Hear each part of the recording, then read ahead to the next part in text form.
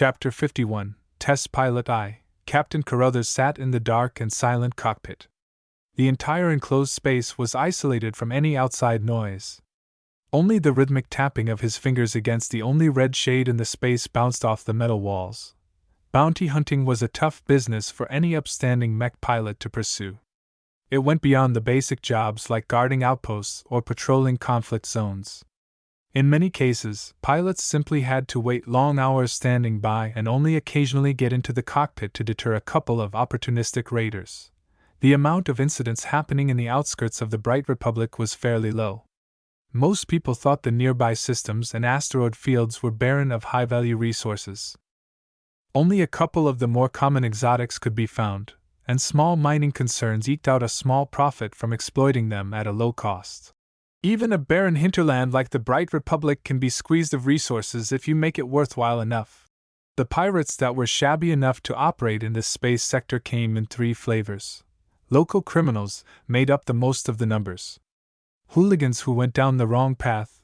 These delinquents mostly piloted whatever mech they could get a hand on and generally didn't last very long due to a lack of support structure or any kind of long-term strategy. They generally made a big splash at the start but got hunted down quickly enough. Carruthers considered these amateurs his bread and butter. Hunting them down offered very little risk but only paid enough to make ends meet. The second type of pirates blended semi-legal identities with occasional illegal forays. Most people considered them organized crime, though the actual workings of these groups was a lot blurrier than that. Often it meant companies that dipped into the dirtier side of competition or mercenary companies that decided to turn against their employers. Naturally, you also had the classic organized crime groups, often centered around the planets they based. As a captain of a small bounty hunting group, Carruthers generally stayed away from messing with these so-called pirates. Many groups often relied on deeper backing. Defeat the son, provoke the father. Defeat the father, provoke the grandfather. And on it went until you ran into a solid wall. The last type of pirates represented trouble. Foreigners used to operating in more developed space sometimes fled to galactic backwaters to shake off pursuit and lie low. If you were lucky, these losers only carried a basic mech and whatever else they haul off on short notice.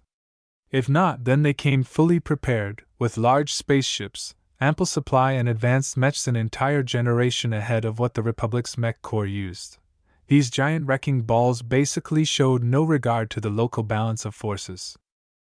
With a technological edge and a mobile base that allowed them to skulk the outskirts, these snobby exiles often acted as if they were in charge.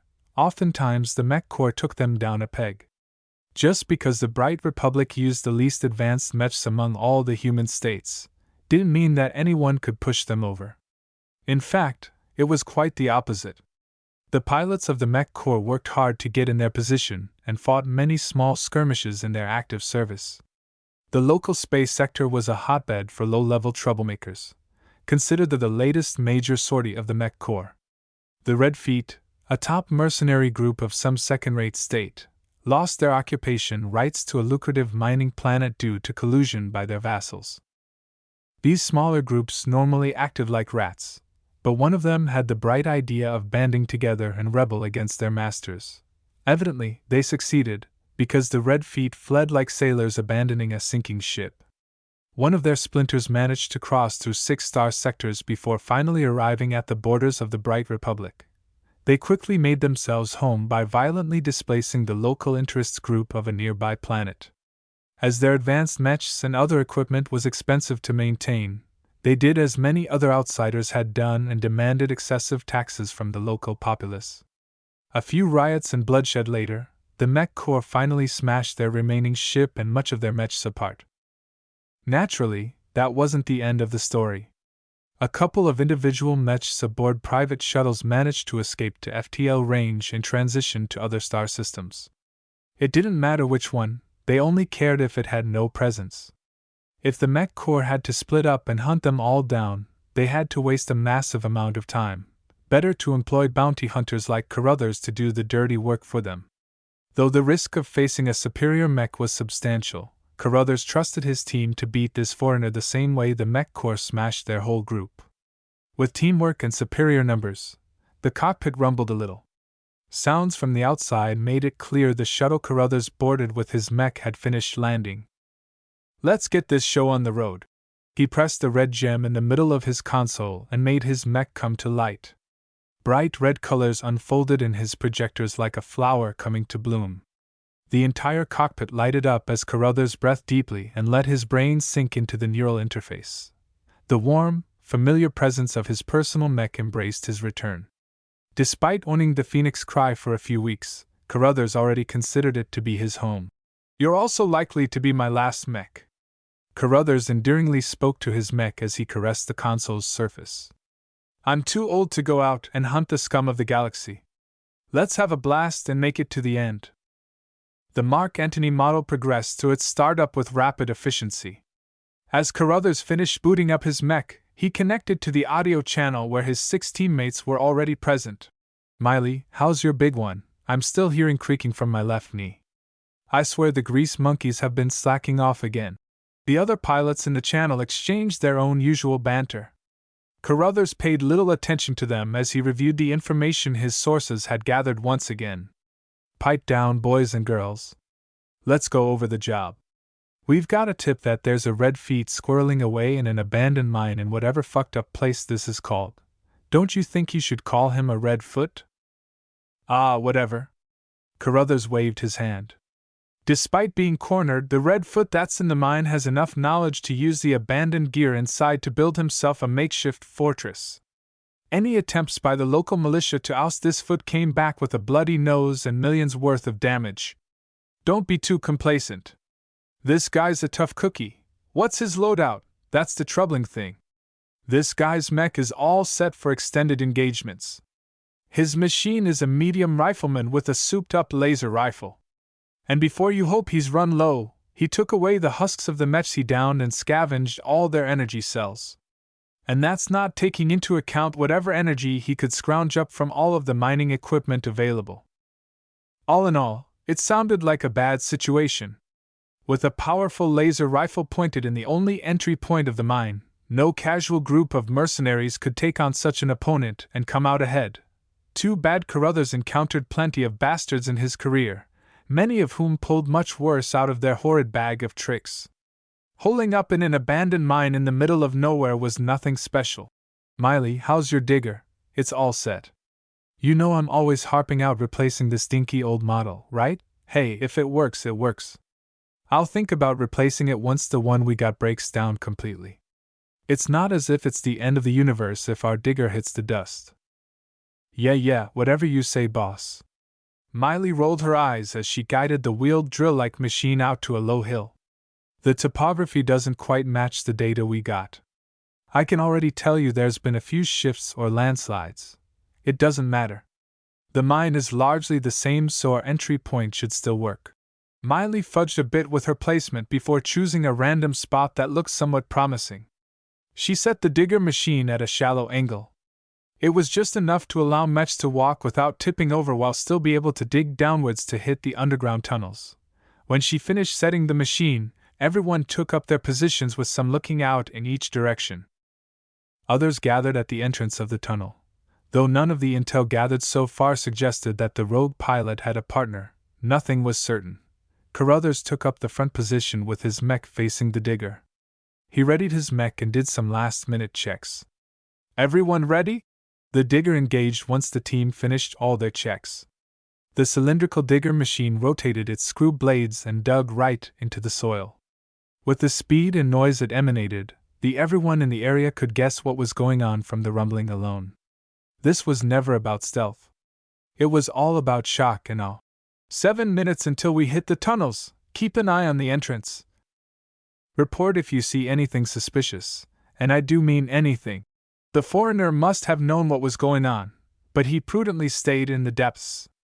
If he unwisely chose to expose himself, he'd be easily mobbed by Carruthers and his crew. 5 minutes remaining. No response detected so far. 3 minutes left on the clock. Hardly a peep. The digger machine eventually breached the mining tunnels with a thump. The team went into action. One shield-bearing mech kept close to the entrance of the mine to keep an eye on it while Carruthers led the way into the newly excavated tunnel. The digger dug a tunnel barely wider than the top of their mechs, so the team that went in only consisted of 2 shield bearers. Carruthers led the way, with Miley close behind. What's he going to do? Will he face us or escape the tunnel? Carruthers felt sweat pour down his neck. No one ever liked to be on the receiving end of an advanced laser rifle. Though he tested his newly purchased mech extensively, and even had his own technicians comb over it for any defects, he still felt he was taking a huge gamble. The dark and narrow tunnel lit up like a firework as a white-hot beam splashed against his Mark Antony's shield. Carruthers cried out even though the deadly beam carried no force. Instead, he imagined his mech's arm growing warm as the heat of the energy weapon spread out onto its entire surface. Contact! I'm hit! Shit, that beam's measuring 50% higher than my own. Follow Plan A. Enter the tunnel from both sides and pincer that bastard from 2 directions. Another laser beam hit his shield, scorching several layers of HRF armor into slag. The overall temperature of the shield also increased, though its thickness afforded it plenty of time. The rifleman was not in an ideal position to shoot. Miley had cleverly programmed the digging module to increase its slope as it dug further downwards. This meant the tunnel looked more like a crooked banana than a straight cucumber. This forced the rifleman to enter the tunnel and come close if he wanted to get an unobstructed firing line. Carruthers tried shooting back with his free wrist cannon, only for his laser beams to go wide. His wrist-mounted lasers simply couldn't compete with regards to accuracy. The mere act of moving forward spoiled his aim at this range. The rifleman, on the other hand, not only enjoyed a superior weapon, he also boasted real marksmanship. Almost each and every single beam shot landed against the same spot on the Mark Antony's red shield. This bastard's a really good shot. My shield is halfway from getting its bottom half melted off. Hang on, Carruthers. We're 2/3 of the way. Perhaps the rifleman regretted choosing to fire down the new tunnel. Carruthers resolutely made his way forward as he put his complete trust in his mech. He showed no hesitation in enduring the brutal barrage of laser fire. His shield might be cheap, but it was also fairly thick and possessed plenty of mass to absorb the heat. By the time they came into spotting distance of the end of the tunnel, the enemy pilot abandoned his initial aggression. Looks like he got onto what we've planned. Carruthers cursed as he failed to trace his target. It's going to be a pain hunting him down these side tunnels. Ha, at least your shield served its purpose. We got in without another scratch. If the only thing we need to replace is a shield, then this job paid off in spades. As they almost came upon the entrance, Carruthers felt something amiss. He normally felt as comfortable as a baby when piloting the Phoenix Cry, but suddenly he felt a nudge of some sorts that warned of danger. Following his instincts, he readied his old mech sword that he used to replace the crappy mace and braced his mech for a surprise. The tunnel exploded into flame as some kind of explosive set off just in front of him. The shockwaves bounced off the narrow walls and buffered the shield and the mech that was holding it with pressure and flame. Carruthers held on to his shield with dear life, hoping that it would hold against the violent boom in front of him. By the time the lower end of his shield started to bend dangerously inward, the danger passed. We've encountered an improvised explosive. Careful at the main tunnel. Don't get fooled and step on something you shouldn't. We've heard the explosion from our end too. We're slowing down and scanning ahead. Just as Carruthers set his mech upright, a blur approached his front and smashed against his shield, almost toppling the Phoenix Cry over. SHIT. He's here! Unusual among mechs, the advanced model in front of him wielded a blunt but heavy staff. It took a while to get it going, but it possessed devastating reach and could deliver a large amount of kinetic energy with each strike. The narrow tunnel prevented Miley from coming up to the side to help. Even firing her weapons was out due to the risk of hitting her own side. As long as the enemy held position, it could bottleneck their team from this side. Miley, don't come close. Just ready your shield and sword and get ready to back me up. Your shield is almost a goner, Carruthers. That staff will smash it apart in 3 or 4 moves. I can handle it. This guy spent weeks on the run. I've got a fighting chance. With the backup team forced to slow down in order to avoid setting off traps, Carruthers fought with gritting teeth against one of the most challenging opponents of his career. The enemy pilot evidently mastered both ranged and melee mech combat. His staff moves dazzled the mind. His dexterous mech was able to handle wide sweeping moves as well as fast jabs and turns like an actual human. Only the extensive wear and tear and the lack of maintenance slowed the advanced mech's reactions enough for Carruthers to keep up, somewhat.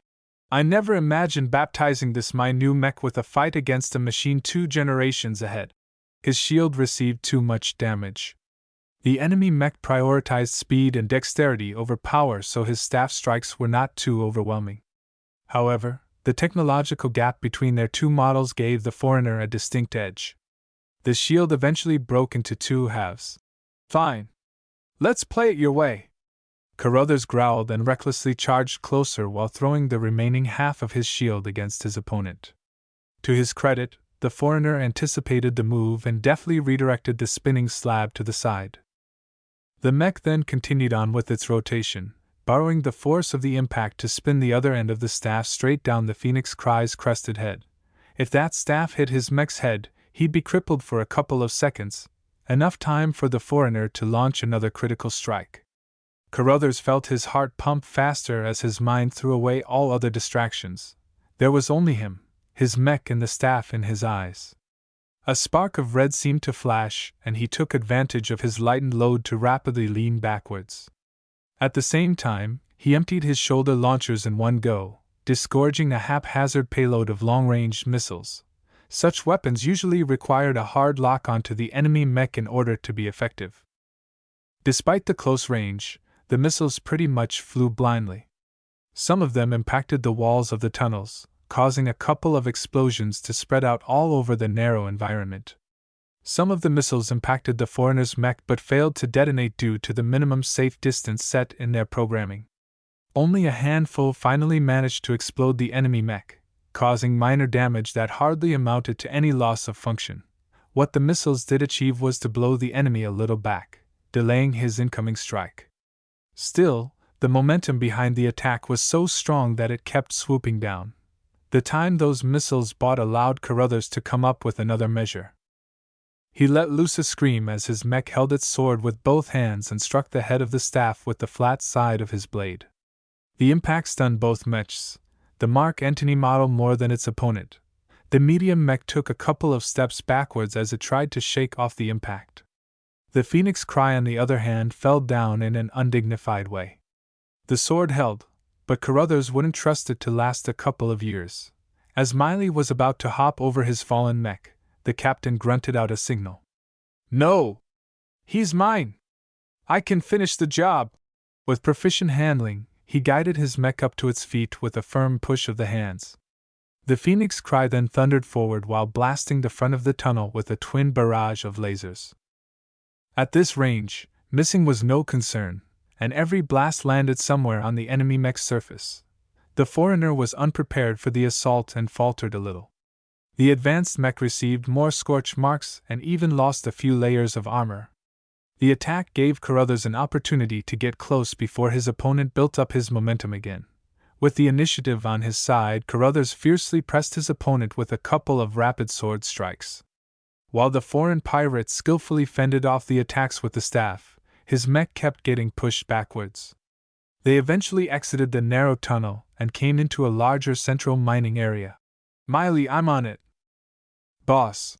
Miley's mech entered the area after the two and rapidly moved to the sides. Smelling trouble, the foreigner knew he ran out of time. With a renewed resolve, the enemy mech pushed into the next sword strike, allowing it to land cleanly on its shoulder. With the Phoenix Cry's sword half embedded into the advanced mech's shoulder, it let go of its staff and punched the Phoenix Cry's chest. "Ha, is that supposed to do something?" Carruthers laughed as he endured the impact in his cockpit. With bloodthirsty eyes, he commanded his mech to twist its sword arm and pull back the weapon. With another swipe, the blade hit the advanced mech's head, cleanly slicing it in half. His opponent went berserk. The staff flew in every direction, but Carruthers took advantage of the uncoordinated assault to get some distance. By now, almost everyone in his team had reached the open cavern. Everyone, open fire!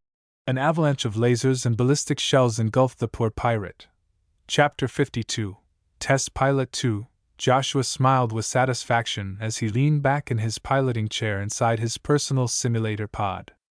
After months of grinding up the ranks, he finally broke past the Bronze League and entered the Silver League. For a teenager of his age, reaching such a height was impressive. Only the top 3% of the potentates in his grade matched or surpassed this result. Ah man, you've finally promoted! Looks like we won't be playing together for a while. Triceratops whined over the comm. Joshua, or the seventh snake in the game, smiled back at his friend. Hey, at least you won't be taking too long to follow me up. You've been showing plenty of improvement. I got more time to hop in the game now that summer break is here. I mean, the mech classes are fine and all, but a real match always beats a dry lecture. While Joshua didn't entirely agree, he kept his opinions mum. I'm going to go pick out a new mech to play with the big boys. Are you interested in helping me choose? Nah? I got to go eat dinner soon. See you later, pal.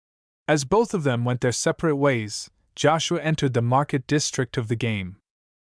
He approached a familiar holographic panel and set the category of the items from 1-star junk to 2-star mechs. The machines that appeared in front of him roused his interests. The mechs all looked bigger, leaner or more ferocious than their more primitive counterparts. He long dreamed of piloting a more powerful machine than his favorite Seraphim. While the Flyer was a great machine, he came to grow frustrated at the mech's extensive limitations. Joshua longed to free himself from those chains. As he browsed through the many light flyers the catalog held, a recommendation attracted his eyes. The market interface pointed out a new 2-star mech to him. One designed by a familiar name. Chasing clouds? So that's what you've been up to. No wonder I haven't seen any 1-star designs from your account. Joshua regretted not piloting anything new from the upstart designer. Though his products were never the best performers in their categories, they all possessed plenty of character. It also helped they both came from the same planet. He looked at the latest product the fellow Cloudsman released. When his view was filled with the shiny chrome exterior of the variant called Miss Prowler, Joshua was blown aback. It's just like the Seraphim. He did not refer to technical aspects when he compared their designs. The Seraphim was a light flyer that mainly relied on a marksman rifle to harass enemies from afar. He only got in close to melee range if he needed to change his strategy. This Miss Prowler, on the other hand, lacked any flight capabilities. Not only was it a weight class heavier, it also packed more power in its limbs, allowing it to run fairly fast for a medium and dodge about with almost unprecedented response time. It largely mimicked the nimbleness of light mechs while possessing the power of a medium mech. This helps with adding strength to its melee attacks, which this urban combat mech primarily relied upon. No, despite their differences, they emanate a similar presence despite their different playstyles. Joshua was probably the most intimate Seraphim in the game, so he had a nose for these kinds of things. The Miss Prowler was just as aggressive as the Seraphim, only in a different flavor.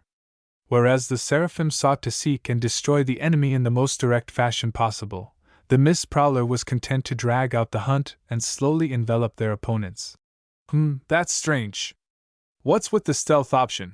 Adding a particle ejector to a hunter or ambush-type mech wasn't unusual. But Joshua couldn't figure out why the designer added it to a mech with such a bright and shiny chrome finish. Then he noted the designer incorporated his practically trademark cloud festive generator right next to the ejector. So that's why. Joshua had a lot of fun playing around with the cloud generator. It made him the envy of his friends whenever they teamed up. Though it served no practical purpose and often attracted the enemy to him, he liked to arrive on the battlefield in a bombastic fashion. He loved using it to play games with his opponents' minds. The mech was different from anything he played before, so he considered whether it was useful to purchase this mech. As his first 2-star mech, he wanted to pilot something familiar so he could leverage his best skills immediately. If he picked the wrong mech to start his career in the Silver League, he might lose too many matches, causing his hard-earned rank to demote. That would be a disaster. It's from Chasing Clouds. I don't think he'd release something crappy. He trusted the designer. He sometimes felt there was a connection between them, an intimacy many pilots had for their favorite designers. Sometimes they became so enthusiastic they resembled fanboys and fangirls. Joshua liked to think he wasn't so blind, so he took the time to scour over the specs and look over the simulations of the variant before making his purchase. What the heck, who am I kidding? I'm totally going to buy this mech anyway. Though the hefty credit price was a step up from the dirt cheap 1-star mechs, Joshua never paid attention to even eye-popping prices. With a quick credit transfer, Joshua now owned the first handmade Miss Prowler. As Joshua returned to his private area and entered the mech stables, he could feel the presence of the Miss Prowler. It demanded attention even as it wanted to stay unnoticed. The dichotomy easily caused confusion, but Joshua only felt more intimate towards his new mech. He understood the designer's philosophy, having mastered the Seraphim. No matter how much the designer tried to make a subtle mech, he just couldn't resist showing off. Why else did he include cloud generators and bright colors? After a brief time of familiarizing himself with the new mech's controls, he threw himself into matchmaking. As he wanted to put his mech to its paces, he chose to enter the gigantic war-torn instances mode. Even the smallest 50v50 map possessed plenty of space for him to work his magic without bumping into too many people. The game finished matching enough players together, causing them all to enter their team's lobby. Joshua took a look around. This was his first match in silver, and he knew that he wasn't playing with people from Cloudy Curtain anymore. Once a player graduated from bronze, the entire galaxy opened up to them, allowing them to play with people tens of thousands of light years away. A big and bulky spider mech stood in the center of the room. The small crown hovering over its head demanded everyone's attention. "Alright guys, I'm Notched Halberd, and I'll be your captain for this match." A young man's voice spoke out from the team channel. "As we're all playing in the Silver League, I won't bore you with complicated plans. I know only 10% of you will even listen to me. Instead, I just want you to keep one thing in mind: don't all rush forward when the hatch opens up. We artillery mechs need some help fending off the enemy scouts." Whether much of their team followed this advice, Joshua wasn't hopeful. In fact, he planned to ditch his teammates and find an empty zone to hunt for prey. He could only really stretch his new mech's capabilities by fighting without distractions. The map eventually loaded and caused the bay doors to open. The map revealed itself to be a hot desert canyon-like map. Groans issued out from most of the mech pilots, especially those that relied heavily on energy weapons. "Fuck! It's Scorched Canyon, goddammit, it's so hot you can cook an egg on a rock. Who the fuck thought of this stupid scenario? There's nothing here that's worth fighting for. 90% of my loadout is based on lasers. I don't know about you guys, but I'm going to sit here and AFK for a while." Hot environments impacted energy-dependent mechs disproportionately. In the real universe, mech outfits tailored their mechs to the local environment in advance. Unfortunately, Iron Spirit's matchmaking kept the map the players had to contest over a secret until the match finally started. This always caused some mech pilots to wallow in misfortune while others danced with glee. Joshua also plastered a smile on his face. While the Mist Prowler was not set up to fight in deserts, it nevertheless held a slight advantage. His mech's offensive power only consisted of a few melee weapons. The lack of any wrist or shoulder-mounted weapons limited Joshua's offensive options, but honed his mech's strengths in a couple of categories that could be fully exploited in the coming match. "Don't let the enemy bastards take over all of the top ridges." The Scorched Canyon map featured an unusual layout with many winding cliffs and canyons.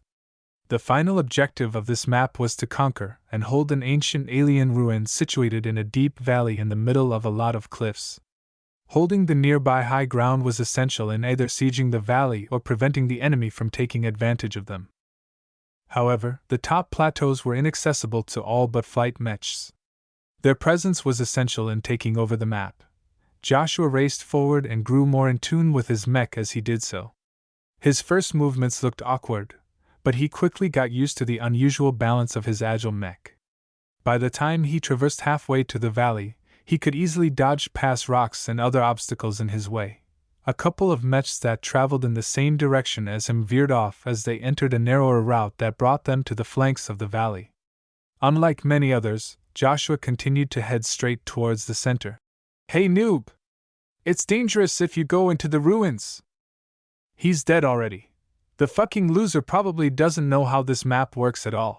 The risks were exceedingly high if he entered the valley too early, but Joshua could rely on his mech to pull through.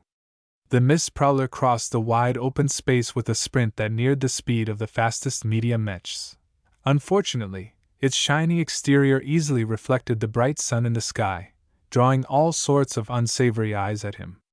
The scouts that have already reached the nearby ridges grew red, and those with ranged weapons started to fire potshots at him. At this range, the chances of getting hit was minimal, but Joshua didn't enjoy the experience. Incredibly, he managed to dodge all but a couple of glancing blows. The pressure of incoming fire was a powerful motivator to mastering the mist prowler's quirks. His mech practically danced through the hazards with only a few scuffs marks from accurate laser fire. Even the onlookers from his own team popped out their eyes. Once Joshua reached the midst of the ruins, he was able to use the tall stone structures to break line of sight. Though the enemy could keep raining down fire, damaging the ruins penalized their team's final score. Only by employing scouts and spotters to feed accurate coordinates would teams be able to bombard an enemy occupant without causing excessive collateral damage. "The first part is over," Joshua sighed as he came down from the high. Though he only piloted his new mech for a short while, he already felt it moved like his own body, but even better. The mech's amazing mix of speed, agility, and strength made this mech a great close combat mech. Now that he cast the bait, he only needed to wait until an enemy approached. Joshua got his first customer. A three-man team of light scouts hastily entered the ruins from the other side. His own team tried to punish their brazen approach and succeeded in scratching their paint at the very least. One mech even suffered a malfunction in his rifle when it got blown apart by a lucky shell. Ordinarily, a speed-based medium mech preferred not to tangle with light mechs. They moved faster than them while possessing similar amounts of offensive power. The disparity in armor could be negated entirely if the light mechs could use their speed advantage to stay out of reach. This disparity widened. The medium mech possessed no ranged weapons. The mist prowler unfortunately lacked even a pistol. "No matter. These ruins will be my best friend." The ancient and extensive alien ruins represented the closest urban combat environment in the map. While he could also play around in rock-littered canyons, the spaces there were just a little too small. While the mist prowler excelled in complex environments, they needed a certain amount of room to maneuver, which most narrow canyons lacked. As the three scuffed light mechs crossed over to the other side of the ruins, Joshua prepared for their arrival. He held no hope in hiding his mech from their superior sensors. Instead, he walked his mech around and chose a suitable area to make his stand. The mist prowler was not a mech that enjoyed letting his enemies come to him. By choosing to set up at busy street, he could use the plentiful structures to block the enemy's field of view and force them to come closer. Like a spider sitting in the middle of his web, Joshua waited for the mechs to fall into his range. When the first of the light mechs stepped into the narrower street, Joshua initiated his plan. He activated his particle ejector, which instantly blasted an entire canister's worth of sensor-blocking junk in the air. The cloud generator also did its work by pumping out a generous amount of psychedelic vapor. The modules expended their payloads rapidly, causing a couple of blocks of streets to be obscured from optical as well as many other types of sensors. This not only blinded the light mechs, it also prevented onlookers from above or below to interfere with Joshua's hunt. He grinned as he felt his anticipation grow. Having mapped the surrounding streets before, Joshua slowly piloted his mech forward. The mech's footsteps weren't exactly subtle, but the panicking light mechs allowed him to get in close. The mech with the damaged laser rifle showed up in front of Joshua first. The mist prowler came out far too sudden for the enemy mech to respond in time. Its shiny exterior reflected all kinds of bright and crazy colors due to the rays passing through the colorful vapor. In fact, the effect worked even better than traditional camouflage. "Death!" Joshua yelled as he urged his nimble mech to thrust forward with its spear. The force behind his approach was incredible, but the light mech was no slouch either. The enemy pilot bent his mech to the side, causing the spearhead to penetrate the edge of its waist but no deeper. That's not all I got. Usually, a mech that put most of its forward momentum in a weapon thrust left itself open to retaliation.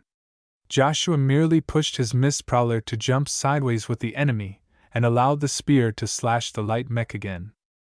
The force behind the second blow wasn't too much, but Joshua was able to control his strike to hit the damaged section again.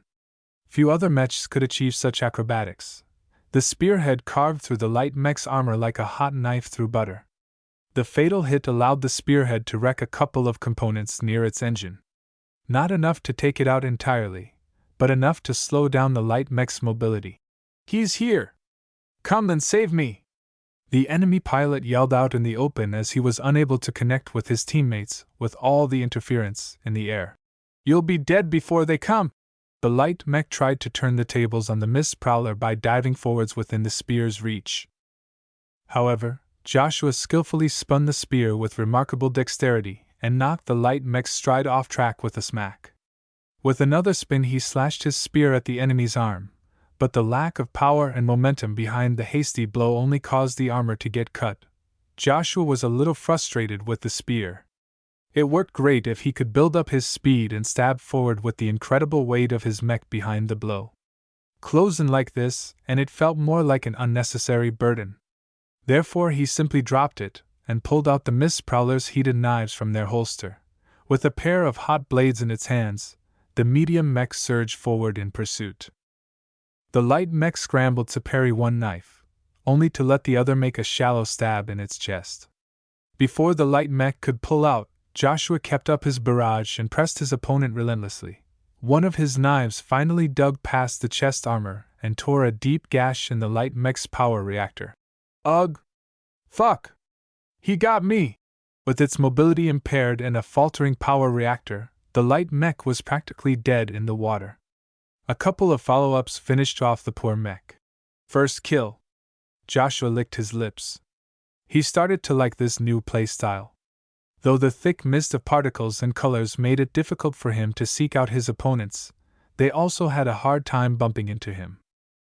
He realized that using the particle generator on an unsuspecting group negated their numerical advantage. As long as they weren't too close, his mech could take all the time in the world to defeat them one by one. With only instincts and luck guiding him to his next prey, Joshua led his mist prowler deeper into the hazy fog. He had 2 more mechs to hunt down before the particles sank down onto the earth. "Heh! What Silver League?" he mocked. "Within my mist they're dead men walking." Chapter 53, Test Pilot 3, The long match reached its end stage. Most of the flyers were already shot down, while many other mechs were down to their last reserves. The canyon's ruins were mostly blown apart.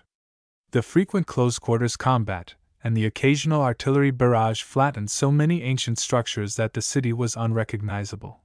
While many other mechs started to run slower, the mist prowler came alive. Though the scorch marks and many holes caused the mech to lose its shine, the mech navigated the rubble-strewn streets with remarkable alacrity. Its movement at the start of the match might as well be as slow as a slug compared to its current form. "This modular armor sure is something," Joshua commented as he moved his mech with his functionality mostly intact. The more square plates he shed, the faster his mech moved. Shedding so much weight in one single match was a new experience for him. It felt as if the mist prowler turned from a medium mech into a light mech. If the internal damage wasn't so bad, he'd actually be able to keep up with fast mechs in a race. Too bad the damage is just too extensive. The many holes in his mech's armor exposed the internal sections to the elements. Though Joshua's dodging improved, he could not prevent flying rocks and other types of wide-area damage from degrading the more delicate electronics. The erosion already turned his mech's left arm into an inert limb. A heavy knight approached the mist prowler's side. Compared to the half-wrecked medium mech, the knight looked fairly pristine with its intact sword and shield. The mech survived the grueling match so far by being too sluggish to reach most skirmishes in time. The seventh snake, how's your reserves? I'm down to about 25%. I still have 40% left in the tank. The knight boasted. We've reached the final 10 minutes of the match. We have to dislodge whoever's left alive from the central temple. Joshua looked up his team display and only counted 5 mechs still alive on his side. Of these 5, 2 never showed up anywhere. Only the mist prowler, the heavy knight, and a light sniper mech stuck together within the ruins. How many enemies are in the temple? I last counted 5 of them, but that might have changed. That meant they were effectively outnumbered. Joshua did not like his chances. He worked hard to take down 4 enemy mechs and drive away many more. Each of his opponents provided him with a hefty challenge. He now fully appreciated the proficiency of Silver League players. While not all of them possessed balanced skills, they almost always had a trick up their sleeve. How much of that smoke do you have left? I'm down to my last canister. It won't last long enough to kill off all 5 of them. They also know my tricks now, so I doubt it will be effective in separating them from each other. We won't need to separate them in order to win. In fact, I want you to force them to stick closer together. The Heavy Knight's pilot surprisingly stated. If they're clumped up together, then our sniper can easily bracket the area with laser fire. Sure, most of them will miss, but if even 20% of his shots hit something, we're on the right track. That was a fairly ingenious plan, if not for one thing. If I go in, I might be liable to get hit by my own side, Joshua said. But if I don't go in, the enemy has no reason to cling together. They'll just spread out and try to escape the sensor blocking range. You need to go in. If we want to win, we have to take some risks. And what will you be doing? I'll be standing next to our sniper, making sure he won't get ambushed. Look, you don't need to kill all 5 of them yourself. Just try to occupy 2 or 3 of them. You can leave the remainder to us. The plan was racked with holes, but Joshua couldn't figure out another way to win. The longer they stayed near the temple, the more their capture score accumulated. Once it reached the limit, they'd win the match. Joshua parted from the pair with a heavy heart. He was essentially tasked with acting as distraction and bait.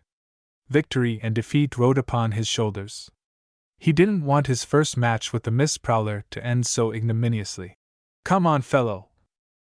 I know you have it in you. Please stay together for a couple more minutes. His back cage holding the cloud generator and projector lost a lot of weight as the match went on. Almost all of the canisters were missing as Joshua already used them up. Only the last canister remained unused.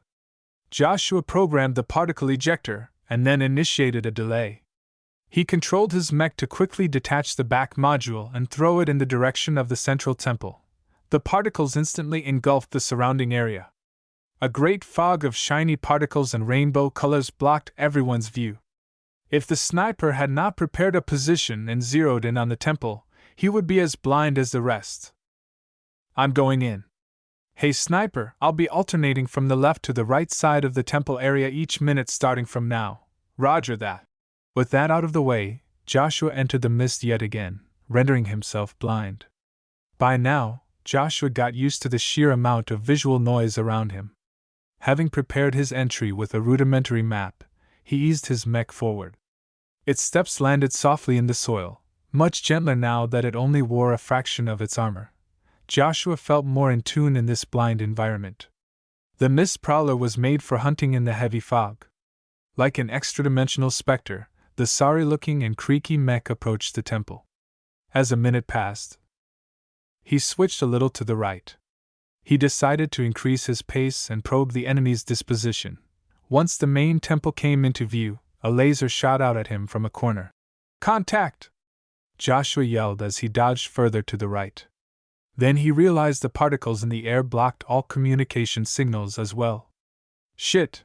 His mech spurred ahead with a scavenged sword in hand. The spear and heated knives weren't able to survive Joshua's rough handling. More shots to ping in his direction, but luckily they were just exploratory in nature. Another set of laser shots started to fire from the outskirts. The sniper in Joshua's team finally went into action and focused most of his shots to the left. The Grand Temple came into view. Unlike the other stone ruins in the map, The main structure of the alien city was carved out of an exotic stone that shone bright black in the sun. Its appearance was incongruent with the local architecture. Joshua cared little for these fictional curiosities and instead focused on getting into sword range with what looked like a banged-up heavy centaur. It lost most of its weapon emplacements from previous attacks. Most notably, one of its legs appeared to be lame. "It's a sitting duck." He grinned at the sight. The heavy mech did not use any weapon other than what looked like a salvaged laser rifle. The mech's fixed weapon emplacements were either destroyed or expended all of their ammunition. The heavy mech released a trumpet-like sound in the air as it called for help. Knowing that he didn't have much time, Joshua squeezed out all of the Mist Prowler's potential and dodged the heavy mech's plentiful shots with clumsy grace. Knowing that its end was near, the heavy mech dropped its rifle and instead lifted off a ridiculous-looking maul from the ground. Even before the Mist Prowler came into range, the centaur already started to swing the hefty weapon. "Just because my mech looks like scrap doesn't mean it can't dance!" With contemptuous ease, Joshua bent his mech backwards and allowed the head of the maul to pass right before his mech's nose. After he pulled his mech upright, the sword in its hand made a few quick stabs towards the damaged and wrecked weapon emplacements on the centaur's body. He might as well be stabbing a stationary target, because the centaur's reaction speed was far too slow compared to his Mist Prowler.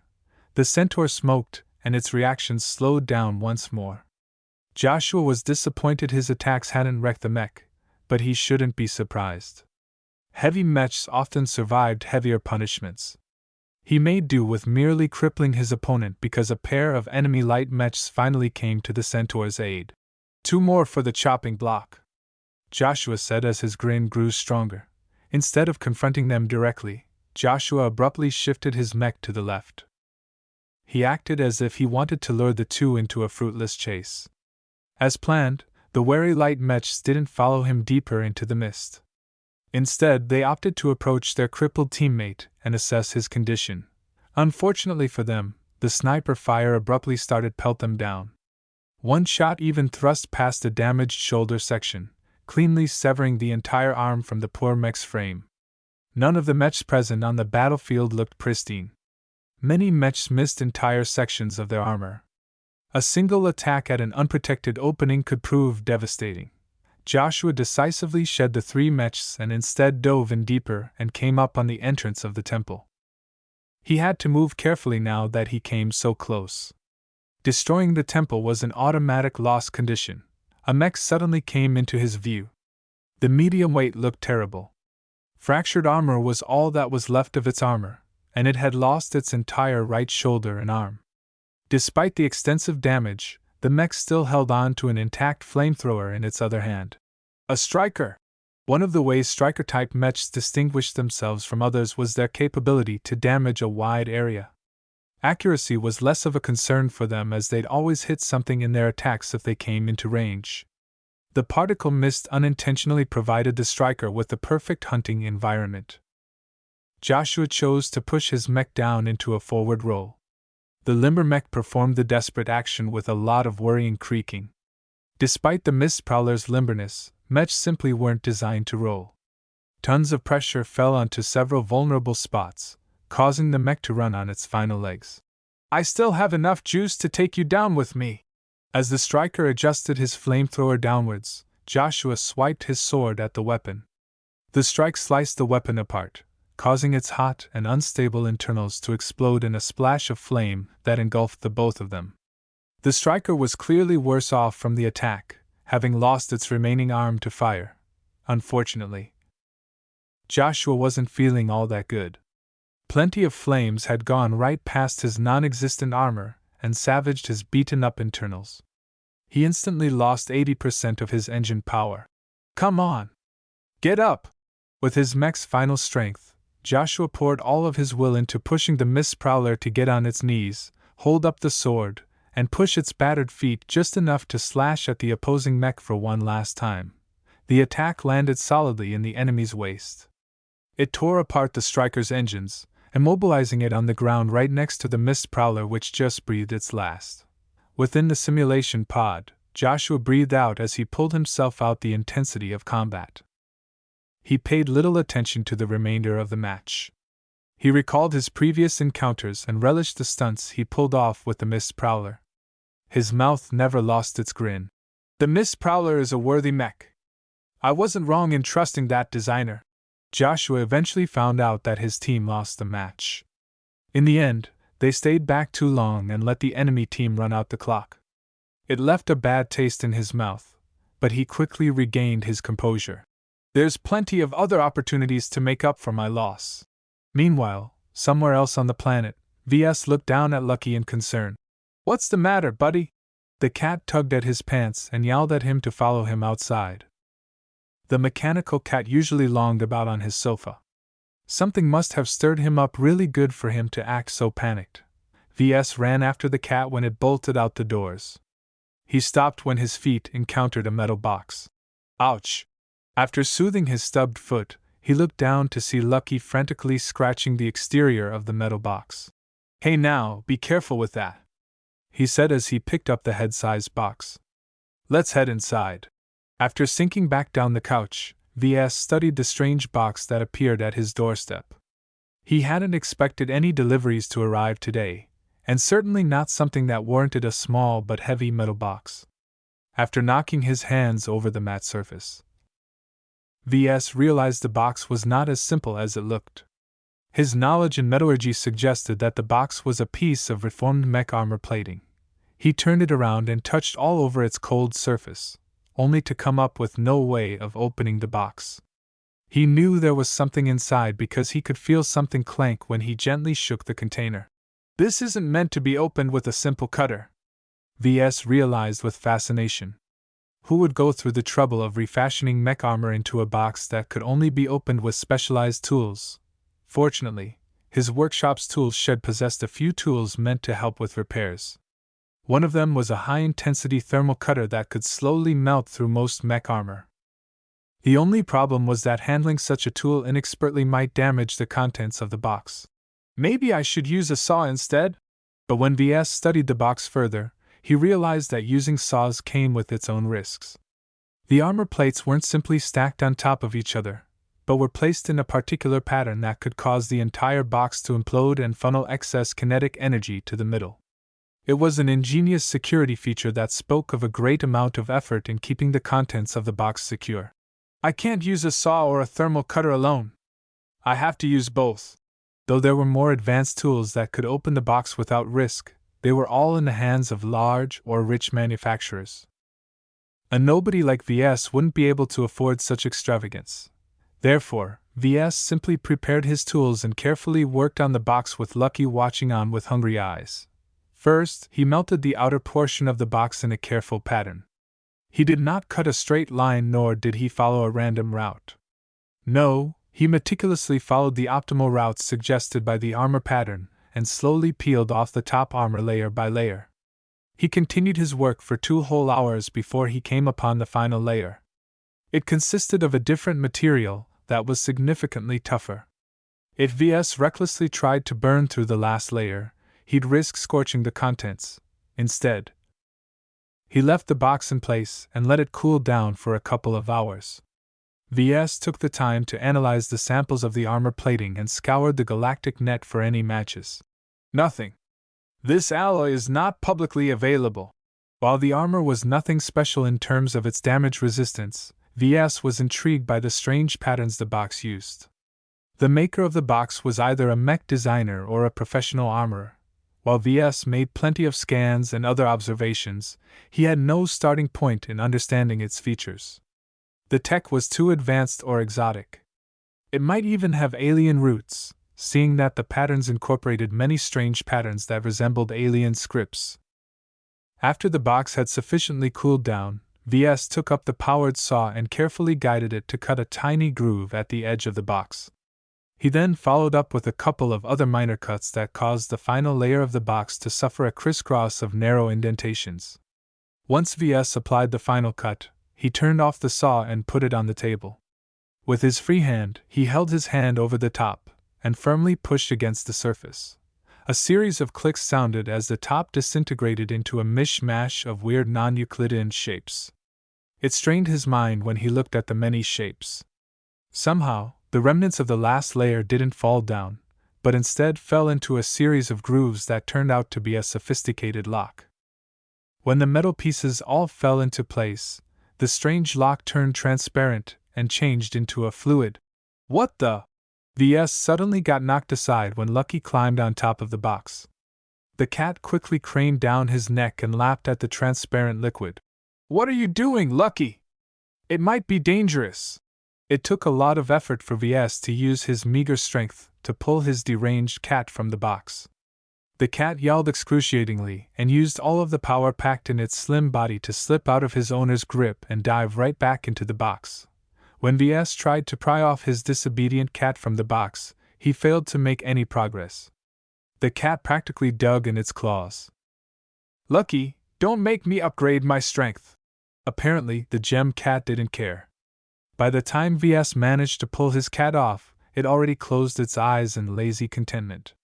Ves looked speechlessly at the empty interior of the box before turning his gaze at his selfish cat. Lucky looked so full of himself right now. He even had the audacity to nap in his irate owner's grasp. Ves sighed.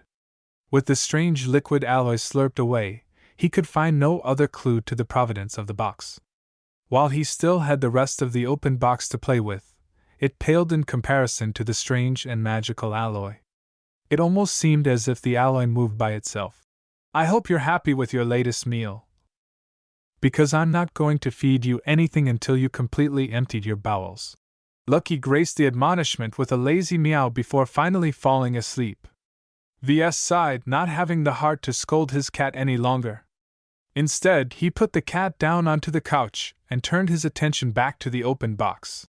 Does it have any other secrets? Chapter 54, Going Out. Ves lacked the advanced equipment necessary to make sense of the open box. The materials incorporated in its construction were intricately exotic in nature, which meant their attributes weren't in any public databases. With only limited measurements to go on, Ves was no closer into figuring out the origin of the box. Even studying the strange patterns the creator of the box had used presented no results. My starting point is too far behind. I can't make sense of anything even if I have better equipment. From what limited data he could gather, the box came from an extraordinary source. Nothing in the Bright Republic or elsewhere in the star sector could produce something so magical. This is actually an application of modular armor. The realization stunned him. Not for its magical properties, but for the motives the sender of the package held. There was someone out there that kept an eye on Ves. He or she knew about Lucky and came up with a highly unusual material to feed the cat. The unknown observer also knew about the Mist Prowler. For why else would he receive a box made out of modular armor? Who is it? Ves asked himself, worried that his secrets were bared open all this time. He obsessively took out a scanning tool and scoured every corner of his workshop for cameras and other spying tools. Nothing. But that left out only one way of spying. His equipment, such as his 3D printer and his assembler, were second-hand. If someone messed with the intricate machines, Ves had no way of finding out, as he wasn't a specialist in designing industrial equipment. Perhaps some spying methods had even infiltrated the software he used. This incident reminded him that there were forces out there that could stomp on Ves like a bug. Despite his recent accomplishments, he was still vulnerable to outside manipulation. From what he could gather, the box could only come from two possible sources. It's either the creators of the Mech Designer System or my father. Thinking about his missing dad choked Ves up. He missed Rykal's steady influence. His father was the bedrock in which Ves pulled himself back together and switched his aspirations from piloting a mech to designing them. He couldn't imagine what sort of deeds his father committed in order to get his hands on the priceless system. There's too many secrets involved with the system, Ves reaffirmed, having gotten over the unpleasant implications of receiving this gift. I can't be too complacent. Whoever let the system fall into my hands can easily take it back. He put aside the box and left it in a secure storage area. It wasn't as if he wanted to spend more time, but he could not get any better results in a short time. With a possible order for his Mark Antony arriving soon, Ves wanted to make some quick gains in his skills in order to improve his products. Having just released the Mist Prowler variant in the virtual market, Ves was flush with fresh DP. He quickly acquired the speed tuning 2 subskill that he had his eye on for a while. The unlocking of knowledge hidden deep within his mind went smoothly as he had experienced the sensation several times before. His mind had definitely adapted to high-density information transfers. His ability to squeeze out more speed from a mech had improved. Speed tuning mostly looked at optimizing the layout of artificial muscles. With this new perspective, Ves already thought of a couple of ways he could tweak the Mist Prowler's performance. It's not a good idea to go back to my old design. I'm better off designing another variant. While his Mist Prowler was on the market for only a few days, the sales figures looked dismal. The variant's performance was decent, but it cost significantly more than the base model. Most Silver League players settled for something that was good enough instead of throwing their money for the very best machine. What also didn't help was that Ves lacked a firm brand. Not many people opted to put their trust in an unknown designer. A couple of one-star designs under his belt didn't make him stand out at all in the crowded mech market. As Iron Spirit offered many poor designers a viable way of earning money with just a modest amount of investment, the lower end of the virtual market was flooded with cheap mechs of questionable quality. I can only slowly build up my brand. None of my mechs are crappy if you leave out my first one. All of my designs are mechanically sound and feature unique strengths. Just having a sound design wasn't enough to stand out. He needed to show off real strength. The Mist Prowler was just the first step in his plan. Its exceptional agility and speed, as well as its remarkable performance in the later stages of a lengthy match, should impress anyone who fought against it. Perhaps the sales of his latest mech might pick up in the coming days. In any case, Ves could not afford to hang back and wait for the market's reactions. With his improved ability to design faster mechs, he already envisioned a new project for him to tackle. Still, after having finished a fairly complicated project, Ves wanted to take a day off to relax. He took a last look at his sleeping cat before he locked the workshop and left the premises. His summoned aircab arrived at his doorstep within a minute. After entering the vehicle, Ves activated his comm and looked up his available funds.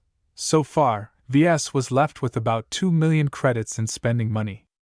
A much larger portion of money was safely stashed in his bank account, waiting to be spent on major investments in a couple of years. I shouldn't splurge all of my money too quickly. I still need to keep a reserve for any virtual licenses that catches my fancy. He decided to go on a shopping trip. His aircar sped past stately homes and winding parks.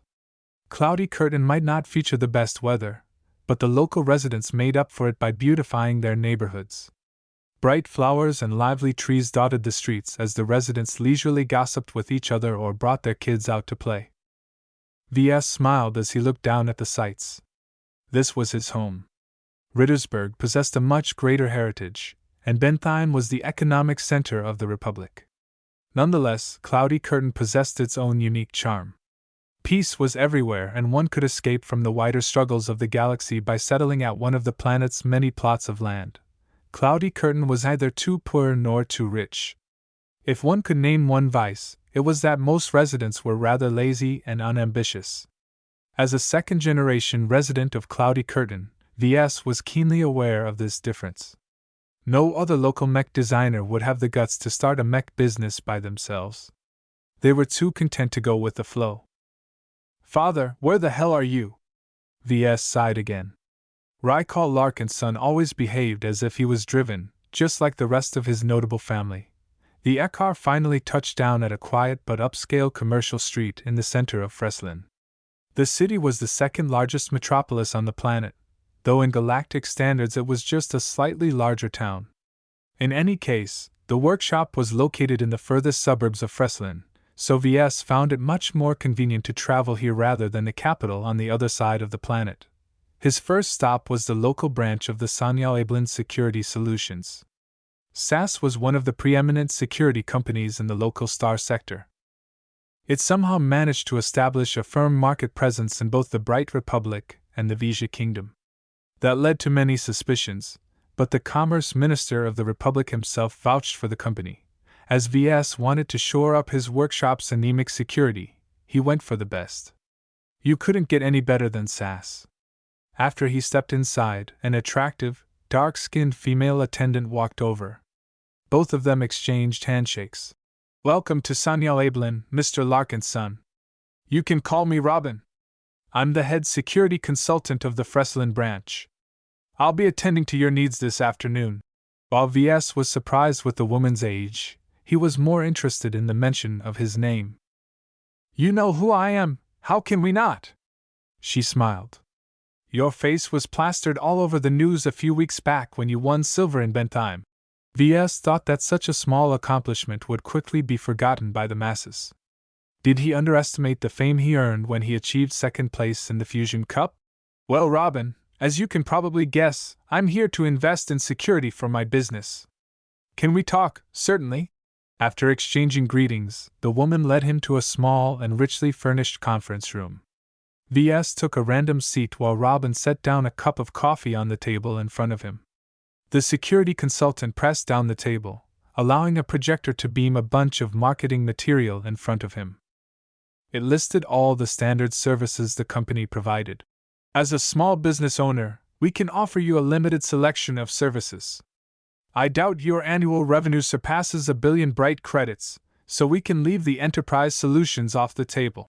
VS nodded at the sensible selection. "I don't intend to scale up my production. My earnings will not be growing dramatically, though I hope it will stay steady. For now, I only hope to make my workshop more secure from spies and burglars. Let alone rogue mechs. Right now, any drunkard can climb over my fence." "Ah, so you wish to make a major investment into your cybersecurity and a minor investment in perimeter security." Robin lifted a couple of fingers to push away most of the options in the projection. Most of the solutions that remained differed substantially in price. "What is your budget?" "I'd like to start with about 500,000, but with the option of upgrading my choice later on when my business starts to pick up in perhaps a half year or a year." One of the lower-end options dominated the screen. Robin pointed her finger at the most notable features of this package. "The CyberRobo service that we offer can protect your premises both digitally and in reality. We offer a standard suite of hardware and software security solutions to protect your intellectual property from opportunistic virtual attacks. You can always upgrade or downgrade this ongoing service at your leisure." That sounds great. What about protection from outside my doorstep?" "We can offer you a team of 4 mechanical patrol bots to establish a basic perimeter guard. We cannot offer you direct control over their programming, but we do allow you to designate priorities. You can designate an area that they must guard at all costs, for example. What kind of armament will they carry? The bots are licensed to carry anti-personnel and light anti-vehicle weapons. It won't stop even a light mech, but they can and will shoot down any air cars crashing in your direction. If you happen to upgrade your contract with a couple of million credits, we can augment your guard with a pair of our proprietary arcbots. They possess enough firepower to fend off a light mech long enough for the planetary guard to respond." The options on the table weren't to his satisfaction. VS wanted a more substantial guard to have some peace of mind. Sadly, he wasn't made of gold, so he had to do with what his budget could withstand. "I'll take the basic CyberRobo option." The two hammered out the details within an hour. Within a week, a couple of technicians and security consultants would visit his workshop and start to implement his chosen security plan. Besides designating a couple of sections of his workshop that he wanted to protect the most, the people of SAS could take care of the rest. VS left the branch office with a lighter step. Though he spent 500,000 credits in one go, the extra safety he got in return allowed him to ease one worry off his mind. "Once my business rises in value, I have to increase my security spending. I can't end up as a fat lamb ready for slaughter." As VS only recently started his company, he wasn't worth gobbling up. With the system's help, that could change fast. Once his skills improved and his mech designs incorporated a couple of unique strengths, VS might be inundated with offers. Some of them may not come with kind intentions. Chief among them was Walter's Whalers. As the local bullies of Cloudy Curtain, they took a modest cutout of every company's earnings. They were rather mild as far as gangs went. Cloudy Curtain was just too small for them to squeeze with any force. If they acted too heavy-handedly, then no business would be willing to operate in their territory. Therefore, the next destination of his trip brought him to one of their outposts near Freslin. The dilapidated-looking mech base only serviced a single squad of mechs, but VS didn't underestimate the local organization one bit. A board guard sat right next to the gates, staring at the colorful clouds in the sky. "Who's there? I'm a new business owner. I'd like to meet with the boss of this place." That perked up the sleepy man. "Oh, so it's money business, eh? You can go straight ahead. I'll call in the little boss." "Little boss?" Confused, VS stepped inside and walked straight towards the barracks up ahead. Much like the rest of the base, the structure looked as if it had seen better days. VS thought it likely that the base used to be occupied by the Mech Corps. The lack of any value extracted from the local star system prompted the Bright Republic to scale down its local presence and allocate their resources to richer planets. After Walter's whalers took over planetary security, they clearly didn't value proper maintenance as much as the Republic's armed forces. VS even saw a pile of wrecks stuffed in a corner. He lamented the enormous waste. If they hadn't been so exposed to the elements, a designer like himself could salvage much of the parts and cobble up a couple of cheap but functional mechs. He already had experience doing so in the Fusion Cup. "Hey, what's up, man?" A hand clapped his back from behind, giving the frail mech designer a fright. He turned around and met his gaze with a handsome blonde that matched his age. The young man looked similar to the elite pilots he encountered in the YT. He wore a sweaty piloting suit, which made it clear the man just finished practice. "I'm Ves Larkinson. Are you the little boss?" "Sure thing. And before you ask, I'm Dietrich, Walter's second son." The man grumbled a bit as he swiped his messy hair. VS straightened up a little as he realized he was facing a genuine big shot rather than just a sub-boss. Dietrich scanned over his body perceptively and dismissed any potential threats. A skinny guy like VS could never overpower a trained mercenary. "So you came for business, right?" "Yes. I don't want any misunderstandings to occur between us as my business starts to grow." Dietrich grinned and thumped his chest with his fist. The force behind the casual action could knock VS right out his feet. "Don't worry, Larkinson, us whalers don't mistreat our own. I'm kind of thirsty right now, so come with me. I know a nice joint that has the best imported drinks in town." Before he knew it, Dietrich dragged VS to his personal air car.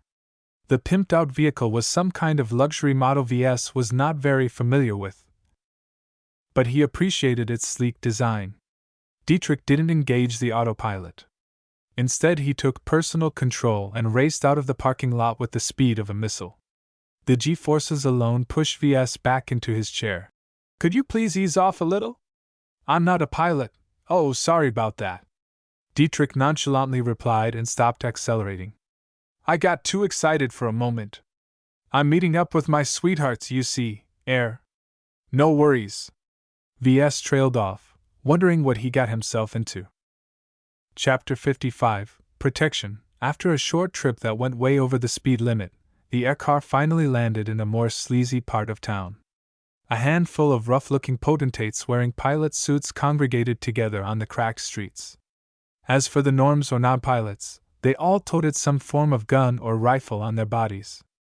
VS was marginally reassured they kept the weapons securely holstered. "Welcome to the whaler's second hangout." The little boss introduced the streets to VS. "We own the entire neighborhood here. You can get almost anything you want for the right price. Whether it's chems, girls, or games, we've got you covered, thanks, but I'm okay." VS replied simply as he kept his answers short. He was scared that if he said anything more, the pilot might drag him somewhere murkier. Fortunately, Dietrich led VS into the classiest-looking structure. The nightclub was in its low period due to the daytime hour, but the couple of regulars drinking at the bars showed that it was a favored hangout to the younger generation. A pair of doll-like girls shrieked and left the young pilots they previously curried for favors. "Welcome back, little boss." They greeted him and smooched both sides of his face with kisses. "Ha! Hang on for a moment. Jemry Caden, this is VS.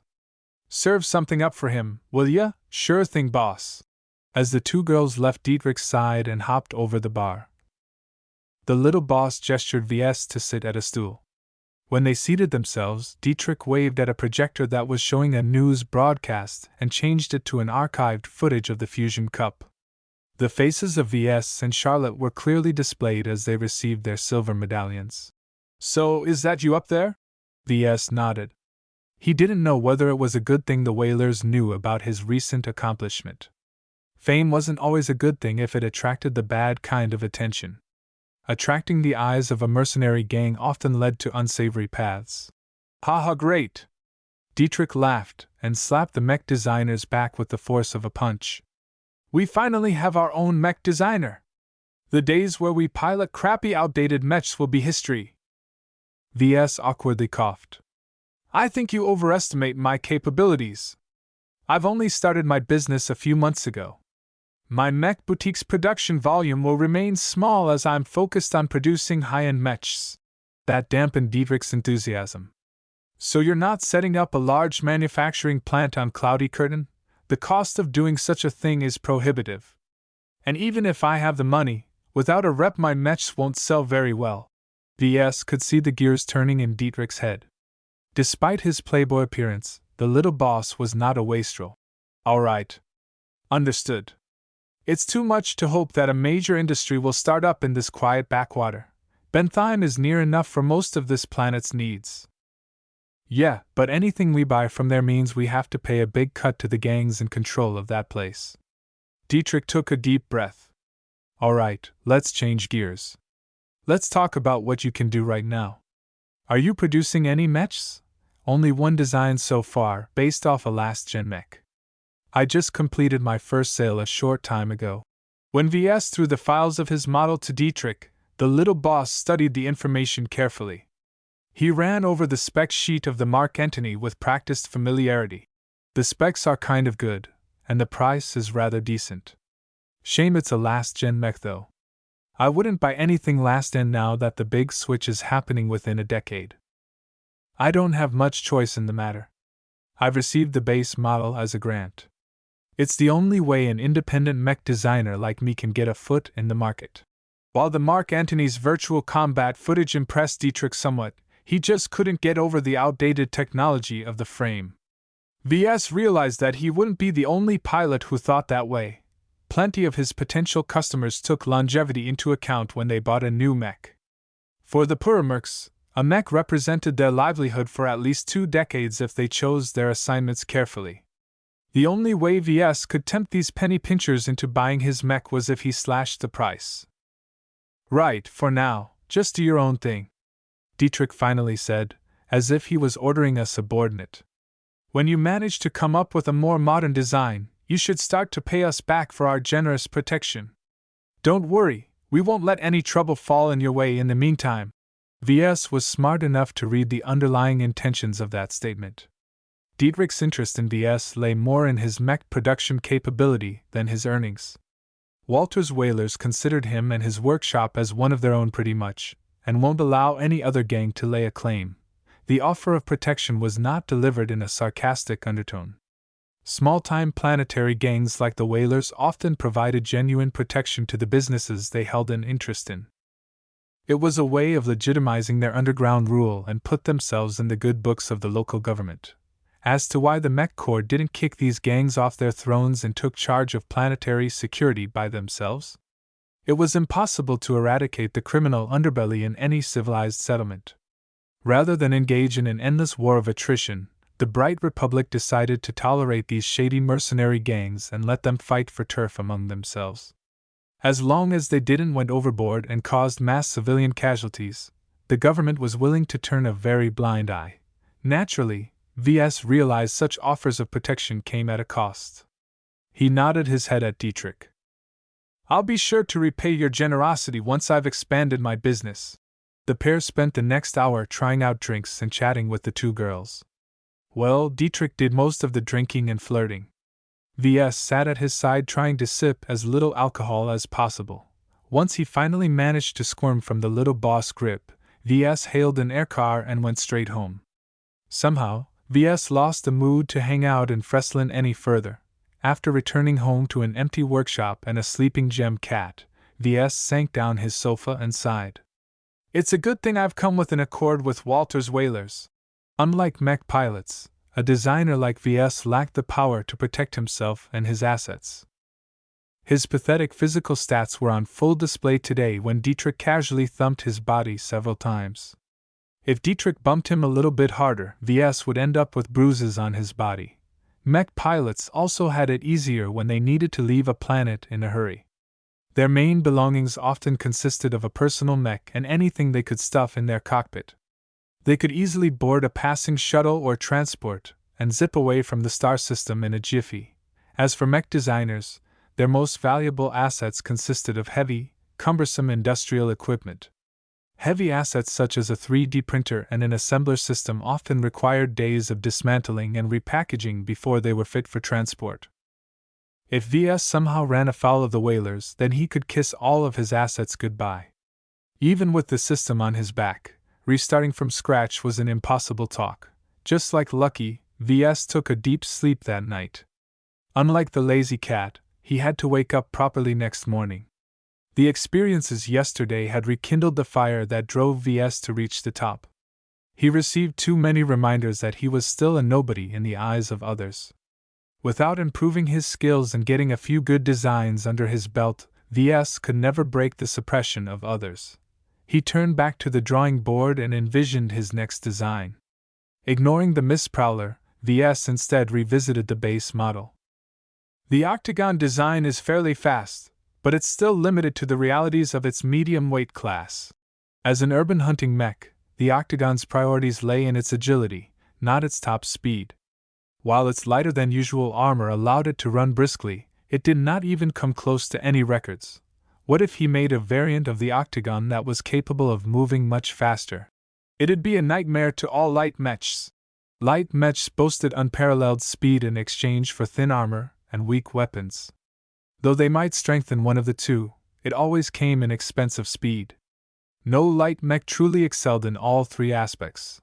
In comparison, even the lightest medium mech could crush them in terms of weapons and armor. The only reason why medium mechs couldn't leverage their advantages properly was that light mechs often outran any opponents coming after them. Light mechs always held the initiative in a skirmish. If a medium mech was able to catch up to a light mech, the tables would turn. However, not everyone could make such a miracle possible. A medium mech possessed a baseline amount of weight. If the mech's internal frame, engines and power reactor got any weaker, then they couldn't even be called medium mechs anymore. At best, their performance resembled light mechs so much that they'd effectively be one. What VS had in mind was to design a mech with enough speed to close the distance with light mechs while still maintaining some of the advantages of a heavier weight class. Thus, VS opted not only for weight reduction, he also wanted to look into short-term burst acceleration methods.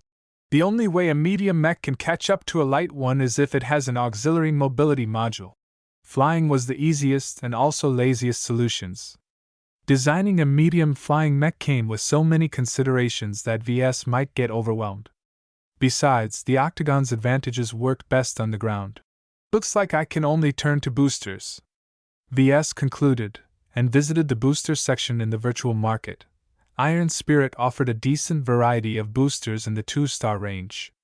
Plenty of wild-eyed inventors came up with booster systems. Not all of them worked as well as their makers had thought. VS could choose from a lot of cheap but crappy systems, or fork out some serious dough for something that actually worked out decently in the battlefield. Boosters generally came in two variants. The slow burners used up energy in a more efficient way. While they were unable to provide a high amount of thrust, any mech that incorporated these boosters enjoyed a substantial reduction in travel time. The fast burners, on the other hand, worked in the opposite way. They provided a substantial amount of thrust, but placed very high demands on the kind of fuels they consumed. They were much more expensive to start, but sometimes a sufficient amount of speed trumped all other considerations. VS thought the same. He settled for a run-of-the-mill fast-burning booster system for 150,000 credits. while the Subomi Acceleron A2W got stuck with one of the worst names for a booster system, but delivered a respectable amount of speed. The only downside to the system was that it guzzled up a lot of high-energy fuels and lasted only for a short time before the system engaged its forced cooling cycle. Nonetheless, a smart pilot who engaged his boosters at the right moment could easily overtake an overconfident light mech. Now that I've bought the boosters, let's see how I need to accommodate the frame. The boosters were only responsible for closing the distance after spotting an enemy light mech. What could give the Octagon a more durable way of moving fast was to pull the oldest trick in the book. I'll have to shed some weight off the frame. A clever choice of reducing weight could make the Octagon retain most of its effectiveness while making it substantially faster. However, such a thing was not that easy to do. The designers of the base model already worked hard in offloading excess weight. For Ves to do it again meant he'd have to make some trade-offs. First, the armor could use some trimming. If I want to save weight and maximize the utility of my variant's armor, then I should stick with the stock armor instead of opting for the more exotic modular armor. The default armor the Octagon sported served its purposes well enough. Ves only needed to do some tweaking to its armor design in order to emphasize the speed aspect. While it was nice to increase the mech's speed once it accumulates more damage, if the armor had already shrunk a bit, a modular system somewhat lost its purpose. I can also do something about the energy cells. I can exchange the mech's high endurance for something else. He sketched a new energy storage scheme where he cut off a couple of cells in order to make space for the boosters. Some energy cells provided the specialized fuels for the new system. Now I'll have to place the boosters in a couple of good locations. You couldn't just slap a few boosters in a few random spots and call it a day. A badly placed booster could easily unbalance or even topple over a mech. Ves chose to employ 6 of the Acceletrons and place them somewhat evenly onto his new design's back. He could figure out the precise placements later with the help of the system's tools. What should I do with the mech's agility? Does the Octagon need to keep its limbs nimble and flexible? It was not necessary for a light mech hunter to possess exceptional agility. Merely speed and power was enough for such mechs to smash light mechs into pieces. Nevertheless, the number one strength of the Octagon was its enormous range of motion. If Ves eliminated this aspect entirely, he'd end up with a variant that lost its roots to the base model. The decisions involved with this aspect paralyzed him for a time. Chapter 56. Streak of Red. Speed changed a lot of things when applied differently to mechs. A heavy mech that weighed many tons treated speed like rare animals. Even if their engines doubled in size, the effective increase in speed only amounted to just a dozen %. Most heavy mechs didn't bother with increasing their speed. On the other hand, a light mech normally lived for speed. Designers often clenched their teeth when they traded off little bits of speed for additional weapons and armor. They often considered this exercise the most painful one imagined, akin to pulling out one's teeth. Ves felt as if his entire jaw ached as he firmly cut off portions that made the Octagon strong in the first place. He carefully removed bits of armor here and there while thinning other portions. By the time 5 days had passed, Ves looked bloodshot at a mech that appeared about 30% thinner than usual. I can't do this anymore. I've practically skinned this Octagon to the bone. I can hardly call it a medium mech now. The new variant's armor took a substantial hit.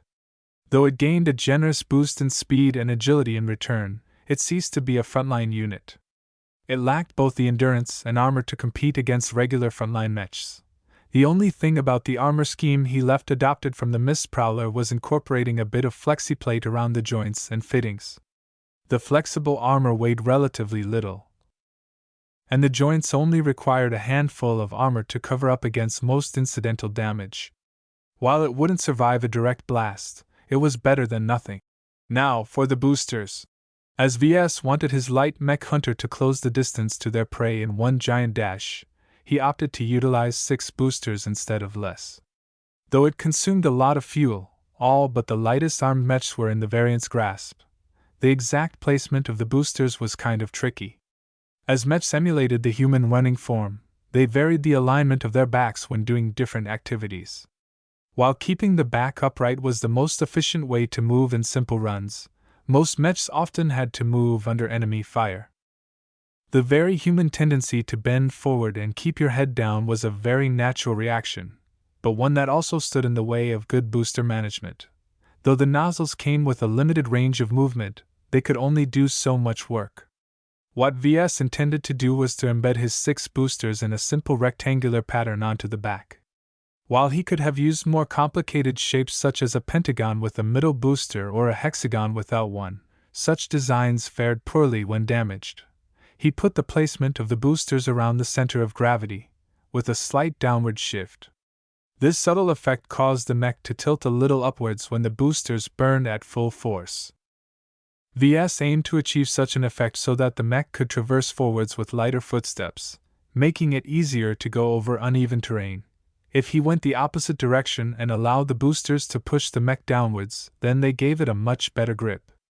This let the mech take sharper turns at the cost of a reduced speed and increased stresses on the frame. While better control over the direction is nice, it's not worth it if my mech loses too much speed. Since the priority is to close the distance from point A to point B as fast as possible, then it's better to go for straight line acceleration. In essence, Ves turned his variant into a rocket. One that was really good for flying in a somewhat straight line and nothing else. He figured the mech should have enough grip to make last-second turns in case its target abruptly dodged. Once he finished working on the boosters, he took a step back and looked at his light mech killer. While it should largely function as envisioned, Ves thought it lacked a certain punch.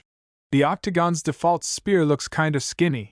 The spear was meant for opportunistic stabbings when the octagon moved wildly from side to side.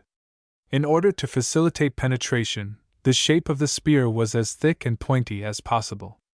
Overall, it looked like an oversized toothpick. Such a slim design did not fit with his current design. If his mech engaged its boosters and caught up with a light mech, the incredible momentum behind its spear thrust could easily lose control over its weapon by over-penetrating the opening blow. Not only would the spear sink in too deep, the damage was also limited as most of the damage was concentrated in a small area instead of being spread out from the point of impact. Letting the spear keep its current shape wasted a perfectly good opportunity to deal a hammering blow. He edited the spear's design to make the shaft sturdier and the spear point a little broader.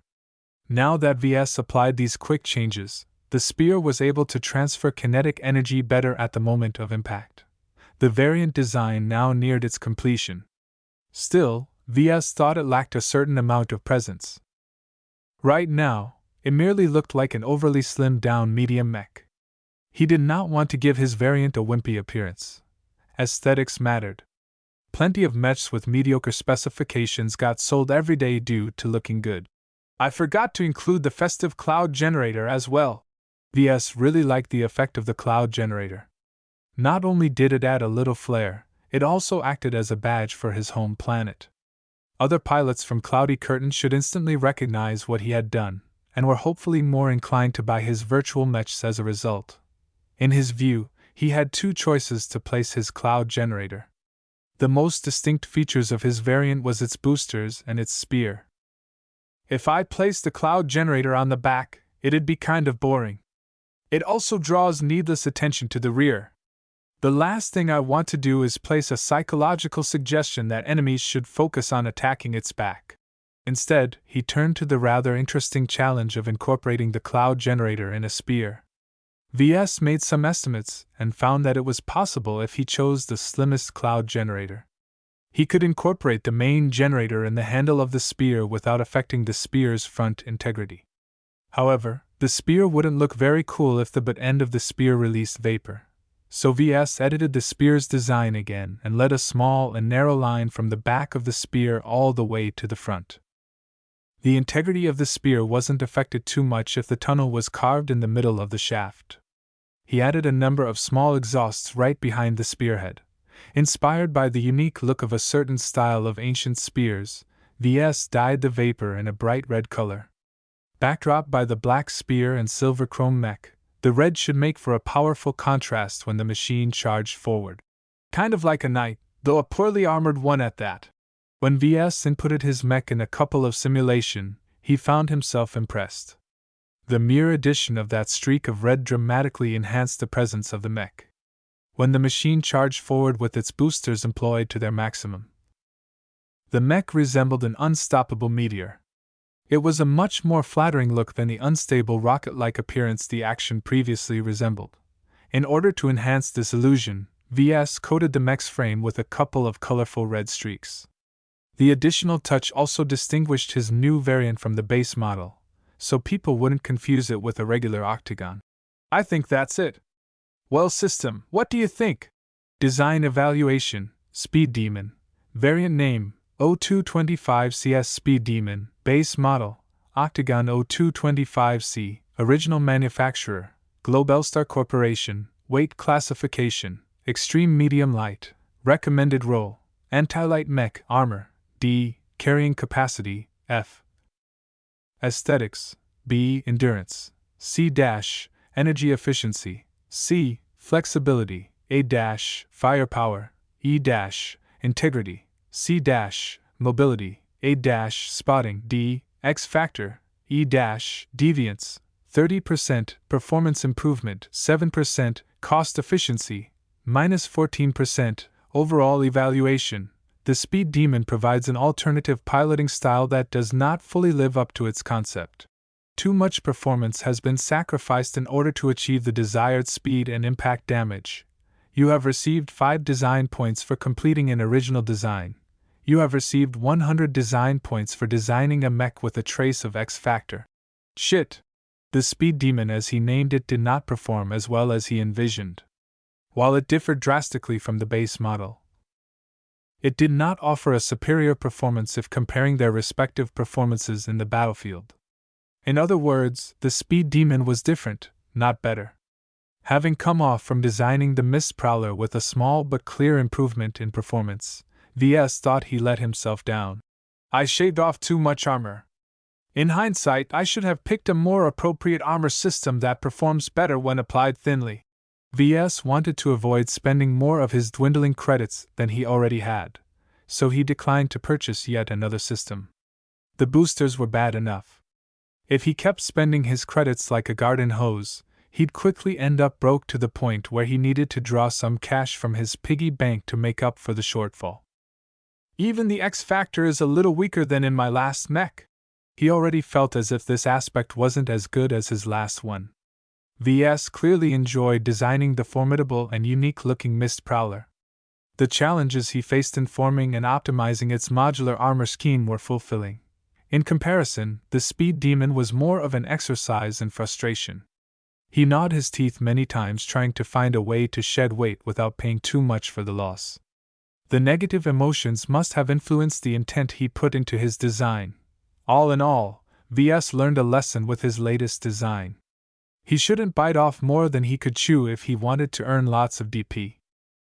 Still, I learned quite a bit from this experience. I've gained a much better appreciation of the difficulties involved in forcibly increasing the speed of a mech. Despite the disappointing performance of the mech, it worked well enough to be put on the virtual market. Like all his designs, Ves priced the Speed Demon as low as possible without making a loss.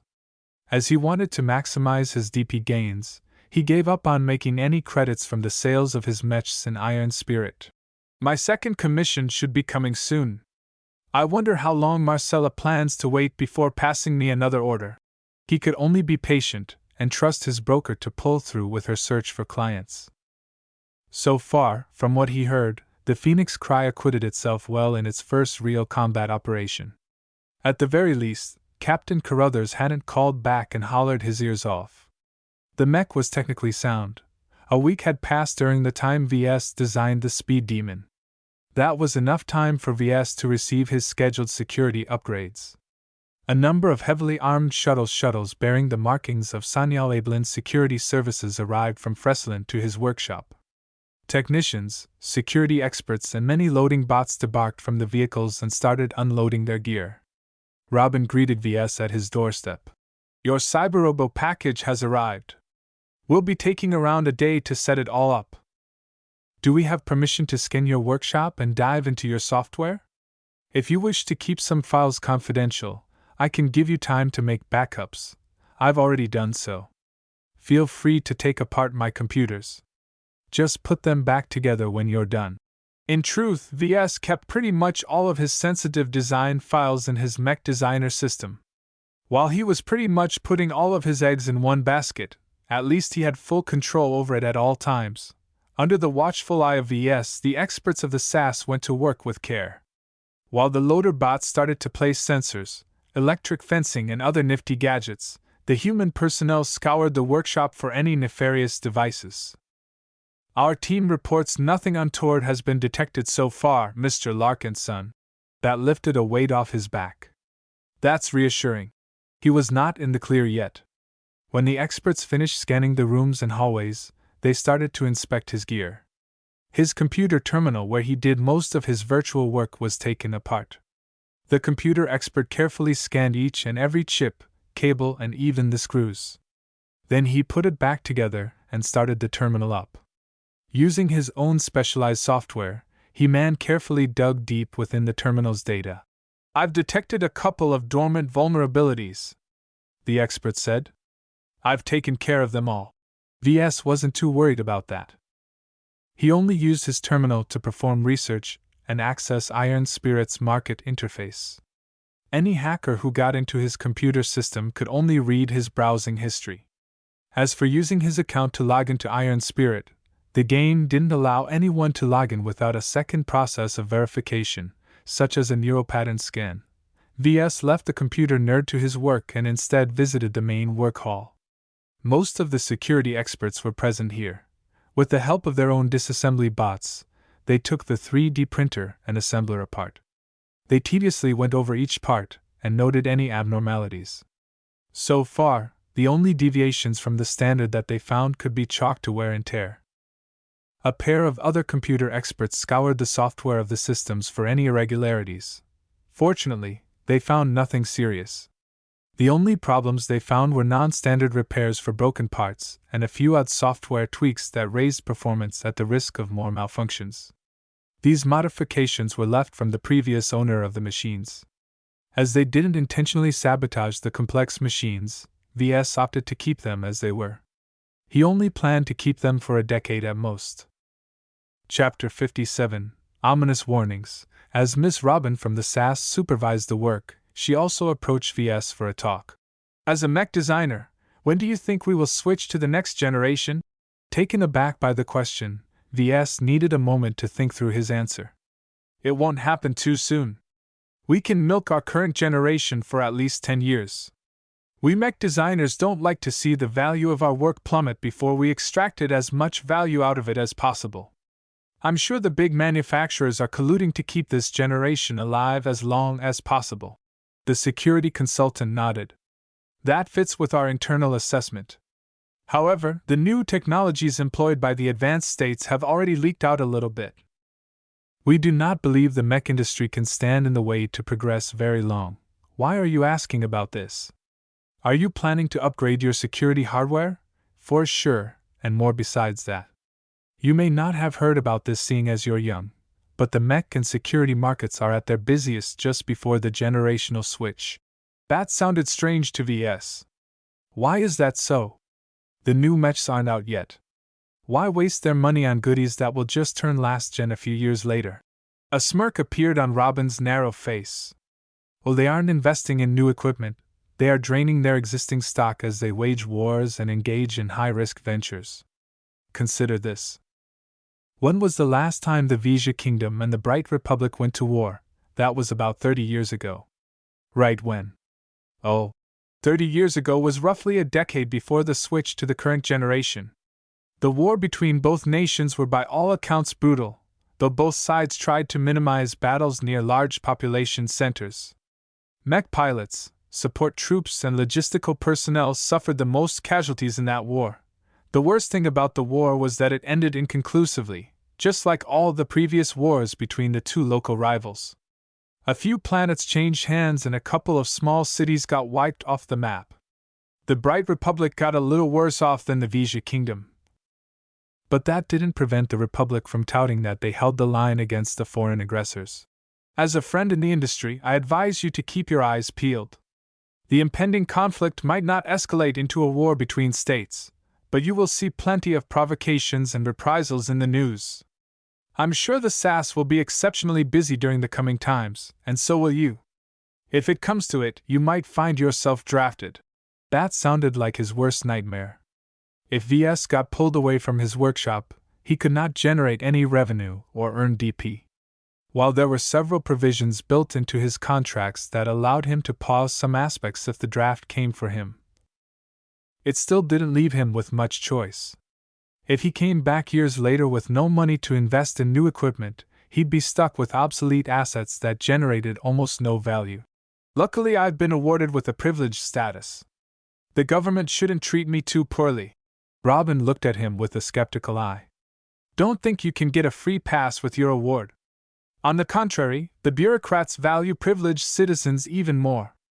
They get assigned to the highest priority missions, which can be good or bad for you. The pay and conditions you receive are generous, but the risks of getting caught under fire is very likely. Ves already gulped at those words. He wasn't cut out to fight. He had given up his dream of becoming a mech pilot long ago, and had fully adjusted to a civilian mentality.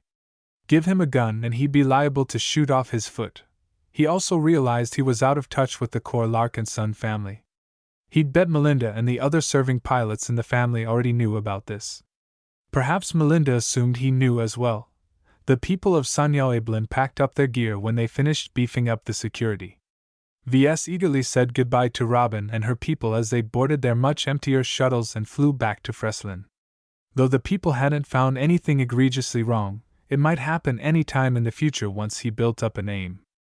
Speaking of which, when will Marcella deliver the next order? In the weeks since he sold his first Mark Antony, he came to enjoy spending money. He wished the ex-pilot turned saleswoman would work a little faster in managing his sales. He didn't agree to give her a 20% commission for nothing. Does she even want the money? He declined to pick up his comm and call her personally.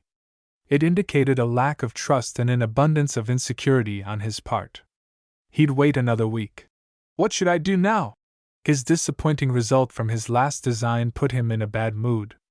As Ves realized the importance of maintaining a positive outlook when designing a mech, he needed to spend some time doing something else in order to regain his cheer. A mech designer is much like an artist in that aspect, he figured as he looked over Lucky as the cat still slept like a log. If we're not in the mood, we'll always be creating a work that misses the mark. Everyone considered mech design to be an intricate craft. Though the big transgalactic corporations turned the industry into a mass market, small independent designers still had a chance to compete with the help of the Mech Trade Association. Speaking of the MTA, I never really looked into them when I started my business. Perhaps they have some advice for me in my situation. As Ves had an abundance of free time, he skipped the terminal and instead hailed a air cab to Orinoco, the capital of Cloudy Curtain.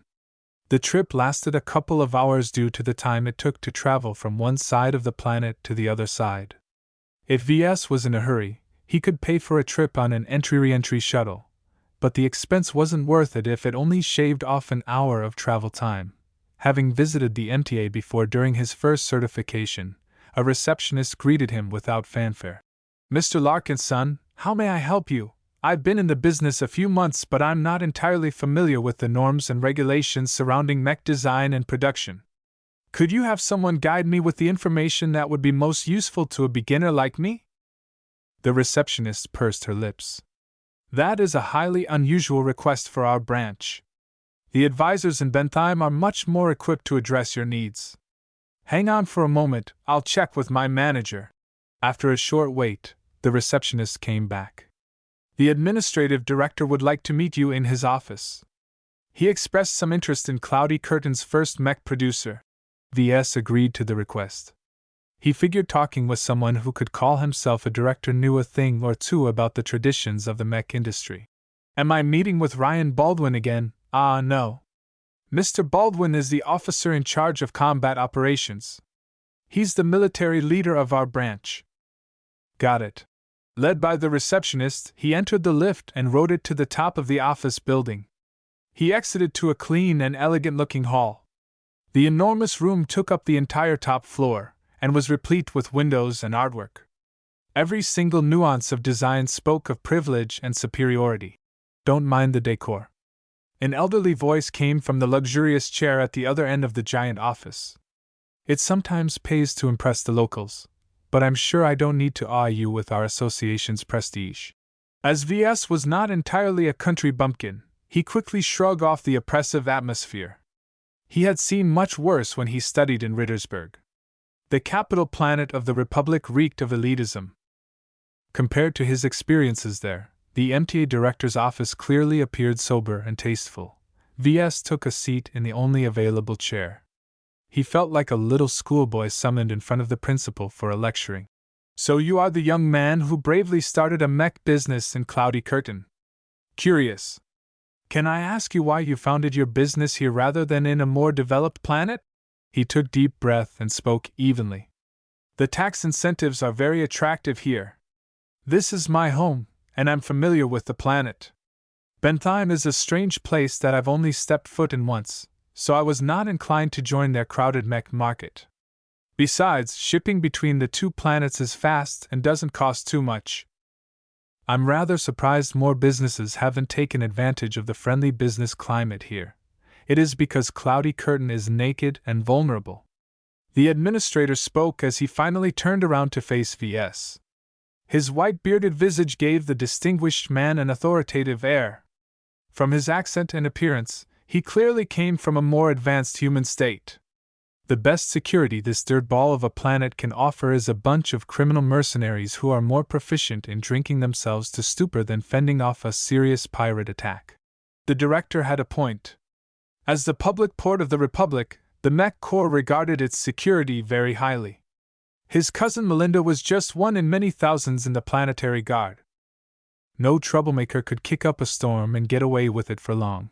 As for Cloudy Curtain, perhaps a rogue mercenary gang could easily wipe out Freslin and have plenty of time to escape before the authorities got their asses in gear. I haven't thought about that, sir. VS plainly admitted, though he sounded a touch defiant. I'm not moving my business, though. My mech boutique is tiny. It's not worth robbing. The older man smiled at him. You have a backbone at least. That is good. Those who bend too easily in adversity do not make good entrepreneurs. Since you are worth my time, you can call me Justin Chandler. Leave out director or sir. Yes, Mr. Chandler.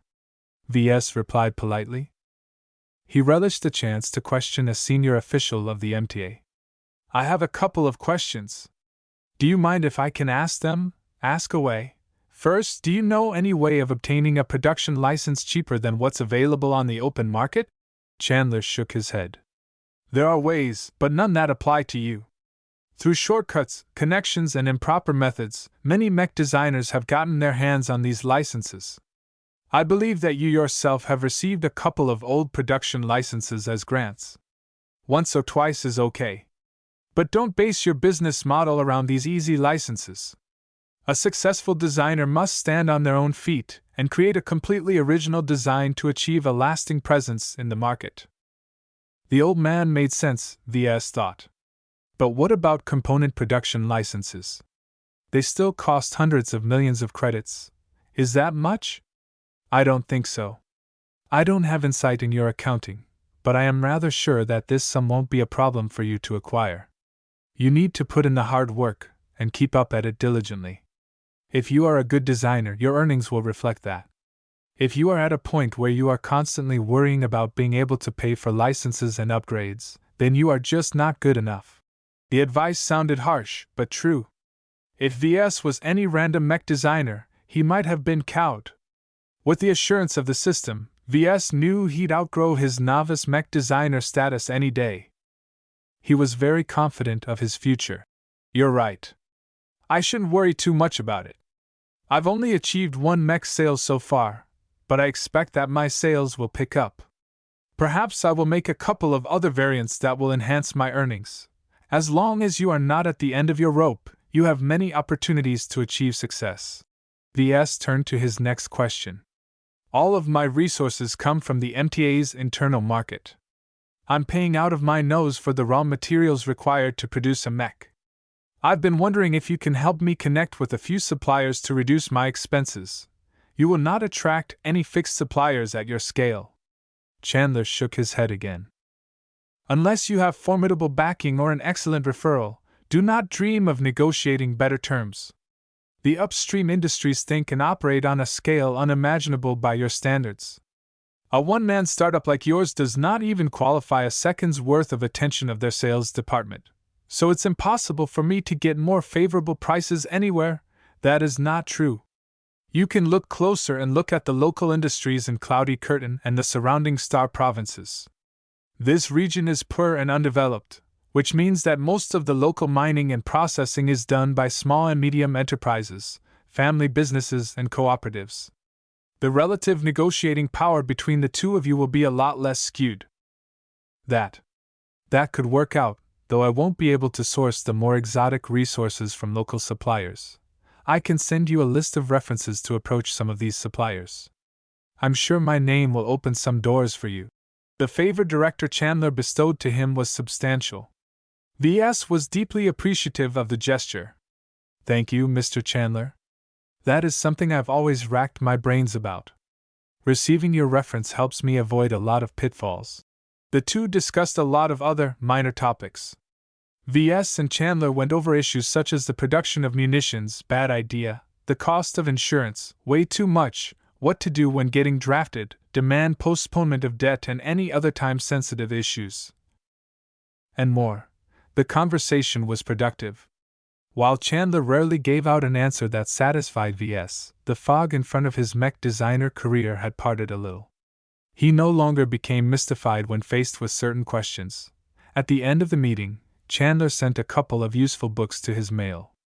It pays to read up on the relevant laws.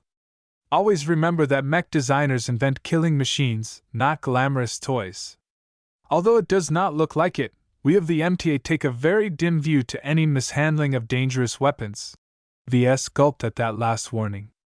Understood. I will be sure to treat my physical products seriously. Oh, I'm not worried about you.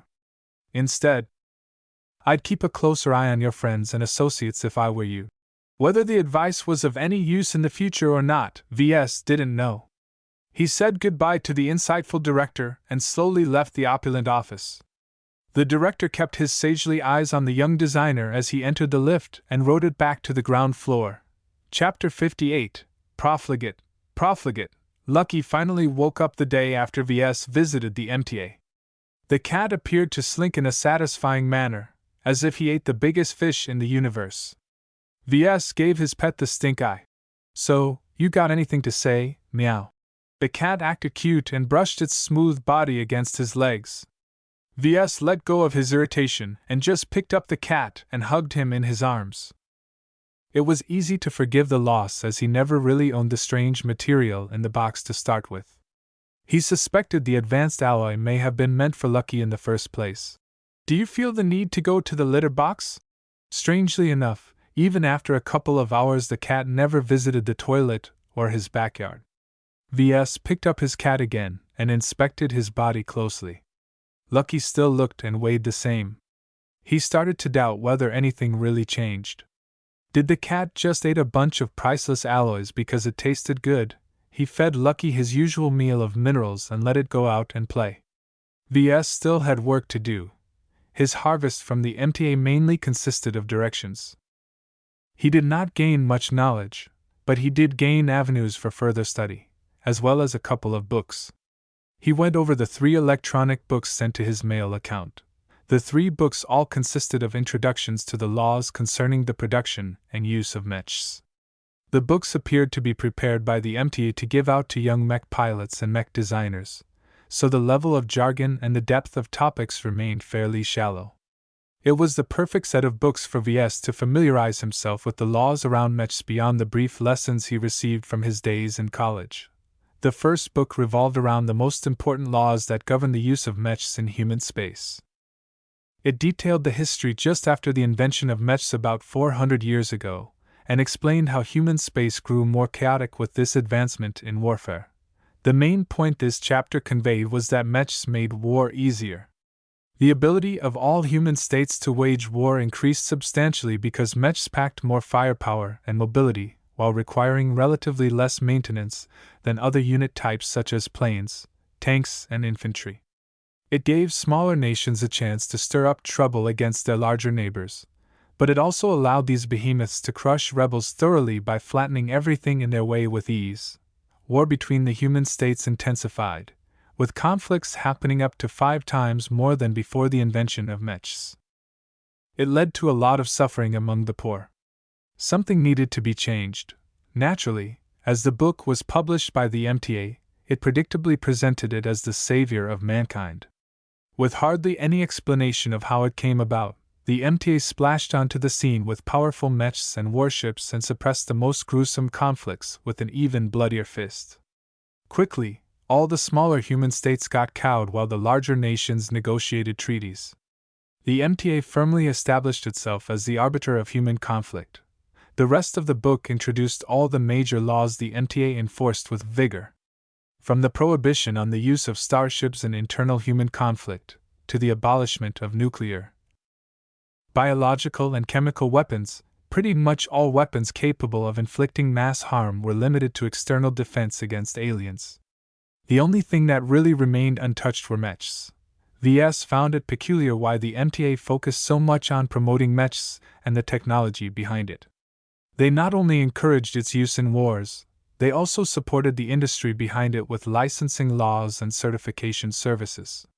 The MTA single-handedly changed human civilization to worship mechs. For what? He asked, and was pretty sure he was not alone in asking this question. Spaceships remained the kings of power projection. What use was dominating the surface of a planet when even a middle-sized ship could bombard the hard-won location from above? The warships and the spacers serving on them were the real heroes of humanity. These invisible but vital servicemen defended the borders of human space against alien aggression every day, yet hardly any day went past in the news without the mention of this mech or that mech. Many mech pilots stood out from the crowd and even became stars. As for warships, well, Ves could not recall a single name of a person who served on a spaceship. Even the other Larkinsons, who all prided themselves as a martial family, never got involved in the Navy. He eventually shrugged as he finished the book. I'm sure there's a story behind it all. The second book surprisingly dealt with the mech laws in the Greater Terran United Confederation. As a first-rate human superstate, it wielded a disproportionate amount of military power. On paper, it looked like an invincible giant that could treat all outside attacks as pinpricks.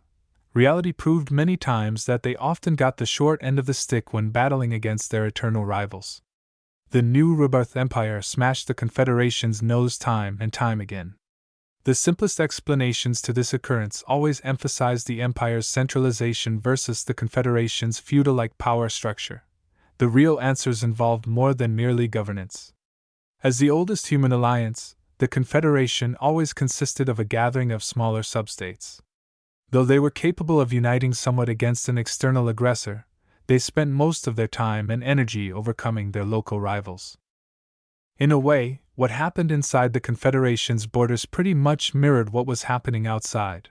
The Terran Confederation's planets and star systems were all fairly old. Lots of people lived there from generation to generation. The cities there not only reached up to the top of the atmosphere, they also dug in many reaches deep into the ground. You could imagine any conflict that would break out in such a densely populated environment resulted in a devastating loss of life.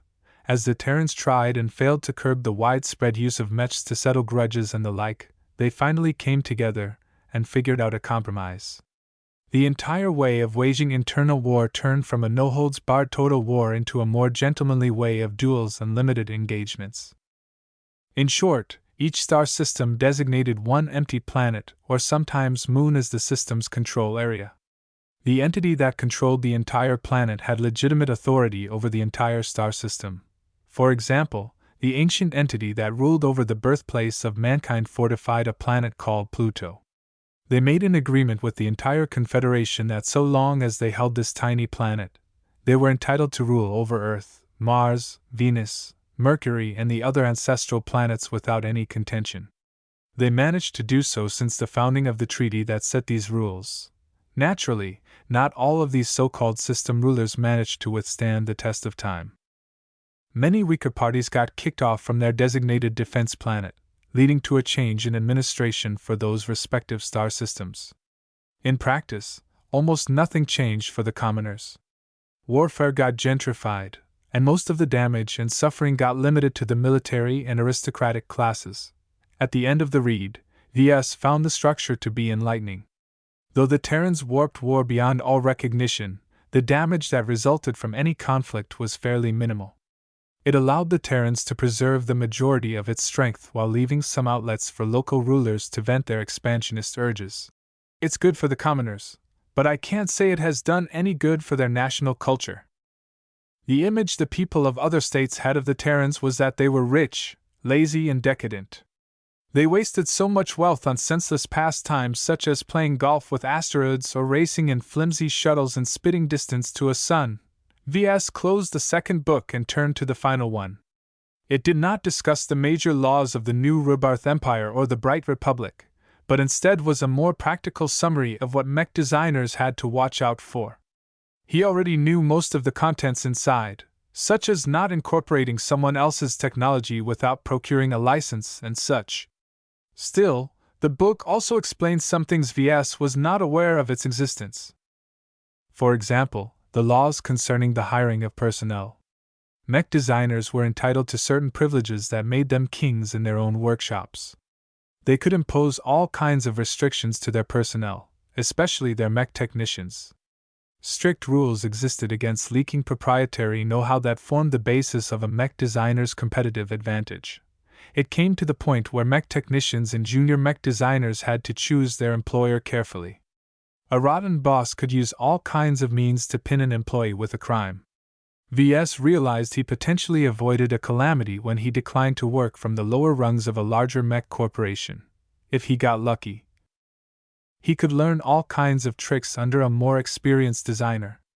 But if his luck was lousy, his boss could treat him like a slave and get away with it.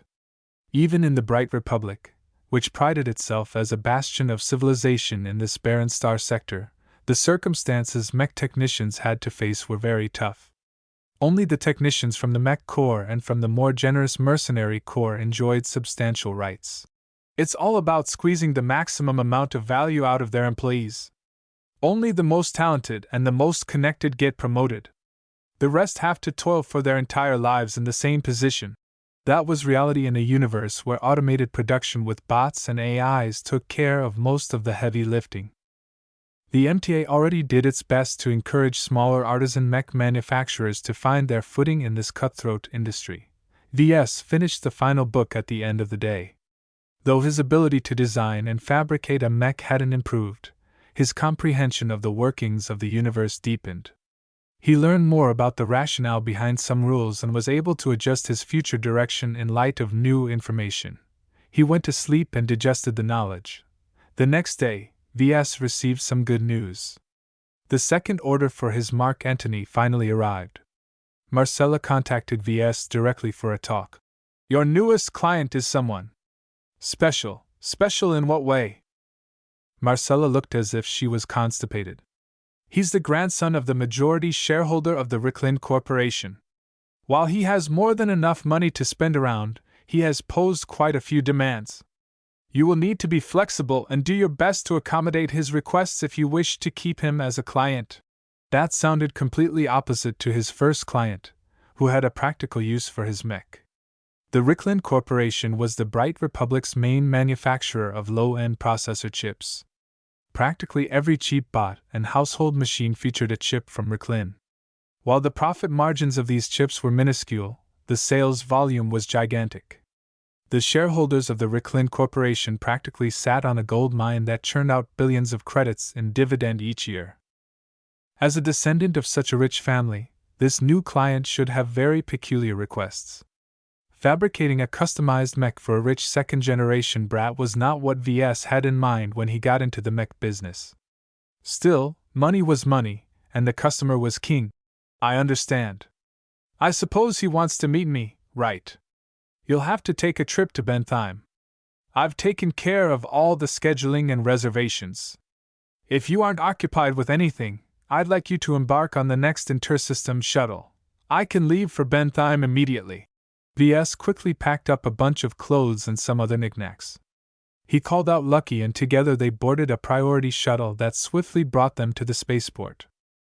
As Marcella already booked him on a priority flight, VS had no trouble getting on board a small, luxury transit shuttle.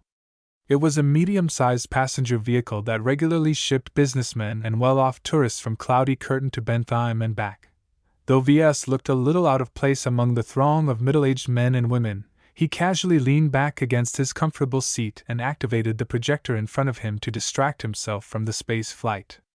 Lucky hung on his shoulder, sleeping yet again, the lazybones.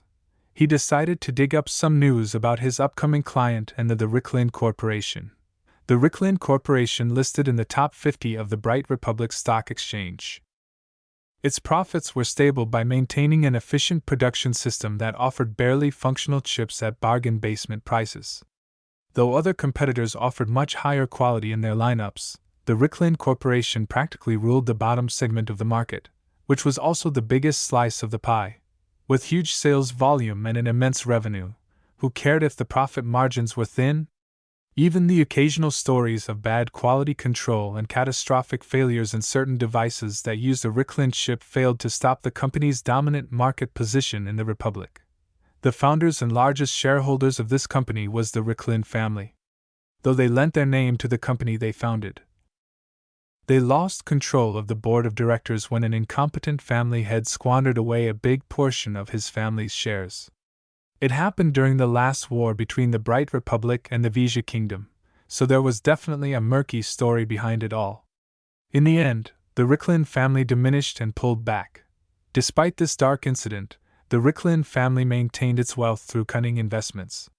They poured most of their energy into improving their financial expertise. Now they maintained their position in Bentheim's high society by relying on their profitable investment portfolio. That's rich people for you. It takes money to make money, and they have that in spades. Average people like me have to scrape for clients to earn a living. VS looked into the family tree of the Ricklins and focused on the direct descendants. The oldest son stood out immediately. The gossip rags that plied the Galactic Net featured plenty of articles about the young man in question. Vincent Ricklin claims he has bedded 10 girls at a time. Is he a stud or a menace?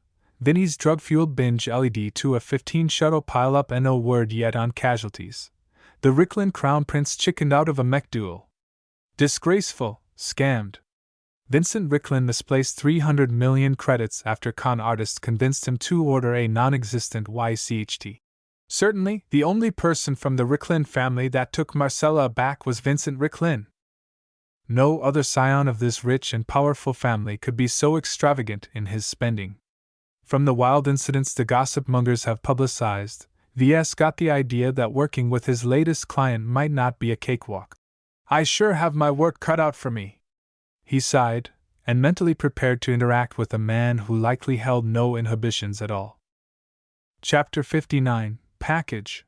As VS debarked from his shuttle with a curious Lucky in tow, his heart weighed down his mood. The articles he read about Vincent Ricklin all painted an ugly image of an irresponsible wastrel. As a serious mech designer, VS preferred his mechs be used in the purpose they had been built. He was okay with them collecting dust in a warehouse or put on display in some kind of private garage, but to play around with them and take them too lightly was pushing it. No mech designer liked to earn a reputation for making flashy mechs that lack substance. Though it's not as if I have a choice. That someone like Vincent considered buying a mech from a newbie was miraculous. VS should thank the heavens for giving him another opportunity to fabricate and sell his variant. VS took a smaller shuttle to Marcella's brokerage. She owned a nice office in downtown Durham amid many other offices of major mech manufacturers and salesmen. Bollinger's MECHS, the giant name plastered on the small 5-story office, made it clear that Marcella staked her claim on the entire building. Entering it, VS was impressed by the interior. It managed to look upscale without trying too hard at it. Subtle touches such as abstract paintings and authentic leather seats gave the place a swanky casino-like look. Simply put, the decor encouraged spending. A receptionist at the lobby directed VS to take a private lift. It seems like all bosses took the top floor, as VS shot straight up to the 5th story. After exiting the lift, he navigated a small hall and had security bots scan his possessions. As VS recently learned of the importance of security, he took the precautions in stride. He finally met Marcella in person again after entering past the double doors. "VS, good to see you again." She smiled at him from behind her desk. A pile of secured data slates sat in front of her messy desk. "Take a seat. We need to talk." After VS took his seat, he let out the thoughts bottling up in his mind. "I thought you'd work hard to get a customer. I did not expect you to deliver me a human-form bomb." There are many kinds of customers in this business. As long as they have the ability to pay, you'd better get used to serving their whims. The broker had a point, of course. VS needed money and couldn't afford to be picky. "So tell me about the client. I take it he's the playboy that's on the news all the time?" She nodded at that. "Vincent is a character. You shouldn't take everything that's on the news for granted. There's a lot going on in the Ricklin family, but they've done a good job suppressing leaks. In any case, you just need to know that while his allowance has been curbed, he won't have any problems paying for your mech." Naturally, that should be the case. VS wasn't about to trade his mechs for favors instead of money. "Do I need to pay attention to politics while I'm meeting with Vincent? That goes without saying. Now, don't get scared. I've been in this business for over 20 years and I'm still in one hide. As long as you keep your curiosity in check, there's nothing wrong with doing business in the big leagues." Marcella enumerated a couple of things to watch out for when talking to Vincent. Above all else, VS had to avoid talking about the family succession. He particularly should avoid any mention of Vincent's siblings. The broker also mentioned a couple of major players who had hostile relations with the Ricklin family. Frankly, VS found it ridiculous that he had to avoid so many topics. Still, he tried his best to remember all of the names. The last thing he wanted to do was to commit a faux pas and lose his precious commission. "I've scheduled a meeting for you tomorrow morning. While it's not too late right now in Durham, I don't advise you to meet with Vincent at this hour. Nightclubs can have an unpredictable influence in your client's mood. That makes sense. I'm not in a hurry, so I can wait. Do you have a place to sleep?" While Marcella offered him a hotel, VS was fine with using her spare bedroom in the rear of her office floor to crash in. He played around with Lucky for an hour while thinking about the information he gathered so far. This commission reeked of trouble. This is probably like interacting with the little boss, only 10 times worse. In the perspective of some people, large rich families like the Ricklins were just thugs in a waistcoats. They usually relied on wealth and legitimate power to get their way, but weren't afraid to get their hands dirty if necessary. The next day, VS took the shuttle alone to a private mansion where Vincent currently lived. He evidently trashed the previous 4 mansions he lived in after he got kicked out from the home of his parents. Fortunately, the structure was intact. The gates and fences looked menacing and high-tech, but once security cleared his entry, he encountered a majestic Terran-style mansion. White painted walls, imported tiles and brilliant glassworks dominated the decor. Everything about it spoke of sophistication. There was no way Vincent had any hand in its design. An old gentleman who served as Vincent's personal assistant led him to an indoor sports arena where Vincent was boxing against a bot. The artificial boxing bot fought back with brutal intensity. Even if its entire body was padded, the force of its steady strikes were so punishing that if VS faced its punch, all of his teeth would be knocked out. "Ha!" Vincent took a glancing blow in exchange for delivering a solid smack against the bot's face. The robot's head shined yellow as it indicated the amount of damage it received. Again! As the man and the bot exchanged punches with each other, VS already encountered his first unexpected surprise. The media often labeled Vincent as a lazy coward, but the effort he put up in his boxing was anything but cowardly. Still, VS chalked up Vincent's fitness to his family's rich resources. Anyone could develop his body to peak performance with genetic therapy and lots of drugs. After Vincent finally called it quits, he threw away his boxing gear and disrobed right in front of VS and the PA. Embarrassed, VS turned around while a bot appeared from somewhere and blasted Vincent with cleaning gel. After a dozen seconds passed, the cleaning bot disappeared and a clothing bot took its place. Luxurious fabrics made out of highly resilient fibers spun themselves together under the highly advanced bot's direction until Vincent's clothes materialized in full. "Who's the nerd?" was the first thing that came out of the client's mouth. "Sir, this is the mech designer you have requested to build your latest mech. Oh right, you brought me the spare." 2. Vincent spat a big glob of spit at the floor of the boxing ring. "That asshole Edwin thinks he's too hot to sell me his products, and that fucking bitch Patricia won't even pick up my calls. They are designers sponsored and affiliated with much more formidable forces than ours. Mr. Larkinson here is the second-place winner of the Fusion Cup. His abilities may not be on par to theirs, but he should be sufficient for your wishes. Most importantly, he is an individual entrepreneur as is not beholden to any faction." Vincent stared at VS as if he was a bug. "So, do you think you are good enough? That is your choice. The spec sheet of my product is available on the net. I'm sure you can see it's a mech that can keep up with others at its price point. Gutsy thing to say for a nerd. Follow me." The assistant and VS followed after Vincent as he stomped away from the sports hall and entered some kind of recreation room. Pool tables, sim pods, and all manner of entertainment were strewn about with no rhyme or reason. The Ricklin scion headed towards a fully stocked bar and began to hand-mix his own drinks. "I like to do this myself, you see. Letting the bots mix your drinks always gives you the exact same taste. Consistency is too boring. I like to seek out new thrills every day." VS wondered if this had anything to do with the mech he was making for his client. "Now, I didn't ask to be born a potentate. It sure raised a lot of voices when I tested positive for the aptitude to pilot mechs. I've been puzzling about it for a while, and I recently decided to accept it and roll with it. Do you understand what I'm saying?" Not really, but VS wasn't about to admit that. Instead, he ventured out a guess. "You seek something unconventional in a mech? Exactly. The mainstream mechs are so boring. As far as I'm concerned, the pilots who buy standard military mechs aren't cut out to be aces. You have to shed your fears and embrace your risks. That's also exactly why I went off the beaten path and found your mech. It's a Caesar Augustus but with crappy armor, that's so unique." VS gently coughed in his hand. "Mr. Ricklin, while I'm sure my product is a satisfactory mech, shouldn't someone as eminent as you afford a better variant?" The playba's face immediately lost its excitement and took an awkward expression. VS realized he asked a question he shouldn't have. Fortunately, his personal assistant came to the rescue. "We're strictly controlling our expenses. Our allocated budget for a new mech does not allow for the procurement of a top-of-the-line mech. Your product satisfies my client's demands while remaining within his acceptable price range."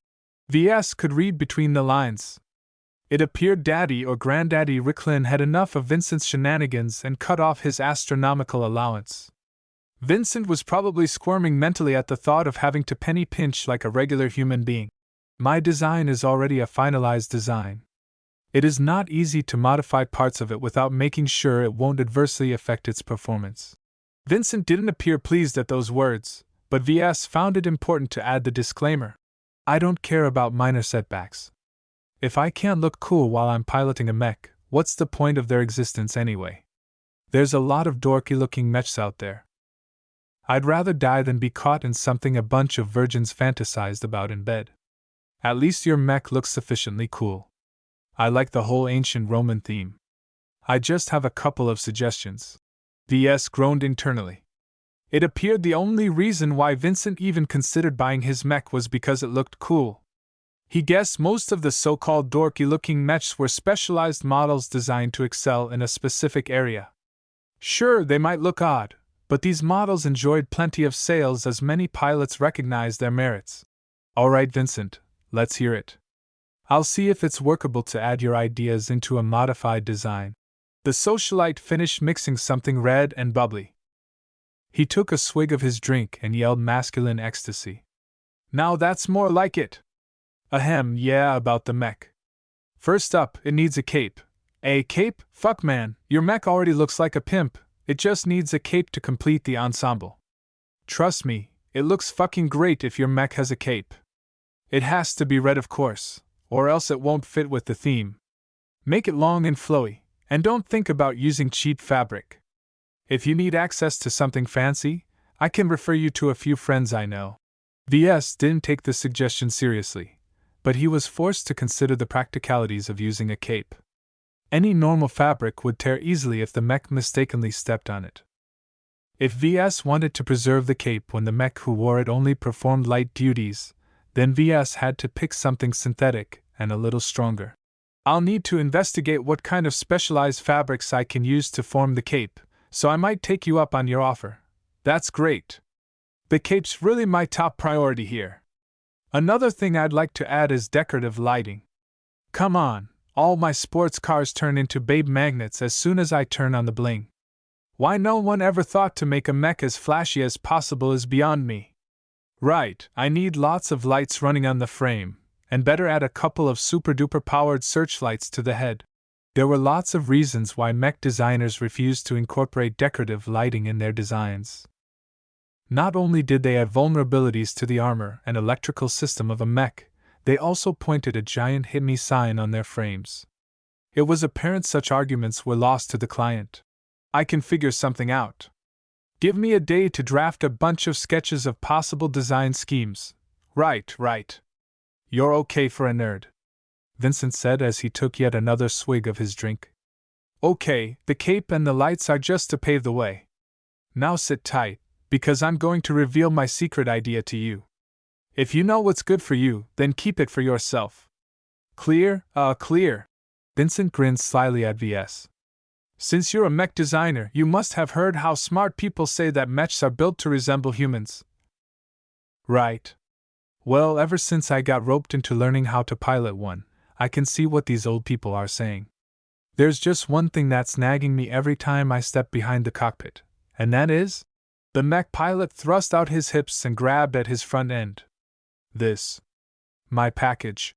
For once, VS was speechless. He literally couldn't form any response to this insane idea. Now, I don't mean to get arrested for streaking with my mech. You should design some mech pants or whatever to keep it kid-friendly and all. Just make sure that when I'm out and about with my new mech, girls will be able to judge the goods, if you know what I mean. There was so many things wrong with this completely impractical demand. While Vincent kept espousing the benefits of boasting an enhanced mech, VS turned his gaze towards the playboy's silent personal assistant. VS managed to convey an expression that went along the lines of, "Are you kidding me?" To his credit, the old man was unflappable and never hinted at any disrespect for his young master. His eyes were sharp as a hawk, and he seemed to suggest that VS better take his master's request seriously. What VS would rather do was to take the strongest drinks of Vincent's bar and gulp it all down. He could already foresee his reputation going down the drain if he continued to cooperate with Vincent. Chapter 60. Capricious. Vincent Ricklin unbelievably went on for about 10 minutes on the importance of manhood in mechs. He really believed almost all mechs were gender neutral. As a bona fide man, Vincent hated the thought of mentally castrating himself whenever he piloted a mech. Naturally, someone immersed in mechs such as VS had no problem with the lack of gender indications.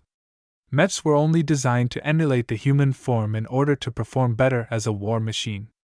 Adding unnecessary extensions such as hair, skin, or gender expressions did not add anything to a mech's battle performance. Frankly, only an extremely vain pilot who cared more for his looks than his battle record could demand something like this. VS had the misfortune of making a mech for this kind of person. This is an extremely complicated addition. Let me think about it for a day or two. It's not easy to add mass in the front part of the waist. Actually, VS wanted to ditch Vincent and go back to Marcella and demand they drop him as a client. Vinny was only up to his third request and already the envisioned mech turned impractical. His comm beeped with a priority message. VS halted Vincent's rant with a raised palm. Sorry Vincent, I set my comm to notify me if there's something extremely urgent going on. Can I take this call? Sure. I'll just mix another drink. Vinny said casually as he turned his back and grabbed a couple of random bottles on the shelves. His mail did not receive a message from Marcella, Melinda, or any other acquaintance. Instead, he received a plain text message from an account named The System. Mission, gender change operation, difficulty, C rank, prerequisites, none, description, a mech designer never cowers before a challenge. To be a successful designer is to be adventurous in testing new concepts. To complete this mission, you must satisfy your client's wishes and deliver a mech he can cherish as his personal war steed. Reward: random attribute candy worth 0.5 attribute points, 3,000 design points. The mech designer's eyes bulged when he read through the message. The capricious system proactively gave him another mission. While that might not always be bad due to the generous rewards it always offered, but this time it meant continuing to work with the Ricklin boy. He really needed the rewards. He'd regret it for the rest of his life if he passed them by in his haste to avoid a troublesome client. That 3,000 DP looked very tasty considering VS would need to spend months just to accumulate that much. VS slowly relaxed his body. He couldn't always run away from his customers no matter how unseemly they behaved. It was better to take on the challenge as best he could and treat it as another training exercise. He took a deep breath and faced Vincent again. Did you suggest this idea to any other mech designer? PFFF. Vincent spat out disgruntledly, spilling out a few drops of alcohol in the process. I got a hold of Patricia Schneider. When I tried to impress her of my genius plan, she straight up shut her comm. Now, she won't even answer me back after a million calls. No wonder she rejected Vincent to the point of ignoring him. Besides the obvious, the mere suggestion that a mech designer add some mass to a mech's front waist was an idiotic idea with no possible merit. Yet VS started to consider it seriously. In fact, he changed his entire mindset and suppressed his skeptical viewpoint. He had to throw away pretty much all rational thoughts in order to entertain Vincent's outlandish ideas. While it's difficult to enhance a mech's endowment, it would be easier if it's made of flexible material. Are you amenable to using fluids or a sponge-like material?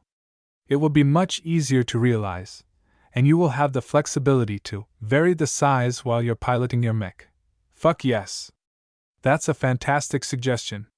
Just don't make it too soft or fragile. The last thing I want to happen is letting my manhood deflate like a balloon. Alright, let's settle for these points. VS hastily said, trying to push this little session to a close before Vincent mentioned something even more outlandish. After all, you don't want your customized mech to be too burdened with bling. Vinny blinked a little as he finished his latest drink. He burped loudly, allowing the raw alcoholic smell to waft over VS. Whatever you say, man. Adding all of what I've mentioned so far is pretty good enough.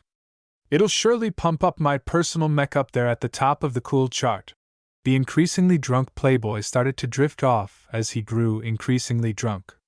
VS tried to disengage himself from the conversation several times, only to be pulled back as Vinny vented his frustrations about what he thought were uncool mechs. It took well over an hour before VS hurriedly stepped out of Vincent's mansion. He heard more than enough opinions about how mechs should really look like according to the Ricklin scion. At least he came out of the lengthy exchange with had a very good picture of Vincent's aesthetic tastes. He wished he could get on the next passenger's shuttle back to Cloudy Curtain, but he reconsidered after a moment. If he wanted to complete the system's mission as best as possible, then it was crucial that he frequently consult with his client in order to avoid taking a wrong turn. Thus, he called up Marcella on his comm and asked her for a secure workplace where he could customize his design in peace. Absolute security doesn't exist, you know, but I can tell you that Durham's MTA branch rents out the most trustworthy design studios. It'll cost you a bit, but I'll call ahead and cover the cost for you as a favor. Just don't let Vincent down. It won't do your reputation any good if you drop the ball with your second produced mech. I know. Despite Vincent's many eccentricities, I'm determined to make it work. Just make sure you charge him enough to make it worthwhile. Oh, don't worry about that, VS. As long as he's happy, he'll bleed his credits until he's dry. They both chuckled at each other.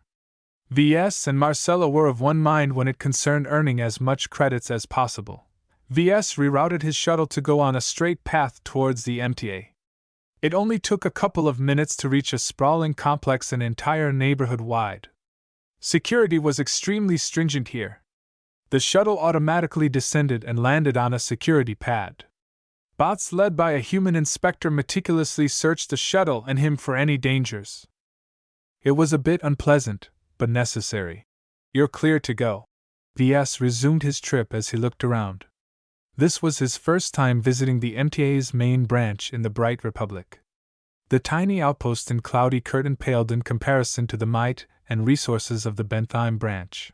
A great number of mech stables dotted the area. He imagined the MTA likely possessed the second most numerous mechs of any single power. Only the Republic's mech corps had stationed more mechs on this planet. When he finally reached the reception hall, he hopped out the shuttle and took a constantly curious Lucky with him into the structure. The entire building was built to impress. Built in a refracting glass and crystal style. It seemingly emanated that the MTA was an open place where knowledge was shared freely. However, some might interpret it more nefariously and suggest that no one could hide anything from their watchful eyes. In any case, besides the system, Ves had nothing to hide. Though the system still nested deep inside his comm, he wasn't too worried about keeping it a security. No casual security sweep could ever detect it, and its remarkable properties. Good evening, Mr. Larkinson. I see you are registered in Cloudy Curtain. How can I help? I'm here on business customizing a design for a client. I'd like to rent a secure design studio. I'm sure an associate of mine has already booked one for my use. Can you check it out, I see. Mrs. Bollinger has just registered a secure suite for you. The secretary swiped her hand, allowing a small green projection to emerge from the reception desk. Please follow the virtual guide to reach your assigned destination. Have a good evening. The ball slowly hovered away from the desk and out the hall. Ves followed leisurely after the green ball as it led deeper into the MTA's periphery. The core areas were all closed to outsiders, but the outer areas of the complex was already sufficiently large that it took 15 minutes of walking before he reached his destination. He clearly reached a section specialized in providing services to mech designers. He saw plenty of interesting structures such as a library, a financial services consultancy, a junkyard filled with spare parts, and more. The structure that held the design studios, on the other hand, looked fairly plain in comparison. After another security scan, Ves finally entered the enclosed hallways and entered his assigned studio. The electronically isolated room was fairly Spartan in appearance. Besides a seat, a desk, and a terminal, it held little else. Ves could only barely spot the high-fidelity projectors in the walls and ceilings that allowed him to look at his designs in utmost detail. These systems were leagues ahead of the cheap consumer projectors in his own workshop. He turned on the terminal and swiped the design of the Mark Antony into its temporary storage. The professional projectors turned alive.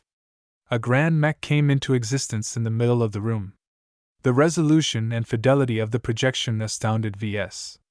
He even touched it experimentally, and could feel a soft resistance from his fingers. The degree of this simulation exceeded his expectations. A small smirk appeared on his lips. The MTA sure is extravagant in everything they do. Witnessing this small wonder helped Ves adjust his mood. After learning an important lesson from designing the Speed Demon, Ves knew he could not keep dwelling on what he couldn't do. Designing a mech was a labor of love. If he didn't love it as he built up its design, then it wouldn't be brought to life as a happy mech. He considered the design process to be akin to raising a child. The so-called child in this case was just a mech, but it was still somewhat capable of inheriting the mental disposition of the designer. If he hated the design process and constantly cursed in frustration, then his mech wouldn't have a good future, just like a child who grew up to be a troublemaker. Alright, enough adjusting. Let's get to work. Ves wanted to address the easiest points first, so he started with the cape. In essence, Ves could finish the job in a minute by just picking a random fabric, dye it red, and affix it onto a mech's shoulders. Merely, the cape was too fragile to last more than a few minutes of intensive mech piloting. As multi-ton monstrosities, mechs were often subjected to high-powered stresses. If the mech ever stepped on the fabric, it would tear apart as easily as a child ripping a piece of paper into half. It's got to be a short cape, with supports added to its length to make sure it doesn't get entangled in the mech's frame. By stiffening and straightening the cape's lining, he could prevent the fabric from flapping into anything dangerous. While it might make the adornment lose some of its organic liveliness, Ves thought it was a worthwhile sacrifice. I need to search for a suitable material. The terminal had a direct connection to the MTA's internal market. As Ves searched for advanced fabrics, he only received a couple of dozen results. Naturally, none of them were used in making stupid capes for mechs. Instead, they served other purposes such as enhancing a cockpit's upholstery. He straight up filtered out all the delicate materials from his search results. The list was left with more robust materials, all of which different from each other in many ways. Ves went over the products one by one, but found very little that satisfied his needs. Though some fabrics were designed to withstand rough use, that only applied to human use. Scale the forces applied to the materials up to a mech and they'd part as easy as a spider web. This is a fruitless search. No matter how strong these advanced fabrics are, they were never designed to handle the stresses from mechs. His search for a suitable material required a different approach. Instead of getting hooked on the traditional meaning of capes, he should instead consider whether Vincent even cared if his cape was made out of real fabric. A technically illiterate meathead like him won't even be able to tell the difference. With that in mind, he searched for a different kind of material. It had to somewhat resemble the thinness and malleability of a sheet of fabric, but it should be much more resilient. The list that the terminal spat out was a lot more extensive. From thin sheets of flexible armor to reinforced padding for delicate cabling, Ves found the selection to be a lot more extensive. He carefully refined his results and combed out the unacceptable choices. Thicker materials such as flexible armor did not flap at all when a wind blew through them. On the other hand, the thinnest materials could withstand some damage, but not too much. It took Ves a bit of time to whittle down the extremes and end up with a small selection of products that possessed the right characteristics. Instead of making the choice on my own, I can send it to Vincent and have him take care of the procurement. After all, the products left on his screen all shared many similarities. Their toughness was derived out of a clever weaving of specialized synthetics and thinly threaded metals. A tough matrix support kept the fabric from getting torn too easily, though they did cut back on the material's fluidity. Nevertheless, they met almost all other requirements, so Ves hoped Vincent would find them acceptable. He composed a short message to Vincent and added the links to the materials for him to see. After sending off that mail, Ves turned to his next task. His face already took on an exasperated expression. Somehow, he had to turn his mech into a light show. Chapter 61, Design Studio. Ves was not immersed in the whole shuttle racing scene. As someone focused on mechs his entire life, the sleek personal transport shuttles that were capable of both atmospheric and space flight held little appeal to him. That did not mean others found them unworthy of their time. In fact, lots of norms worshipped shuttles. They paid fanatical attention to each newly released shuttles and liked to customize and tinker their own vehicles in their free time. Adding some decorative lighting was just one of the ways a fanatic distinguished himself among his peers. He looked over some footage on the galactic net and found it to be a basic concept. It could be as simple as adding a few colored stripes to adding in an elaborate artistic pattern. It impressed Ves that these hobbyists cobbled up evocative looks for their shuttles. I won't be able to get Vincent's approval if I half-ass this job. The best-looking vehicles didn't necessarily have the most lights. Instead, the artists who customized them used patterns and other artistic tricks to maximize the impact of each streak of light. If Ves wanted to keep up, he had to be a little inventive. What would fit my Mark Antony? He left the galactic net and opened the Mech Design program. As a software developed by the MTA itself, it possessed elaborate features. Still, they were not on par with the Mech Designer System's own suite except for the projectors. The MTA's design studio incorporated high-quality projection systems that could bring any image to life. When the imposing image of the Mark Antony appeared in the middle of the room, Ves circled the projection and slowly considered his ideas. The mech looked like an armored soldier. With its vapor-generated helmet crest and heavy rectangular shield, it looked purpose-built for war. Ves also chuckled to himself that it looked quite dashing. What he had to do now was to figure out a way to enhance the mech's cool factor without being too overboard. Luckily, most lighting systems are cheap and don't require a license. After all, they were mainly made to customize shuttles. Getting my hands on a suitable lighting system isn't hard. What's a little harder is that their toughness sucks. He faced the same problem as with the cape. These kinds of accoutrements just weren't designed to accommodate a fighting machine. While there were a few systems designed for traffic control or rescue mechs that possessed a little more reinforcement, they fell short when put into active combat situations. Maybe I've been influenced too much by the way these lighting systems are applied to shuttles. I don't have to follow the exact same scheme for my mech. He considered designing a standard scheme as well as add something extra. As a mech accumulated damage, it generally looked worse. In order to placate Vincent in the event he ended up in a real battle, Ves decided to use that property to add internal lighting that wouldn't be visible unless the armor got torn open. As Ves knew his design best, he already had an idea how to structure the internal lighting. He had no trouble marking out many small areas where a small but powerful light source could be placed. As the lights didn't really suck up that much energy compared to other systems, Ves didn't even bother with adding power cables to keep them running. Instead, he added wireless power transmitters nestled deeper in the mech to provide power without relying on delicate and easily damaged cabling. To be certain it matched Vincent's standard of coolness, Ves tested out his change.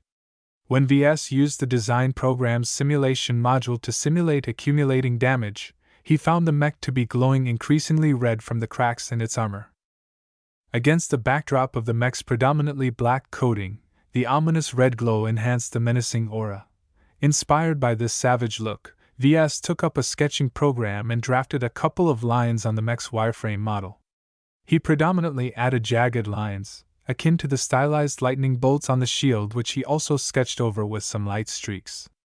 He colored it mostly red except for the lights on the shield, which were shaded a bright yellow. When Ves stepped back and let the design program simulate the lighting scheme, he was impressed by his own work. The light scheme enhanced the ancient warrior theme of his mech. The sharpness of the jagged, diagonal lines gave the mech the impression that it was a war god descended from the heavens. Though it looks good, I'm not sure if Vincent will like it. He has a very discerning taste.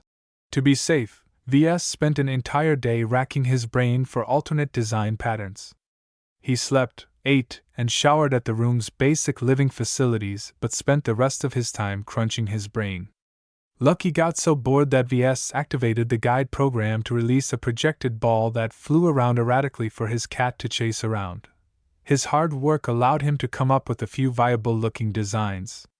He made a white lightning bolt pattern to evoke a lightning god feel and a green curving pattern to contrast nicely with the red accents. He finished his design session by forming a yellow pattern that evoked speed. As he projected the different lighting schemes side by side, he had to admit that while they did the job, they fell short of greatness. Ves simply lacked the practice and proficiency to go beyond the basic one-color lighting schemes. Mixing 2 or 3 colors together in a harmonious whole was a lot more difficult than he thought. If Vincent is really dissatisfied by my attempts, he should just hire his own artist, he concluded. As someone who looked familiar with the shuttle racing scene, Vincent must have his own contacts. He sent the sketches to Vincent, and called it a day. He'd been staying in the design studio for more than a day now. Thinking of all the trouble he went through so far, he hoped Vincent was good for the money when Ves finally delivered his product. After stepping out of the design studio, he called up an automatic guide that led him to the MTA's visitor cafeteria. Just because he ate some instant rations didn't mean he appreciated them. He looked forward to grabbing a more proper bite. As thousands of pilots, designers and technicians visited the MTA each day in Durham, its dining facilities were top-notch. Those with more discerning tastes could enter the nearby restaurant, while those who were fine with cheaper food prepared by the best bots visited the cafeteria. As Ves picked a couple of his favorite meats, he took a random seat and started to dig in. Just as he finished chewing, a firm hand clapped his back. "Ves! What a surprise to see you here. Ves turned around and saw a young woman he hadn't seen since his last visit to Bentheim. Charlotte? Charlotte Hofmeister grinned as she bumped the seat next to him and hopped on it. She dropped her plate of food with a small clatter, causing bits and pieces of food to spill to the side. We haven't been in touch for a while. So what are you up to? He shrugged. I'm in the process of customizing my first commercial variant mech for a client. I recently completed a sale a few weeks ago, and now I'm here to meet the needs of my second client. Charlotte raised her eyebrow in appreciation as she gnawed at her chicken drumstick. Looks like your business is already up and running. That's nice. There's way too many dumbasses who think they're all that but flounder when they finally start on their own. I was luckier than most. Ves said reservedly, not wanting to disparage his fellow designers. After all, before the system came he was one of them. I'm not doing great, but I'm sure I can overcome my troubles if I work hard enough. That's the spirit. Charlotte pounded the table with her palm. Look at me. Despite coming up second to a side tournament, I'm one of only 3 new recruits for the MTA's Enforcement Division from this year's graduating class. Oh, congratulations. No wonder you look so great in your new piloting suit. Ves was genuinely impressed at Charlotte's accomplishment. The MTA's Enforcement Division might have a reviled reputation among outsiders, but mech designers in particular appreciated them for keeping the peace and deter shady manufacturers from stealing their designs. Their prestige was a step up from the Republic's own mech corps as their recruitment standards were incredibly stringent. I'm still a trainee for now, but you can bet I'm going to places you can't even imagine. Too bad I had to give the Kirby back to the academy. I miss that big old lug, even if it took a nasty beating in the tournament. The two shared a few words on more inconsequential subjects before Charlotte had to go back to her training. I'll see you around, Ves. Keep up the good work. I'll be sure to spread the word, thanks a lot. I appreciate any help I can get. Having met Charlotte reminded him he hadn't gotten in touch with any of his friends in a while. Of course, everyone drifted off to pursue their own career, but he should at least get in touch with Carlos now that he had the time. Ves dug up his name from his comm and called him up to see if he was available. Evening, Ves. Man, I thought you dropped off the edge of the universe. Look who's back, haha. I've been occupied with my own work, but I happen to be here on Bentheim for business. Do you want to meet up? Sure. I know just the place to take you if you're visiting Bentheim for the first time. It's a must-visit attraction of our planet. Carlos sent a standardized set of coordinates to him that he could feed into a aircar service. I'll be waiting for you at that place. Shrugging, Ves finished his food and left the cafeteria. He boarded a small hovering platform to reach the exit of the complex faster. As he looked back at the imposing base, he sighed at the power of the MTA. They possessed military might far beyond even the best mercenary corps in the Republic. After he hailed an aircar, he fed the piloting system the coordinates, and let the car take him to where Carlos waited. He looked outside the window and admired the sprawling urban forest outside. Not even the dignified Rittersburg could ever compare to the liveliness of Bentheim. The shuttle finally descended on the outskirts of Durham. It turned out the coordinates Carlos fed was a large open-air mech coliseum, with several smaller arenas placed around the main attraction. It somewhat resembled the stadium and convention center where the White E was held, but this one was obviously privately owned. The mood here was much more dynamic. The abundant visitors all wore branded clothing that featured their favorite mechs or celebrities. Even from this distance, Ves could feel the savage thrum and collisions of real mechs battling it out in front of an audience. The cost of operating this enterprise must run up to the billions, but from the amount of fans that visited the matches, it evidently ran very smoothly. His friend waited just inside the gate. After paying the admission fee, Ves met up with Carlos and hugged him loosely. Good to see you again. How's it going at work, SOSO? I'm still learning the ropes. It takes time for me to move up in such a large organization. But look at you. You're a successful mech designer now, having at least one sale under your belt. Most of the other people from our class are really jealous at you, you know. Ves wasn't bothered by the thoughts of others. If they think they can do better, then let them start their own businesses. Naturally, that was nearly impossible. Both of them smiled at each other as they knew that. Carlos shook his head. Well, enough about that. Let's head inside. I've been saving up these promotional tickets for the amateur ring for a year. Might as well use them up now. They talked about what they had been doing since the last time they met. Ves talked about some of the challenges he faced. When he talked about the excitement of building a mech with your own hands, Carlos looked envious. Man, you're much further ahead in your career than me. I'm still stuck in the same old drudgery of checking mechs for faults. It's been a few months. Hang in there. With your skill set, you should expect a promotion soon enough. Ves and Carlos had reached the entrance of the smallest and shabbiest looking arena. As cleaning bots were cheap nowadays, Ves figured the organizers intentionally kept its walls weathered. The scanners at the gates allowed them entry once Carlos showed his tickets. They climbed the stairs and entered the interior of a wide arena that could host up to 100,000 people if a major event was going on. As it was just a normal day, the arena was only filled up to a third of its capacity. Frankly speaking, the promotional tickets Carlos won from who knows where were not all that valuable. Ves could easily afford entry now that he potentially earned millions with each mech sale. Still, he wasn't used to being wealthy, so he still appreciated Carlos' gesture. They found a pair of seats that brought them close to the middle of the arena. Several fans were chugging their beers or eating their junk food as they yelled at the duelists in the arena. Apparently, 2 light mechs were on stage. As they were rather fragile, they both played very conservatively. It led to quite a few boos from the disgruntled audience. Man, I always hate it when these light mechs are dancing around all the time. It's like they're competing on who will run out of energy first. Light mechs might be cheap, but it still costs quite a bit to repair any damage, Ves noted. Personally, if I were to bring a mech onto a stage, I'd go for a medium weight. It was easy to say this, but not every pilot had the means to buy a good medium mech. Most of the lower rungs were unable to cough up enough money for a decently armored mech. As Ves keenly knew, the most expensive component of any mech was its armor plating. In today's manufacturing environment, as long as the materials weren't too exotic, any delicate or intricate machinery could be replicated with 3D printers and other advanced manufacturing machines. However, no matter how advanced mankind's production capabilities had grown, they could not make gold out of lead.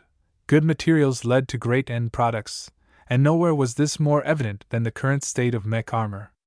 Tricks such as modular armor, quantum scaffolding, and other buzzwords hadn't measured up to their promises. In the end, armor developers resorted to the simplest solutions of finding the best base materials to work with.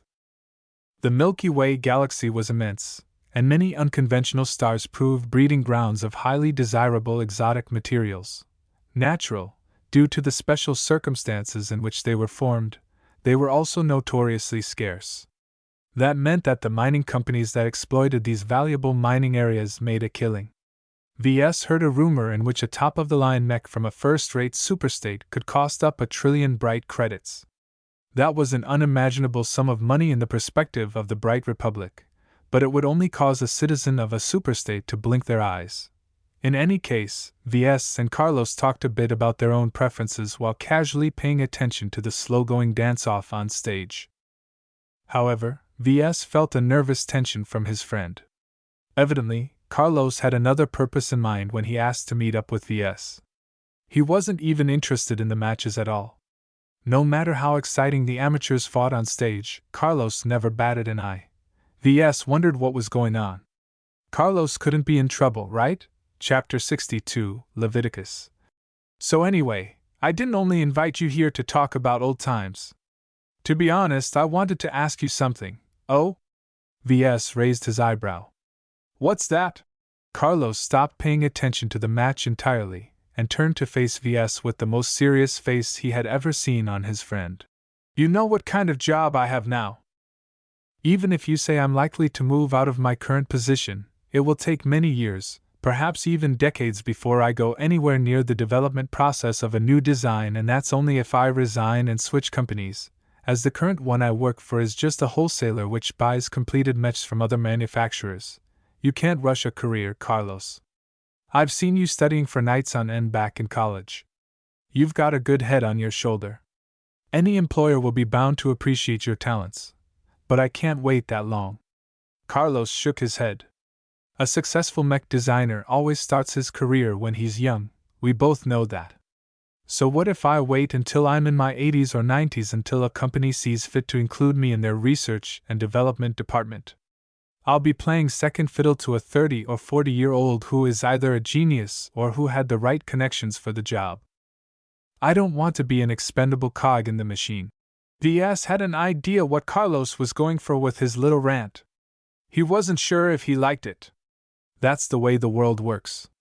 The ones with the silver spoon in their mouths already have their foot in the door. Us regular people need to either take risks or just keep working out butts off to close the disparity between us and them. There's no shortcuts. Carlos' eyes burned. I admire you, Ves. I already said that, but it bears repeating. You've taken that gamble. You looked at that impossibly tall mountain and successfully climbed the top. From getting the equipment together to receiving a couple of production licenses as grants. You got through every obstacle in the way of starting your wholly owned mech business. I'm not like you.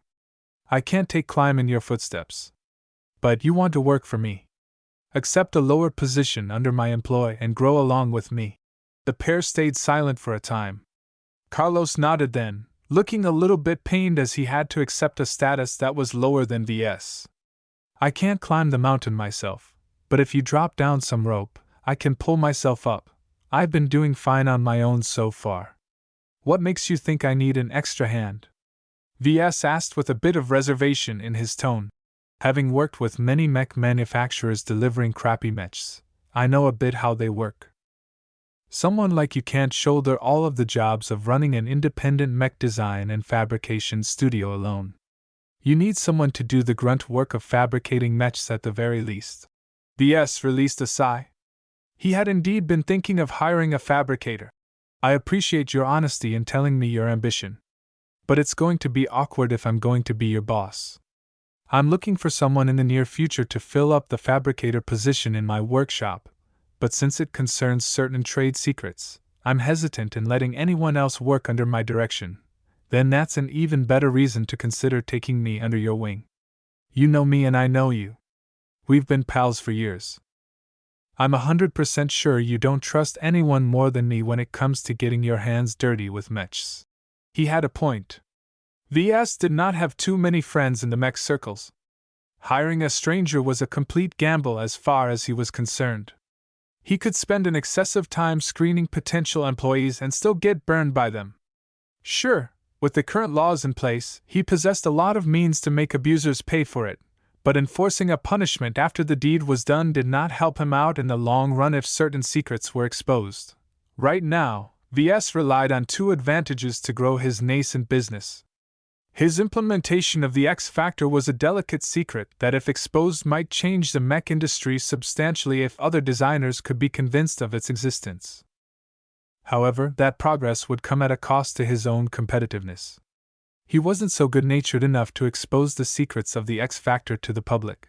Besides, there might be a small but highly placed circle out there who knew about the X Factor but kept it among themselves. If Ves somehow leaked the details of their golden goose, they may decide to make an example out of him. Ves wanted to avoid attracting such high-profile attention. As for the other advantage, the system could absolutely not be exposed. He had run through all the possible scenarios hundreds of times, and none of them gave him a good end. I need to think about it. I'm still working on my second ever sale. It's still too early for me to consider a hire. I'll reconsider your proposal once my mech business picks up in sales. That gave Ves an excuse to hold off Carlos. He didn't want to reject him directly, but neither did he want to bring Carlos back to Cloudy Curtain immediately. Having no other choice, Carlos slumped and nodded his head. Okay. I'll be waiting for your answer. It's not like my current career is going anywhere in the meantime.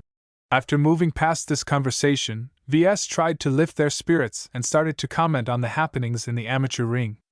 As the matches went by, he noticed a pattern in the pilots that chose to exhibit their combat skills in the lowest ring. Half of the mech pilots who performed in the amateur ring were often young rich hotshots with too much money and not enough sense. As such, the younger pilots often took daring risks, as the newborn calves are not afraid of tigers. Ves found their mechs to be interesting. They ran almost the entire spectrum of close to medium range mechs. As this arena was fairly small, snipers and artillery mechs had no place in this setting. Still, with their souped-up mechs adorned with various holographic stickers of tigers or pin-up girls, these mech pilots behaved as if they were stars. However, Old Ginger is spicier. The other half of the pilots on stage often consisted of veterans too impaired to serve in the field. Often suffering from various wounds, these grizzled pilots were not resigned to spend the rest of their days in retirement.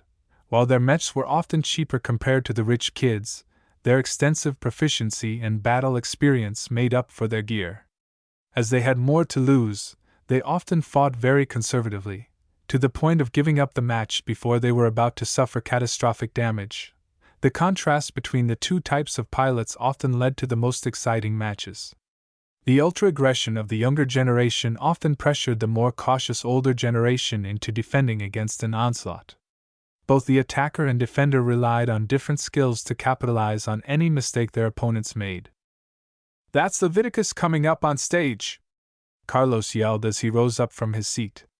"He's my favorite pilot in the amateur ring." Ves beheld the pilot and mech that caught the eye of his friend. Even without his expertise in mechs, he could tell the old machine was on its last legs. The armor was such a crazy patchwork of plates that it was hard to tell if there were any original plates left. The stride of the mech also looked uneven, as if the left leg held a fraction less power than the right one. As for its weapons, it obviously used to hold shoulder mounts, but only crude holes remained where they sat. It wielded a crudely shaped staff that might have been a reshaped construction beam as its only weapon. "That's a really terrible mech. Why are you rooting for this guy? Man, you don't know about Leviticus." Carlos looked at Ves as if he was an alien. "Man, you've been living off the grid for too long. Is that backwater planet so remote you can't even keep up with the arena anymore? Hey, I've been busy with work. I quit following the scene a half-year ago." Carlos shrugged and explained his fascination for Leviticus. "Anyway, this guy's special. Unlike all the other active pilots, he's a borderline potentate. He's really unlucky in that regard." That surprised Ves, causing him to look at Leviticus and his mech a second time. Now that he looked closer, the movements weren't as fluid as a regular mech. The minute stutters and jerky shifts were the typical symptoms of either a malfunctioning neural interface or a pilot that possessed bad aptitude. "They say that lacking the aptitude to pilot a mech isn't the worst thing in the world," Carlos continued, completely forgetting for the moment that Ves used to aspire to be a pilot as well. "There's a fate worse than being a norm, and that is being a potentate that barely passes the threshold. I see. Leviticus shouldn't be able to pilot a mech this good if he's a borderline case. That's because he's putting in twice as much work into piloting than any other potentate. You can't imagine the long hours he spent trying to speed up his response. If a regular pilot operates at 100%, he's overclocking himself to perform 150% of his potential." That genuinely sounded impressive. He looked as the scrappy medium mech bowed at its opponent, a gleaming blue light mech that just happened to be the nemesis of Leviticus. The worst thing a pilot with a slowed response speed could encounter was a light mech that specialized in speed. Yet still, more than half of the crowd still rooted for Leviticus, Carlos included. Ves was confused at everyone's enthusiasm. It was as if the possibility of Leviticus losing did not occur in their minds at all. "What's up with the crowd? Oh, you'll see. Don't think my man Levi can be beat so easily. He'll pull off a miracle, as he did many times." The match started. Predictably, the blue light mech started to circle around the medium mech at close to the maximum possible speed. Leviticus stayed still, not even attempting to turn to keep up with the light mech's orientation. Eventually, the opponent reached the rear of the medium mech and darted forward with its twin daggers ready. Yet before either blade struck, Leviticus caused his mech to fall over backwards. He did it in such a way that allowed him to place one end of the staff in a direct collision course to his approaching enemy. The light mech tried to veer away, but Leviticus timed his improvised action just close enough for him to guarantee a hit. The light mech, to its credit, used the utmost of its maneuverability to shift its impact zone from the middle of its chest to its right shoulder. A lot of people in the audience groaned as the staff managed to dig out a clump of armor, but nothing else. Ves knew they didn't just groan for no reason. One of the more macabre attractions of the arenas was that fatalities were not uncommon. If it happened once or twice, then so be it. But they happened so regularly that people recognized there was more going on. In fact, the safety measures built into each competing mech were of such an inferior standard that many suspected the owners of the arena deliberately cheaped out on them. It was a far cry to the extensive and reliable safety measures used to keep the white tea free from spilling any blood. Nevertheless, the light mech hopped backwards and well out of reach of Leviticus. It took in the damage it suffered and started to calculate its options. However, Leviticus did not give his opponent an opportunity to come up with another answer. With obvious effort, his mech started to jog towards the opponent. The light mech instinctively leaped backwards and continued to widen the distance in order to avoid getting caught. The chase continued for several minutes, but Ves found it strange that Leviticus even attempted to chase. A medium mech could never catch up to a light mech, after all. His opponent realized that too, and started to calm down. Its retreating pattern became more exquisite, and it always made sure never to get stuck in a corner. "What's this guy up to? Haha, no idea. But he always pulls something crazy that will tip the scales in his favor." Looking closer, Ves recognized that Leviticus conserved his energy. He always made the best turns and moved to cut off the light mech with the least amount of steps. Meanwhile, the constant hopping around boosted the energy consumption of the light mech to an unsustainable rate. "The energy reserves are only topped off up till 20% in the amateur ring, right? Yeah, that hasn't changed. The last thing anyone wants to see is a battle of attrition. In a real battle, the mechs should be able to sustain their rate of consumption for a while. However, with just a limited charge going in the ring, a race to see who exhausted itself first always ended fairly quickly. Indeed, the light mech's pilot seemed to realize his predicament, and stopped his endless running. He was facing the dilemma any light mech pilot faced when facing a superior opponent. He could keep running, but waste more energy than his opponent, or he could fight but risk coming off worse as his tonnage was smaller than the enemy's. Eventually, he decided to compromise and made small, flanking attacks. Leviticus never seemed to keep up with the light mech's turns and dives, but with his lengthy if ugly staff, he always positioned it in just a way to force the light mech to abort his attack lest he impale himself onto the butt end of the staff.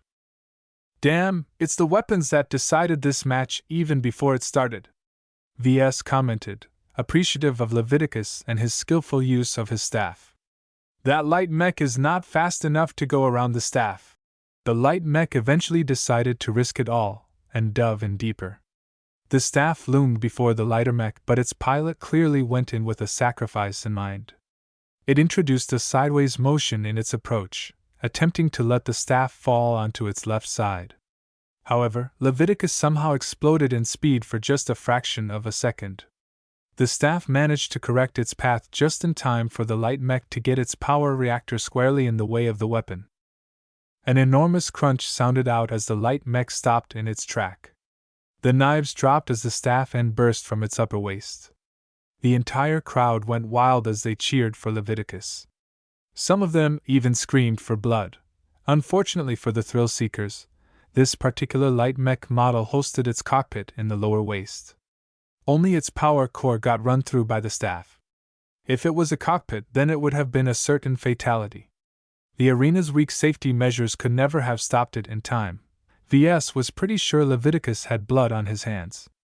Any seasoned gladiator couldn't avoid such occurrences, as it was simply too dangerous for them to hold back. Leviticus slowed down his reaction speed now that the battle was over. With excruciating slowness, he pulled his mech staff from the corpse of the other mech and let it fall to the ground. No one seemed to care such an action could have aggravated any injuries the opposite pilot suffered. "So what do you think about my man Levi? He's impressive. He manages to make the most out of his mech with minimal movements. He's the perfect heavy mech pilot." Carlos nodded in agreement. He's mentioned in his interviews that he's saving up his prize money for a good one. It will take a while, though. The amateur ring doesn't give out much rewards. It takes a lot of money to keep his current mech afloat. A comm rung out. Ves lifted his wrist and saw that Vincent Ricklin was on the line. It was time for him to go back to work. I gotta go. My client is calling, I'm sure. It was fun. I'll be staying here for a few more hours. Go ahead without me, alright, see you later. Ves picked up the call, hoping Vincent came with good news. Chapter 63, Nether Regions. My man Ves, I received your files. I can't say I'm entirely satisfied with your work. The cape doesn't have any frills and the surface lighting schemes don't seem impressive at all. The only thing I found cool is the red lights installed underneath the armor. Ves was afraid of that. Not satisfying his client meant his rewards for the mission could be reduced. I have made my design choices with resilience in mind. Excessive frills will be the first thing that gets lost when your mech receives damage. It's better to keep a clean appearance that looks great both when it's pristine and when it has survived a battle. The excuse was enough to cause Vincent to pause in his tirade. He frowned and thought over his words. Alright, but I'm consulting a pro shuttle customizer artist for the lighting scheme. I still feel your designs are too basic. Hell, why didn't I do that in the first place? You're not an artist. If you are unsatisfied with my designs, feel free to turn to someone else. Though the system wouldn't like it, Ves agreed with Vincent's choice. Just make sure the artist knows that mechs are machines that are meant to be put in the front lines. Yeah, whatever you say. As for getting permission and sourcing the materials, I'll let my assistant handle the details. That would be appreciated. Though he could purchase the extra materials himself, he'd be liable to get ripped off in the process. In any case, I'm still in the conceptual stage of working out a design to meet your third demand. I'm expecting to see your proposal by tomorrow. I need you to work on my new mech as fast as possible, within 2 weeks at least. That knocked Ves off course. This was the first time he heard about any deadline. Is it very urgent that I deliver your mech in that time? Yes, it's super urgent. I've already got a bet going on. I'm going to show that bastard that I'm not scared or anything. I'm not a coward, yes, you're very brave, Ves said quickly, trying to avoid getting on the receiving end of a tirade. Vincent, I'll get it done today and have a potential design for you to peruse by tomorrow. You'd better. The signal cut off abruptly, causing Ves to sigh with relief. He had been a little negligent in his duties. He thought he had plenty of time to consider all of his options and refine Vincent's dream mech step by step. The sudden hard deadline of 2 weeks put a sudden stop to his leisurely vacation on Bentheim. He took Lucky with him and left the arena and its cheering fans behind. He hailed an aircar straight back to the MTA. After going through several security scans, he finally ended up at a design studio similar to the last one. He was ready to get back to work. A bulge, huh? Ves considered as he summoned the image of his mech, now with a cape and some rudimentary light system. In his eyes, the mech already looked pretty masculine, in a knight in shiny armor kind of way. Adding an obvious bulge to the front waist would ruin the entire feel of the mech. Men who wore armor in those days never exposed their private parts to any danger. It's one of the most vulnerable weak points in a human body. Mechs were pretty much the same way. Its central position just on top of the mechanically hungry legs made it a prime position to place the engines. As such, the waist and lower torso portion of a mech possessed plenty of armor already. It would be highly challenging to elongate the front section without impacting a mech's maneuverability in some strange fashion. Unless he stuck something on it at a right angle. But then he'd ruin his reputation and get Vincent arrested for indecency. I shouldn't be the only person who is dealing with this problem. The mech is an imitation of the human form. Yet mech designers were content to wholly minimize any waist protrusions as much as possible in the name of efficiency. Perhaps Vincent had a point where he said that the lack of gender expression in a mech presented an obstacle to fully bonding with it in the process. If Ves simply put something subtle there, it might even improve the mech's X factor. But what if the pilot is of another gender? VS could imagine a dissonance between the mech and the pilot should occur. But not too strong. Plenty of female and other gendered pilots pulled off fantastic performances in very masculine mechs. And while they are less common, his own feminine-looking Fantasia variant also showed that no male pilots ever performed much worse than the female pilots. Still, he couldn't help but feel that gender did matter. Maybe this was the great wall that held him back from scoring higher than an E in terms of X factor. The instance that he earned a C rating from the system must have been attributed to other factors. It might even be higher if VS paid attention to his mech's gender in the first place. Is this the secret to obtaining a higher X factor? VS asked himself. And with the knowledge he mastered so far, he guessed that it might very well be a viable direction to pursue. He then recalled some strange skills and sub-skills in the system's skill tree. They mostly pertain to replacing a mechanical mech's parts with biological equivalents. So instead of using artificial muscles made out of alloys and polymers, these researchers cultured living muscle tissue with the same shape and function. A mech is an imitation of the human body. There are some people out in the galaxy who believe in the phrase a bit more literal than others. VS imagined he touched upon one of the great secrets of what humanity's elite are pursuing. He realized the Mech Designer System's unintentional reveal of what other researchers are pursuing in their dark and hidden laboratories were dangerous secrets. This was so far above his level that if he ever revealed any of his suspicions, that he might draw an entire battle fleet from some first-rate superstate upon his head. I'd better keep all of these thoughts locked up for the moment, he quickly concluded, and turned his attention back to the matter of portraying a certain piece of male anatomy. He referenced the galactic net again and took a look at how ancient pre-space flight civilizations dealt with the matter of armoring the crotch. A lot of ridicule-inducing images appeared.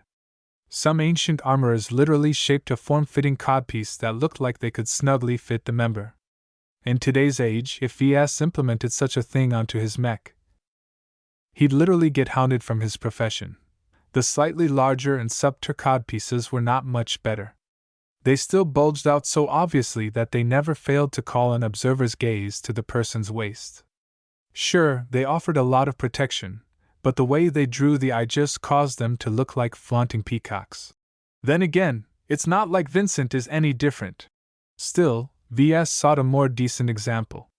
He found a couple of interesting images. Some armor designers neatly avoided this issue by adding a chain mail or plated skirt. While that would work brilliantly with certain mechs, he was sure to draw Vincent's ire. A man never wore skirts, after all, and his client wanted to flaunt his masculinity. Not negated entirely, he eventually spotted some codpieces that looked a bit more fitting for modern times. These codpieces skewed rounded shapes and instead used sharp angles in a combination of triangular and rectangular forms. These examples evoke the suggestion that they were there to do their job of protecting the crotch without attracting undue attention. It looked sharp, modern, and most importantly did not cross the line into indecency. VS liked the concept very much that he immediately turned on the design studio's designer program and put his inspirations into form. He hit some snags along the way. The Mark Antony was a frame based on the heavily armored Caesar Augustus. Both mechs weighed at the top end of the medium weight class. As the legs and the waist were some of the most heavily armored portions of any mechs, this meant that it was highly unusual to add additional layers on top. VS had to consider the range of motion of the legs.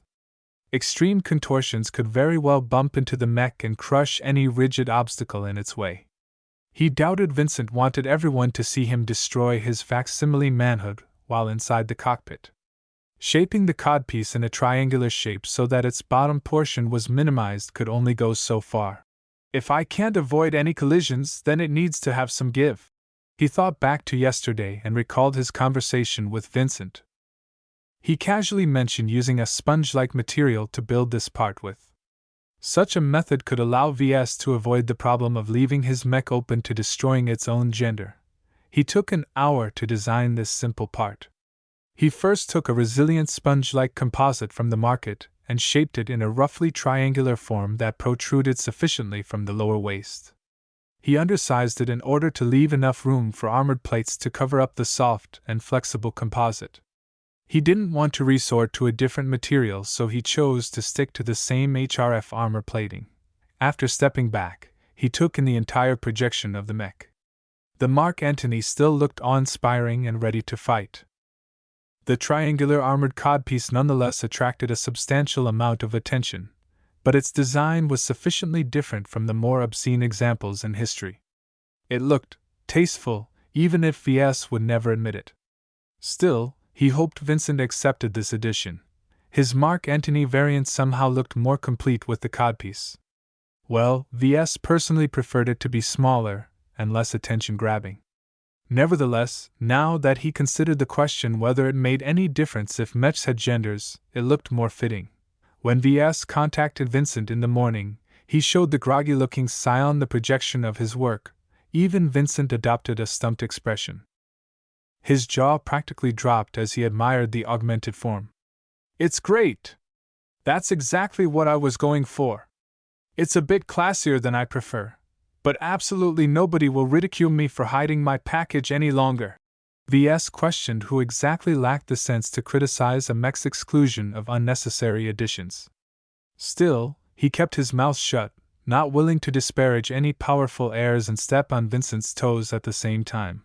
After ranting about the genius of the codpiece for several minutes, Vincent finally gave Ves the green light. "I want you to go back to whatever dirtball you're based in and produce my mech according to this design. Make sure you coordinate with my assistant if you need anything extra. Don't call me back until you finish the mech." His personal assistant took over the line. Ves asked a bit about the progress of procuring the materials for the cape, the lighting system, and also the codpiece, and got a reassuring answer.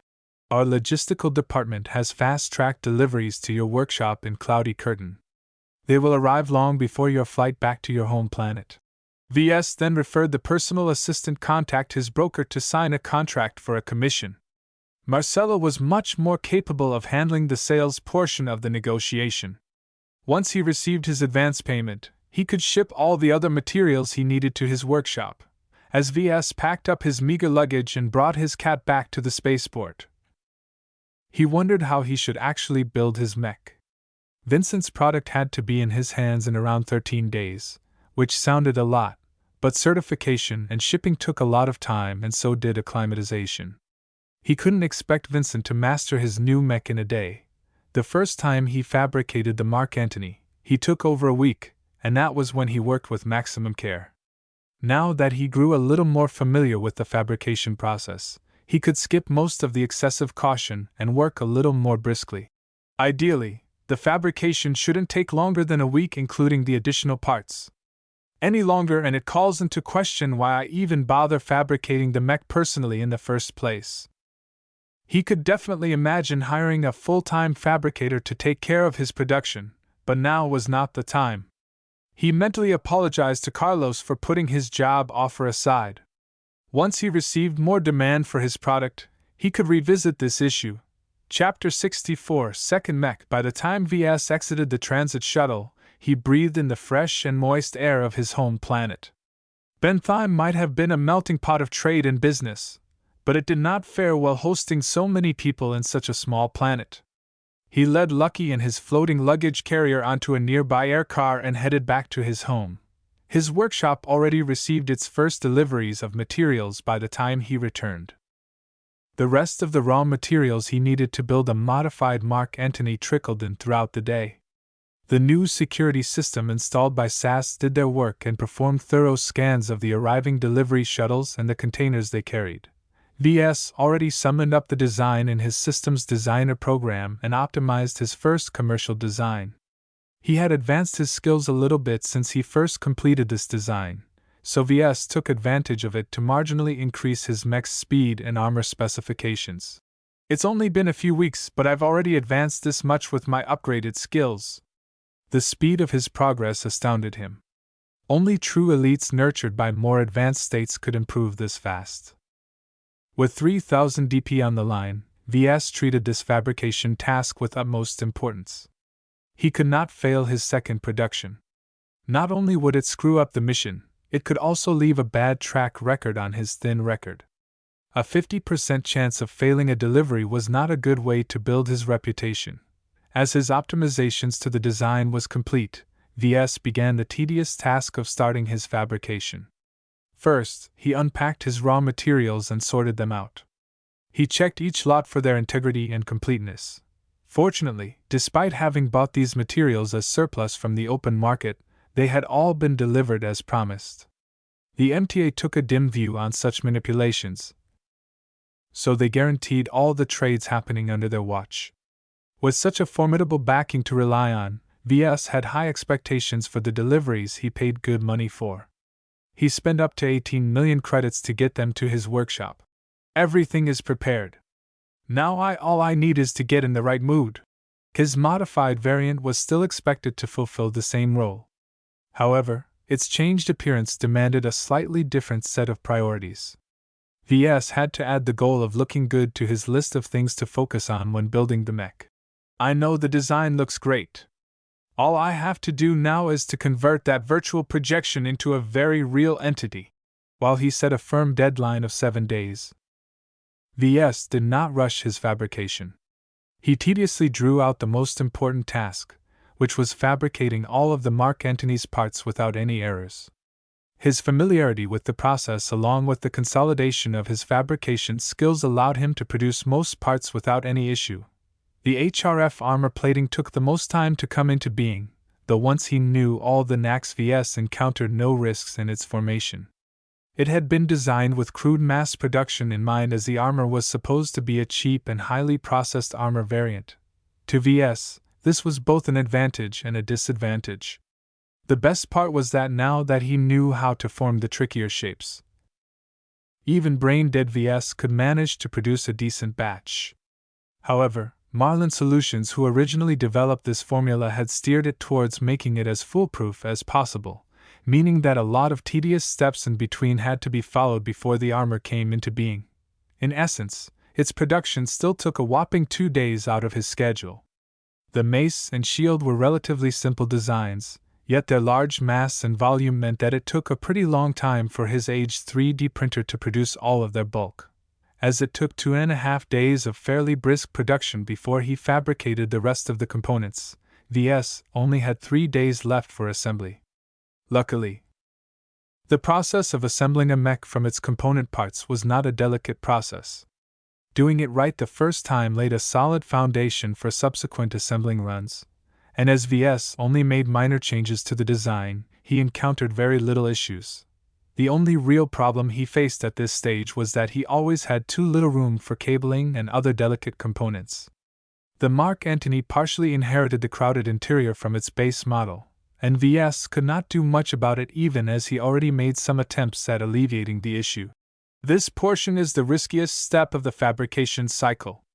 I can't rush it at all. If I stuff in the cables with too much force, I'm liable to break something. Thus, out of his expectation, Ves eventually completed the basic frame of the mech after 7.5 days.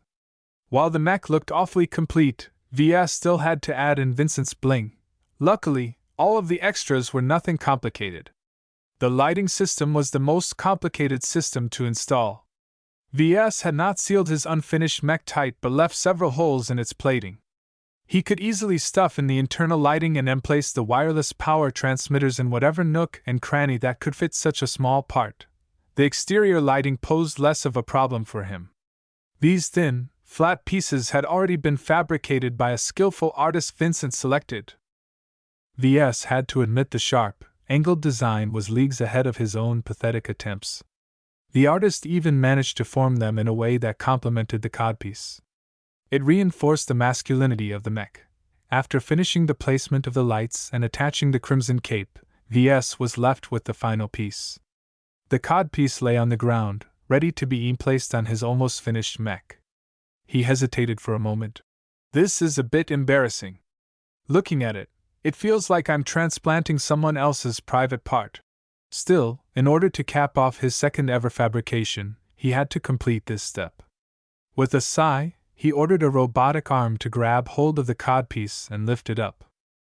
The triangular decoration was not made out of exceptional materials, so the arm had no trouble lifting it up.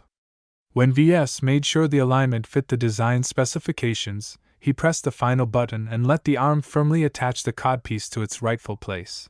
Ves let out a deep breath. The mech was almost completely done. He let his scanner bot scour the mech for any hidden faults while he stepped on a hover bot and lifted himself up to the cockpit. He did not forget to finish the last step. He entered the cockpit and examined the small hole where Ves was about to place his next gem. What shall I choose? Though Ves had gathered a small collection of gems, none of them were noteworthy. Lucky still hadn't crapped out the exotic alloy he gulped out of the anonymous box that someone delivered to his address a while ago. Ves hoped that his gem cat would finish digesting the extraordinary materials and perhaps use it for this mech, but apparently he was too optimistic. He opened the pouch he placed all of the gems he picked up so far and randomly sought out the most sparkling piece. It turned out to be an exceptionally sparkling zircon gemstone. Zircon of minor resonance increases the tonal quality of a mech's weapon by 20% when installed. At first sight, Ves thought he hit jackpot. After gathering so many gems that only boosted an attribute by 1% or less, he suddenly dug out a gem that improved something by as much as a fifth. Then he read the description closer and got disappointed. Tonal quality? Are you kidding? What the gem basically did was make a mech's weapon impact sound more pleasing. Ask any mech pilot or designer if they cared how they sounded like. Pretty much none of them ever cared about it. Ves found the gem to be utterly useless other than looking pretty. Frankly, he was glad to get rid of it. Its appearance matched Vincent's vanity. After installing the gem in its slot, Ves stroked the console of the mech for a moment. Sometimes, he still dreamed of piloting a mech. Then he looked at the darkened cockpit and thought to himself that he built every part of it by himself. Naturally, he used a lot of machines to get it done, but in these days that practically meant handmade. I'm going to miss you.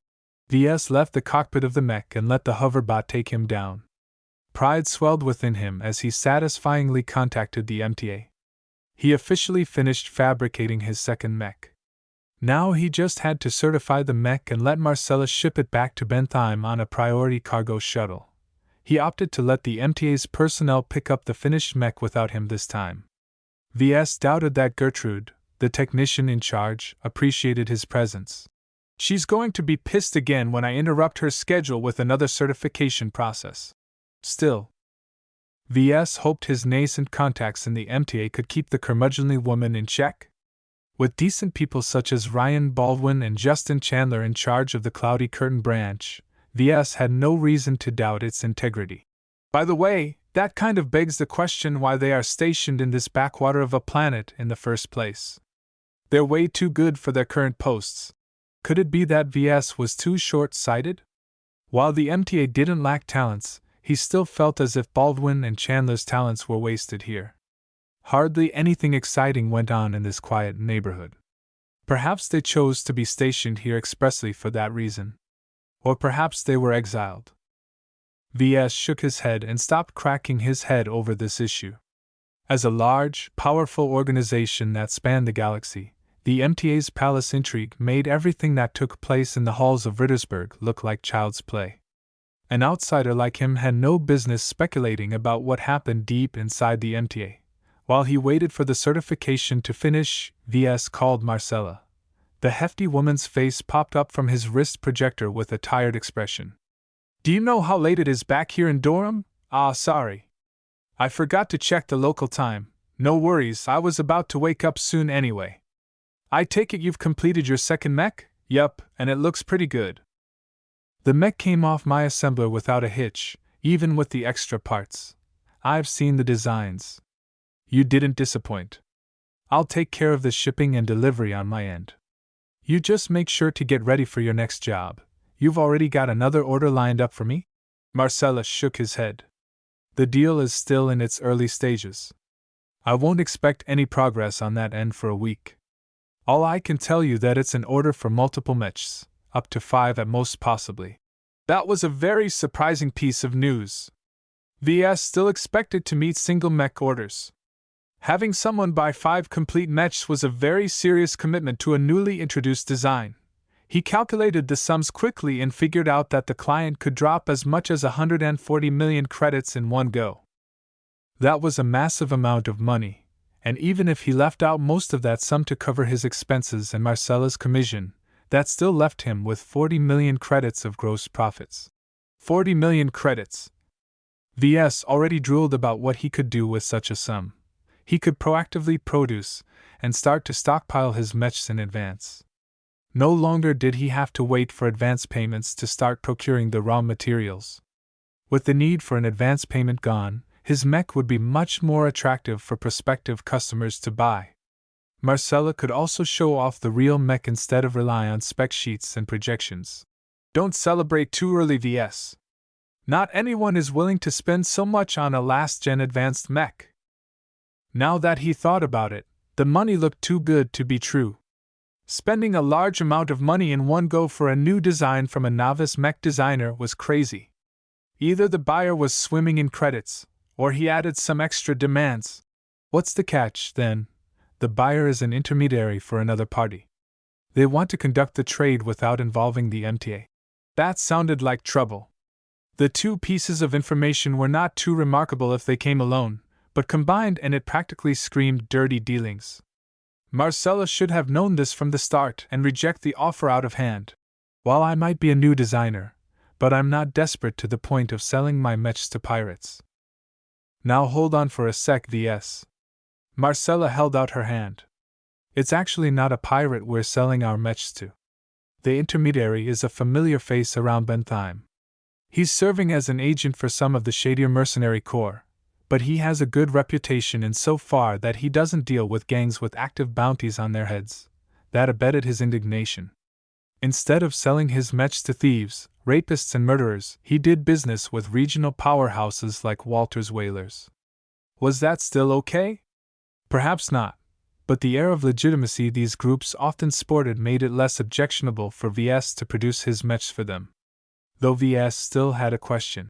If these groups aren't so bad, why don't they approach you directly? Intermediaries still serve their purposes.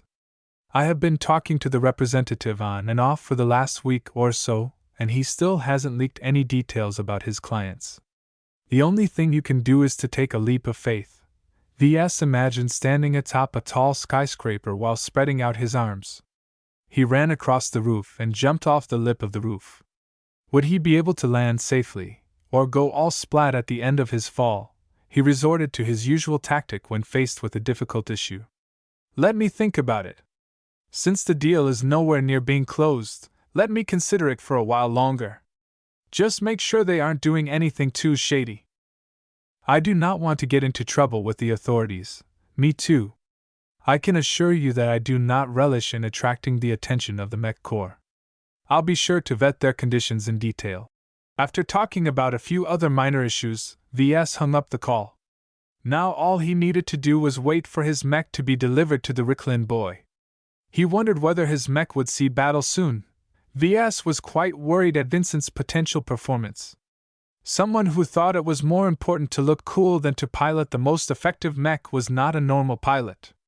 Who knew how diligently he learned how to fight with a mech?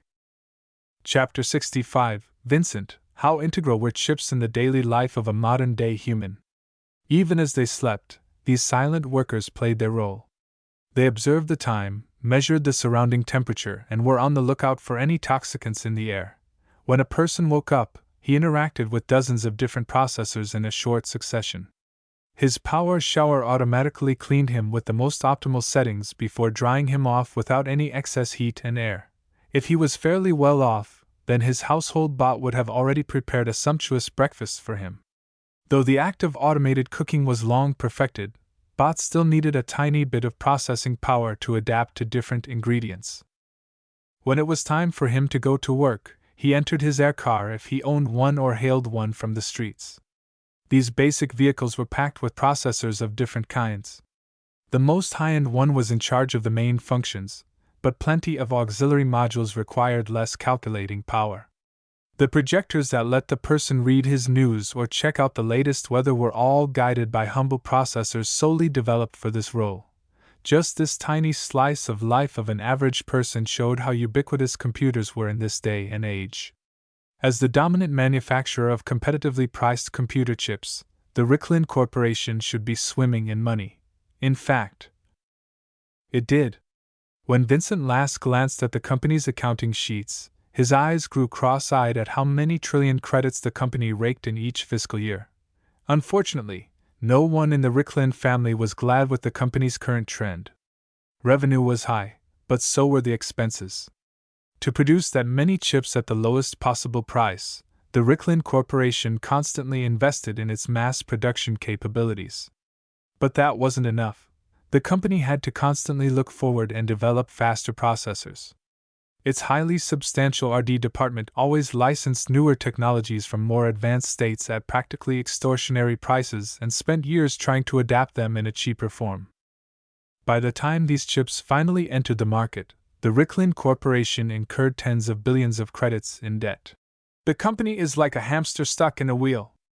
No matter how far it tries to go, it always ends up at the same spot. Vincent muttered as he lounged in his recreation room. The day of the delivery was soon upon him. The new mech that he custom ordered from some no-name kid had passed the MTA's certification process with flying colors. Vincent never thought he'd get his new mech so smoothly. He underestimated Ves. "Tell me again why I have to resort to this older model?" he absently asked as he twirled his unruly blonde hair. Despite its messy appearance, a real human stylist had personally worked on it this morning. While bots delivered consistent performance, real human workers always possessed a spark of creativity that artificial computers lacked. Johnson, his personal assistant, and butler as Vincent preferred to say, calmly stated his own opinions. "Young master, choosing to purchase a more modern mech will alarm your siblings and cause them to raise their vigilance against you. By purchasing a mech based off technology from the last generation, you've successfully caused everyone keeping an eye on you to disregard your intentions. I take it no one inside and out is aware of my real intentions? As soon as they heard that you added a codpiece to your mech, they all stopped paying attention." Vincent smirked as his eyes sparkled with indolent patience. While the rich scion still looked like a playboy, there was an edge to his personality which he did not display before around anyone else. Even Ves was successfully convinced his client had no redeeming features. "My granddad and those old coots in the board of management will soon rue the day they pushed me out of my inheritance." For the oldest son of a large, traditional family to be pushed aside, Vincent was humiliated beyond words. A family that passed down its leadership position from eldest to eldest since the start of Bentheim's colonization suddenly changed all rules to suit the third and youngest direct descendant. Vincent gritted his teeth and squeezed his fist. That hateful Caitlin! Why was she born with all those gifts? From the very moment of conception, things started to change. Vincent was afforded any and every luxury, so long as he listened diligently to his instructors. The amount of schoolwork he needed to memorize each day could astound any other person, but to Vincent, who had crammed entire literary works since young, it was like drinking water. The Ricklin family hid a dark secret. They engaged in extensive genetic modification to design the perfect descendant. Though it was an open secret that every affluent family engaged in the practice, the Ricklin family went a step further. By chance, one of the ancestors of the family came across a large wreck when she accompanied a priority trade shipment. The already old woman at that time only ordered the convoy to stop and inspect the wreckage for survivors. She never intended to stay and dig up what had happened because the shipment was time-sensitive. Nevertheless, the ruined ship's origins turned out to be extremely remarkable. Through some freak accident involving extensive battle damage and an overstressed FTL drive, the ship suffered catastrophic damage during FTL and ended up well inside a star system's gravity well. There was no surviving such a process. All life in the ship perished without even having enough time to scream. And most of the interior of the mech got crushed. However, some smaller and more protected systems survived, enough for the ancestor to learn what a bounty the ship represented. It turned out the ship was piloted by an exiled family line from the new Robarth Empire. At its height, this Robarthan lineage ruled over 3 ports and 39 lesser star systems. Unfortunately, they somehow crossed the Emperor and lost all of their territory in one go when the Robarthans caught them off guard with a mass invasion. The disarrayed family barely had time to pack up their essentials and escape with their fastest starships. The wreck the ancient Ricklin elder found was one of them, and like many other escaped vessels from a first-rate superstate, it possessed many redundancies. While the botched FTL transition killed off all of the occupants, its data core was still intact, though its encryption was not a trivial matter. When the elder sneakily ordered the data core to be brought back, she redirected the floating wreck and sent it directly towards the system's sun. She wanted no trace of its existence left. Years and eventually decades passed by while the family slowly worked on the data core's encryption. An entire generation of family heads retired their places to allow the younger generation to take the helm. The Ricklins eventually decoded the data core, but not through any exceptional effort on their part. They simply waited for the most appropriate cracking technology to advance. No encryption could ever last the test of time. When the Ricklins finally accessed the data core, they found out it possessed data on only one topic: genetic manipulation. And not the regular kind. No, it turned out the Rebarthans were not content with the human genome alone. They very subtly incorporated DNA adapted from alien samples. As one could imagine, this was not a simple process.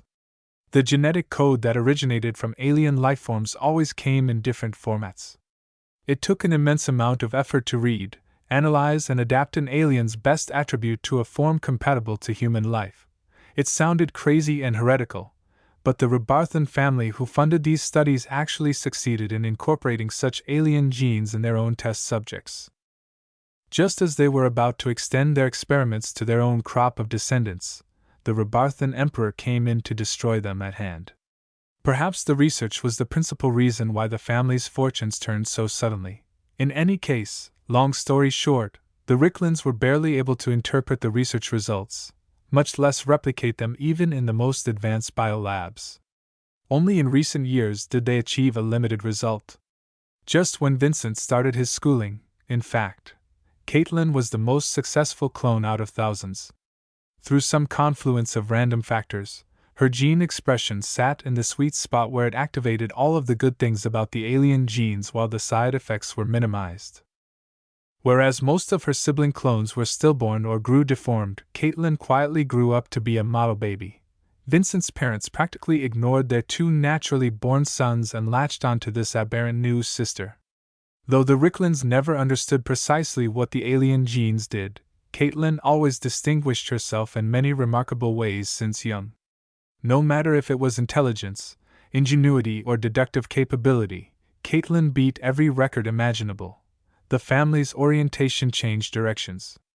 After the devastating losses the Ricklin Corporation incurred during the last war between the Vesia Kingdom and the Bright Republic, the family desperately needed hope. Caitlin represented their best chance at revival. No one cared about Vincent or his average second brother Gilbert anymore. Gilbert could get away from any entangling conflicts by taking the opportunity to study at a prestigious institution in a second-rate state. Though he promised he'd be back once he graduated, he never really sent any word back all these years, and no one in the family cared. As the eldest son, Vincent was stuck in a more awkward position. He could never find any justification to flee the confines of his family's influence.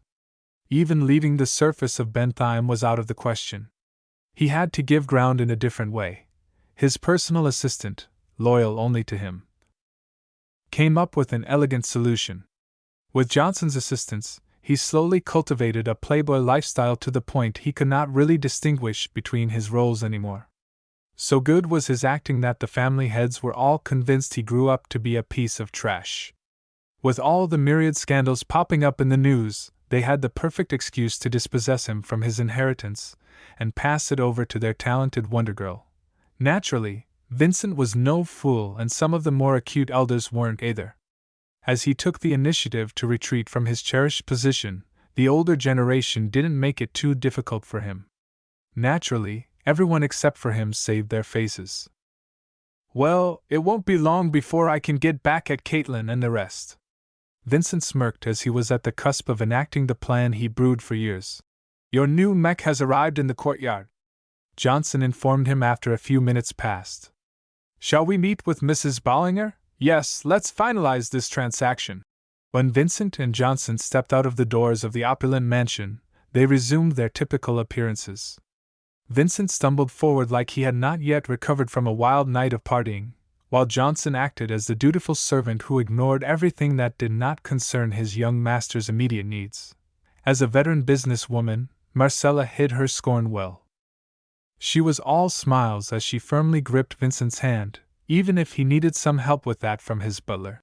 "Good morning, Vincent. It's a great day today, is it? You betcha. My long-awaited pimp mobile has finally arrived. I can't wait to see it in the flesh." Before they could approach the sealed container, the mansion's security personnel went to work. They inspected the container and its contents very thoroughly. After finding nothing amiss, they opened the shell and revealed the imposing form of a newly built medium mech. "He's beautiful. Such a grand mech deserves to be worshipped," Vincent muttered as he truly grew in love with his latest purchase. "That Larkinson kid deserves a medal. I doubt anyone could have built any cooler mech." Not everyone present admired the mech. The added frills were senseless and distracted the mech from its core purpose. The unavoidable codpiece jarred everyone's sense of how mechs ought to look like. Its presence was like a shining elephant in the room. No one had ever seen such a thing before in a modern mech. It led to many questioning gazes. Vincent ignored all of the stares and beelined his way to the mech. An advanced hoverbot with zillions of safety features already waited for him near the feet of the mech. As he climbed in the air, he passed by the codpiece. The thick, stubby triangular piece of decoration was larger than his body. Proportionally, it looked hefty on the modified Mark Antony's frame, but it did not exaggerate its prowess too much. "It sure is big enough." Vincent nodded in satisfaction as he finally reached the open cockpit. He scampered inside, and with familiar motions he strapped himself in. As he stared ahead, he spotted a shining blue crystal-like gem. As he caressed his finger over its surface, he pressed it in, causing the cockpit to close and the mech come to life. Though it was safer to let a trained pilot under his employ test out the mech, Vincent wanted to do it personally. This was going to be his personal mech, and only he should have the right to pilot it. Using a mech after someone else had piloted it first felt too much like using a second-hand good. As a veritable spendthrift elite, he disdained such matters. The neural interface connected to his brains. His mind was subjected to a myriad of foreign sensations as Vincent allowed the device to connect his brains to the various functions of his new mech. The connection settled down after a minute as all the first-time testing was complete. "I have control over the mech." Stepping out, the Mark Antony model stepped out of the container and into the open air. Vincent admired the heightened perspective of his new body. Despite his acting, he did not hate piloting mechs. In fact, he adored it. Ordering a custom-built mech that looked good merely provided him a convenient excuse for any future circumstances. He could simply say that all the other mechs were too ugly, as everyone else stepped back in case Vincent lost control, which they thought was likely. The Mark Antony began to exercise its range of motion. The mech performed its actions with smooth motions. After the mech picked up its accompanying mace and shield, it made some rudimentary attack patterns. Nothing malfunctioned. After half an hour of running around and testing each weapons at the practice range for the guards, Vincent finally hopped out of the cockpit with a satisfied expression. He met Marcella and signed the final contracts.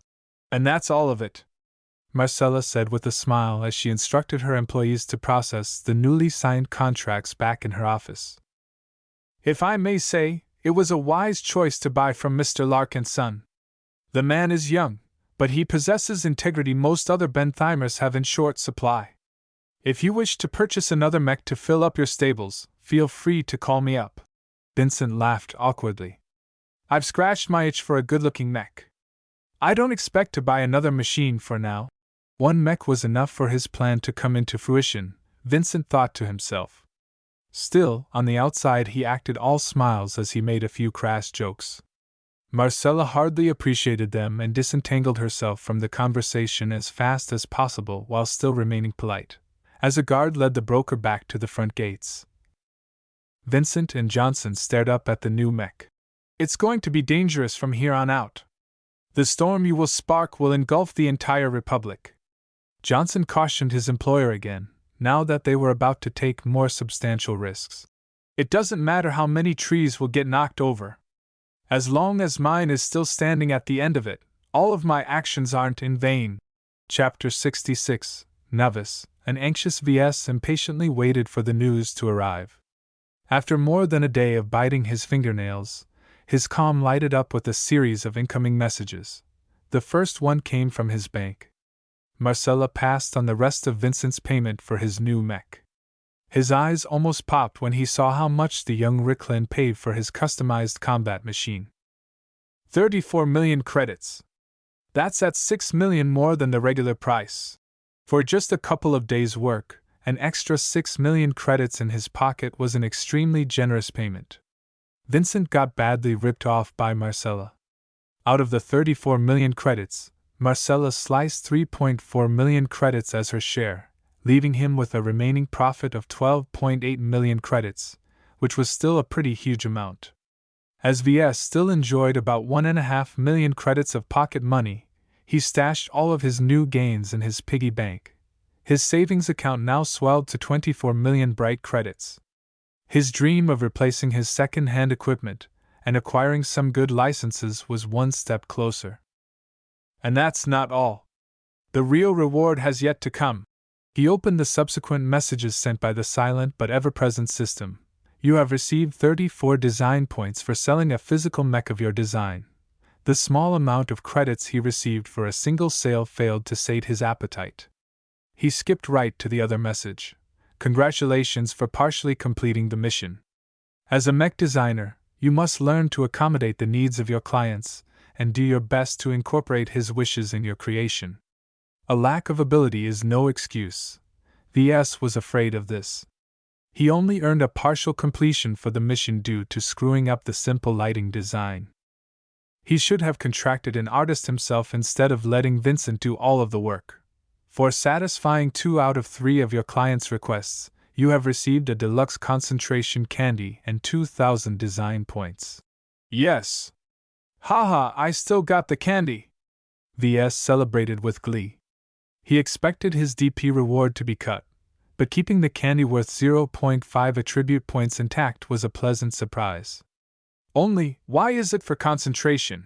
Certainly, Ves did not disregard the concentration attribute. It allowed him to work long stretches of time while holding on to the same intent.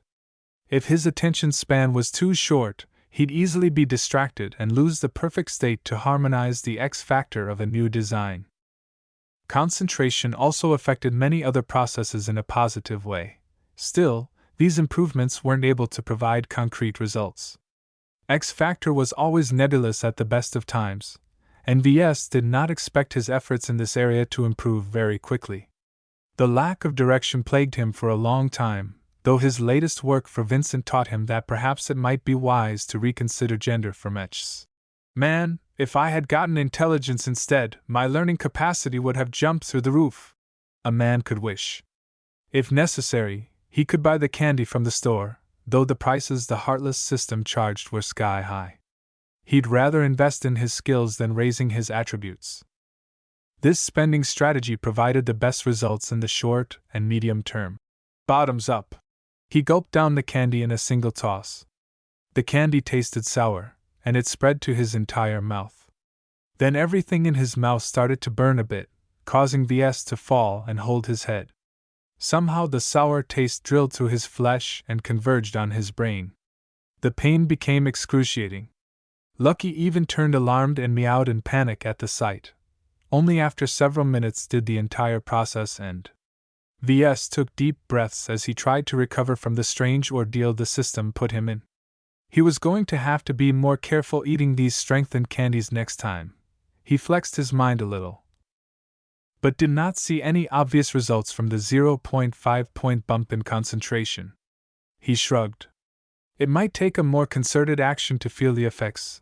Since it was a long time since he last inspected his status, he called it up to plan his next actions. Status, name, Ves Larkinson, profession, novice mech designer, specializations, none, design points, 2136, attributes, strength, 0.7, dexterity, 0.7, endurance, 0.7 Intelligence, 1.2 Creativity, 1 Concentration, 1.7 Neural Aptitude, F Skills, Assembly, Apprentice, 3D Printer Proficiency 2, Assembler Proficiency 2.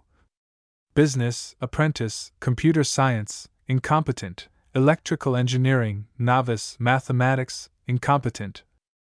Mechanics, Apprentice, Jury Rigging 2, Speed Tuning 2, Metallurgy, Apprentice, Metaphysics, Incompetent, Physics, Novice, Lightweight Armor Optimization I, Medium Weight Armor Optimization 2, Evaluation, a stalled mech designer languishing at the entry gates. Even the system thought he was stagnant for too long. His skills and attributes had rarely moved forward even after several weeks. His virtual designs in Iron Spirit barely earned him any DP even with the lowest possible prices set on them.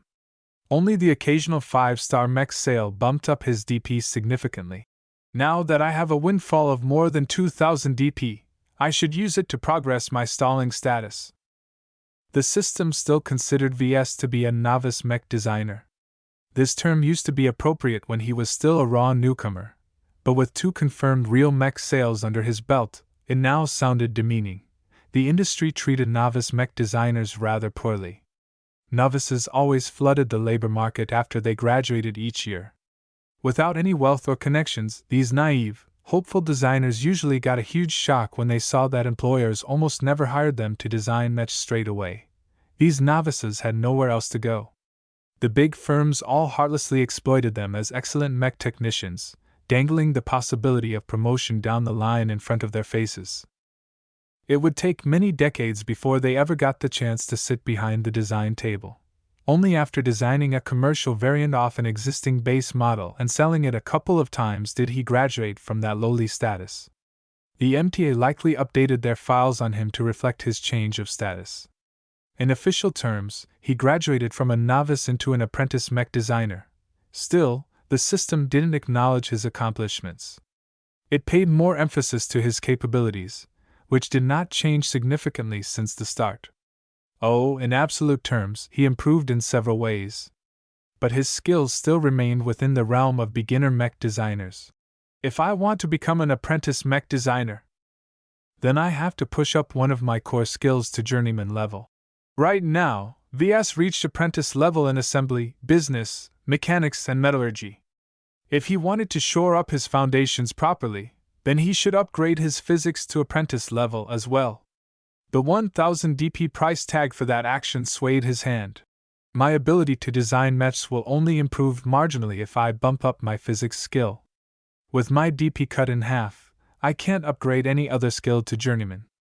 That will delay my progress too much. While foundation was important, VS lacked the time to develop all of his skills in an even manner. It's not too bad if I have holes in my knowledge base. I can easily fill them up later. It's more important I find something to excel at quickly. Though VS decided to focus on balancing speed and armor, his all-important physics skills still had ways to go. He focused instead on mechanics and metallurgy. Advancing either of these skills provided him with benefits. Mechanics is the core skill of any mech.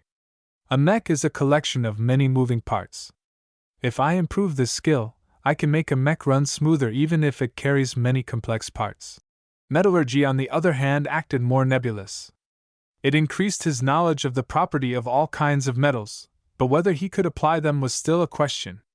Though essential in developing or modifying new armor systems, VS had no foundation in this area. He was not planning to develop his own armor systems anytime soon, thus, the choice was easy. He decisively entered the skill tree and upgraded his mechanics skill. The moment he did so, the system came alive. You have upgraded your mechanics skill to journeyman. Please stand by for high-density knowledge transfer. What is high-density dash? It was as if a rocket blew apart his mind. The mental assault arrived so suddenly that VS instantly blacked out. An unknown amount of time passed by. VS eventually managed to wake up to a worried Lucky bumping its foreleg against his nose. Haha, I'm not a goner yet, little buddy. After reassuring Lucky that he was safe and sound, VS groggily scratched his head and tried to inspect his newly mechanics skill, An ocean of newly acquired knowledge streamed into his consciousness.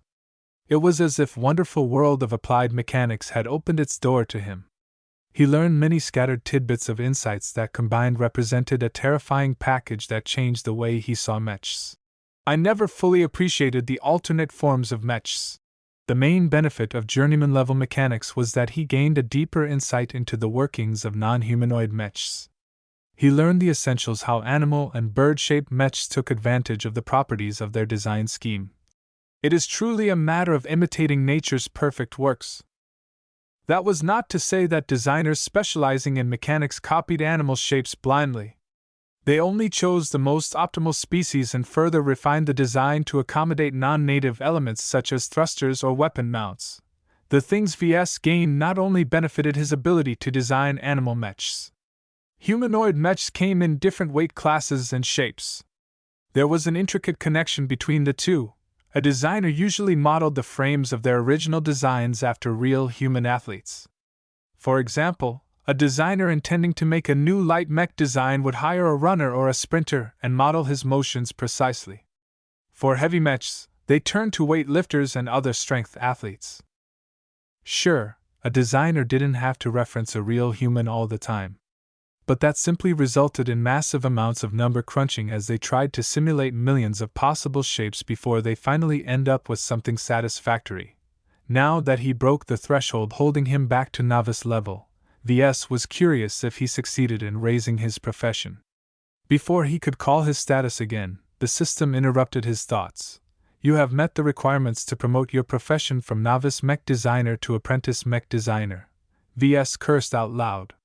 The system refused to give him a promotion. He already imagined the system's next action. You have received a new promotion mission. Please enter the missions page to browse the details. Promotion mission, acknowledge a master, difficulty, A rank, prerequisites. Promote a main skill to journeyman, description, no apprentice mech designer has ever reached this level without guidance. A master teaches more than simple theory. He or she also prevents their apprentices from going astray.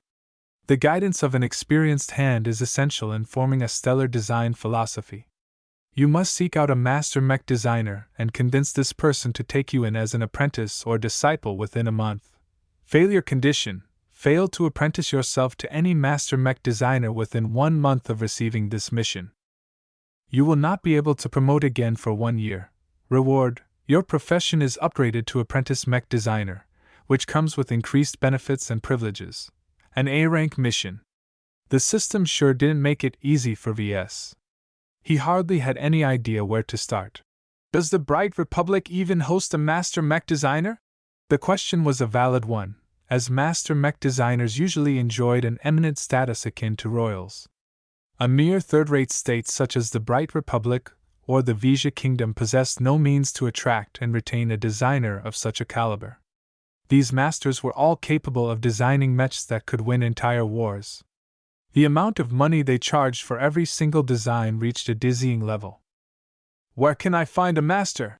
The system remained silent even after Ves prodded it several times for any suggestions, so he gave up that avenue and turned to the galactic net.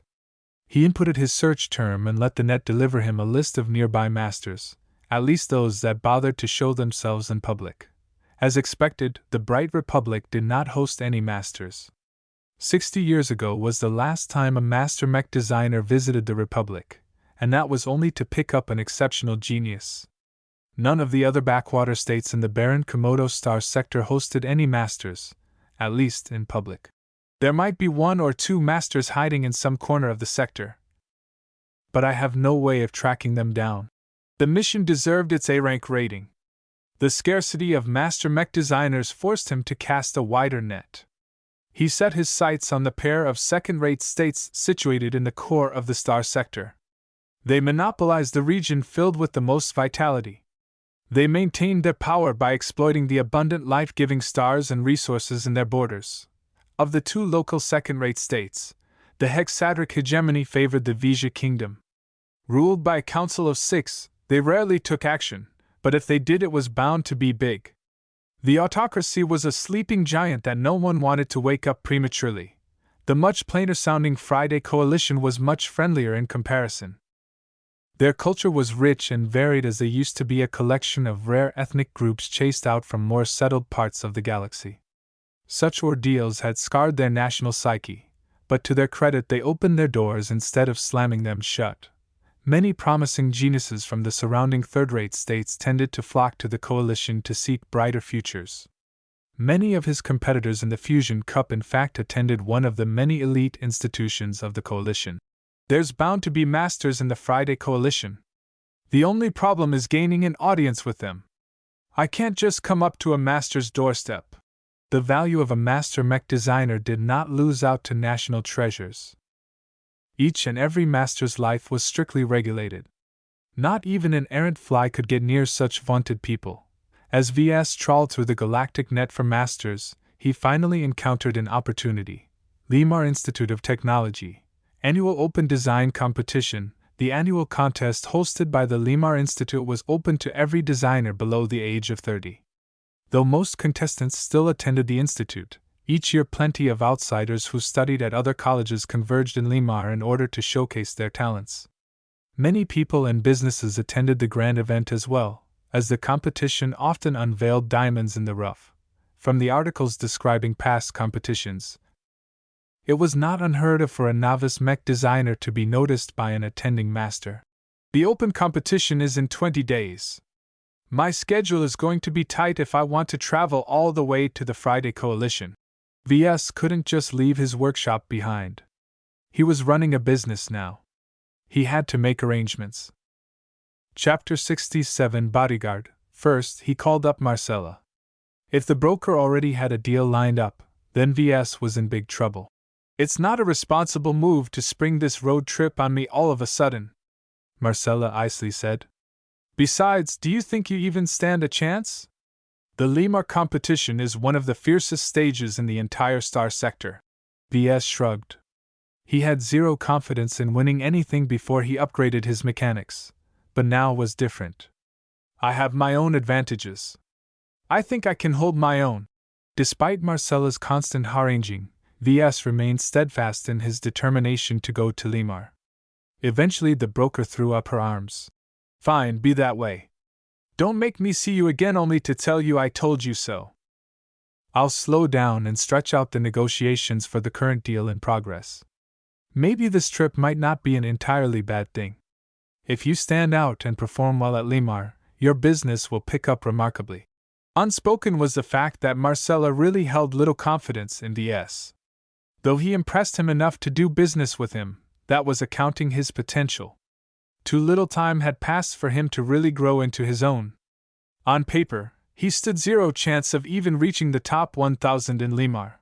Marcella took the time to explain the nuances of visiting the Friday Coalition. Unlike the Bright Republic, the Coalition is a lot more vigilant and scrutinized outsiders more strictly. The citizens also treated immigrants from third-rate states rather poorly, at least until they have proved themselves.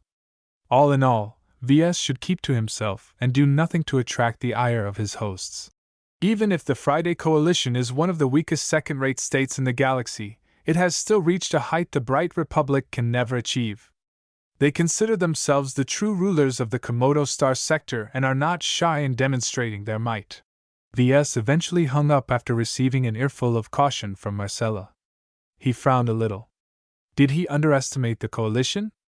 It started as a refuge for persecuted people and still widely advertised their generous immigration policies for talented professionals.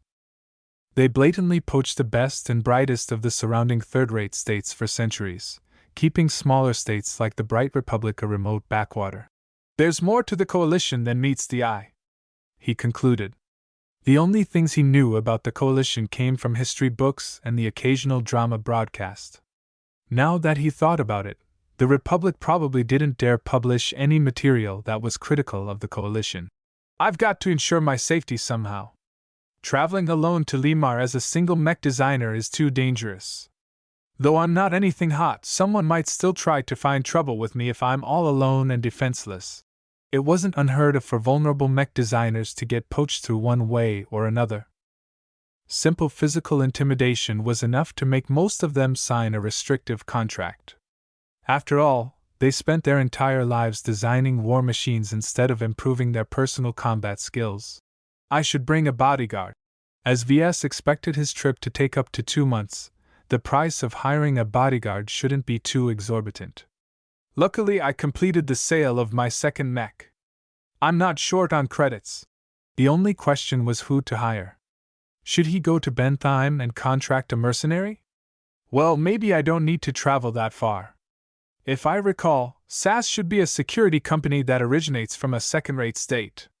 Perhaps they extend the reach of their services to the Friday Coalition as well. It's worth a try. He activated his comm and contacted the representative of Sanyal Ablin. Miss Robin's pretty face emerged from the projector with a smile. Mr. Larkinson, a pleasure to see you again. How can I help you? I'm planning a short trip to Limar in order to take part in the mech design competition there. I'd like to ask if you can provide a bodyguard to accompany me there? Robin maintained her smile, though some tension appeared in her eyes. We do offer short-term contracts for guards, but if you wish to extend this service to the Coalition, then it will cost you quite a bit. Your guard has to meet very high standards in order to cope with the caliber of opponents he or she may face. Give me a number. She paused a little while she consulted some numbers. Around 9.5 million credits for a 2-month contract. He almost spurted blood at that exorbitant price. That was half a mech's worth of money. Do you have any more affordable options? None that our company allows?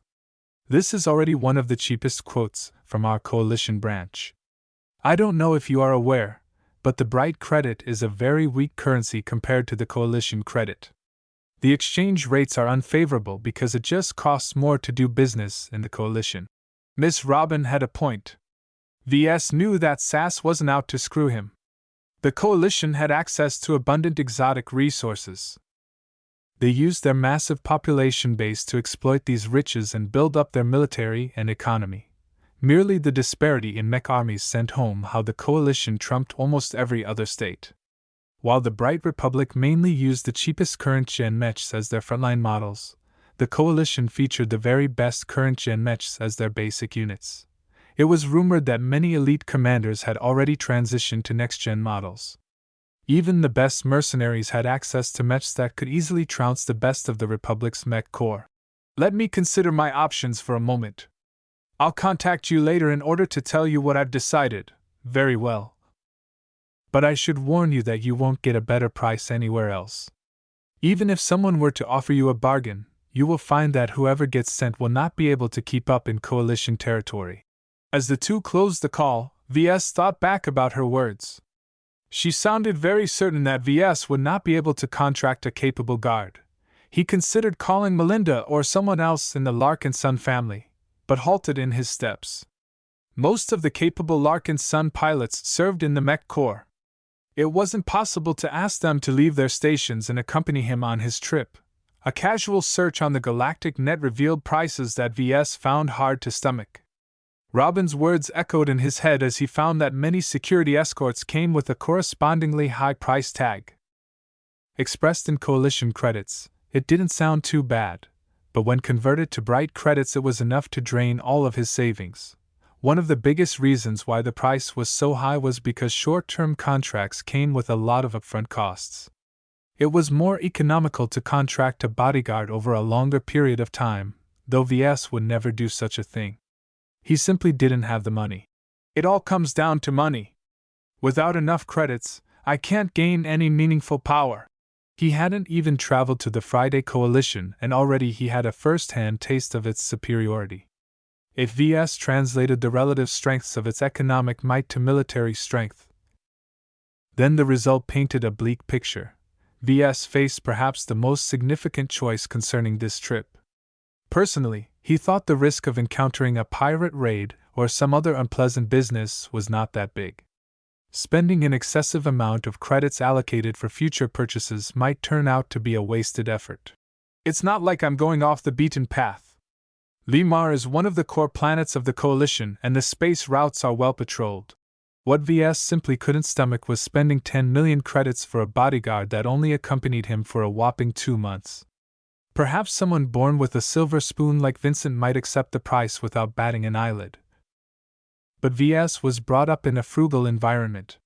Despite his father's generous salary, Wrinkle never spent any of it.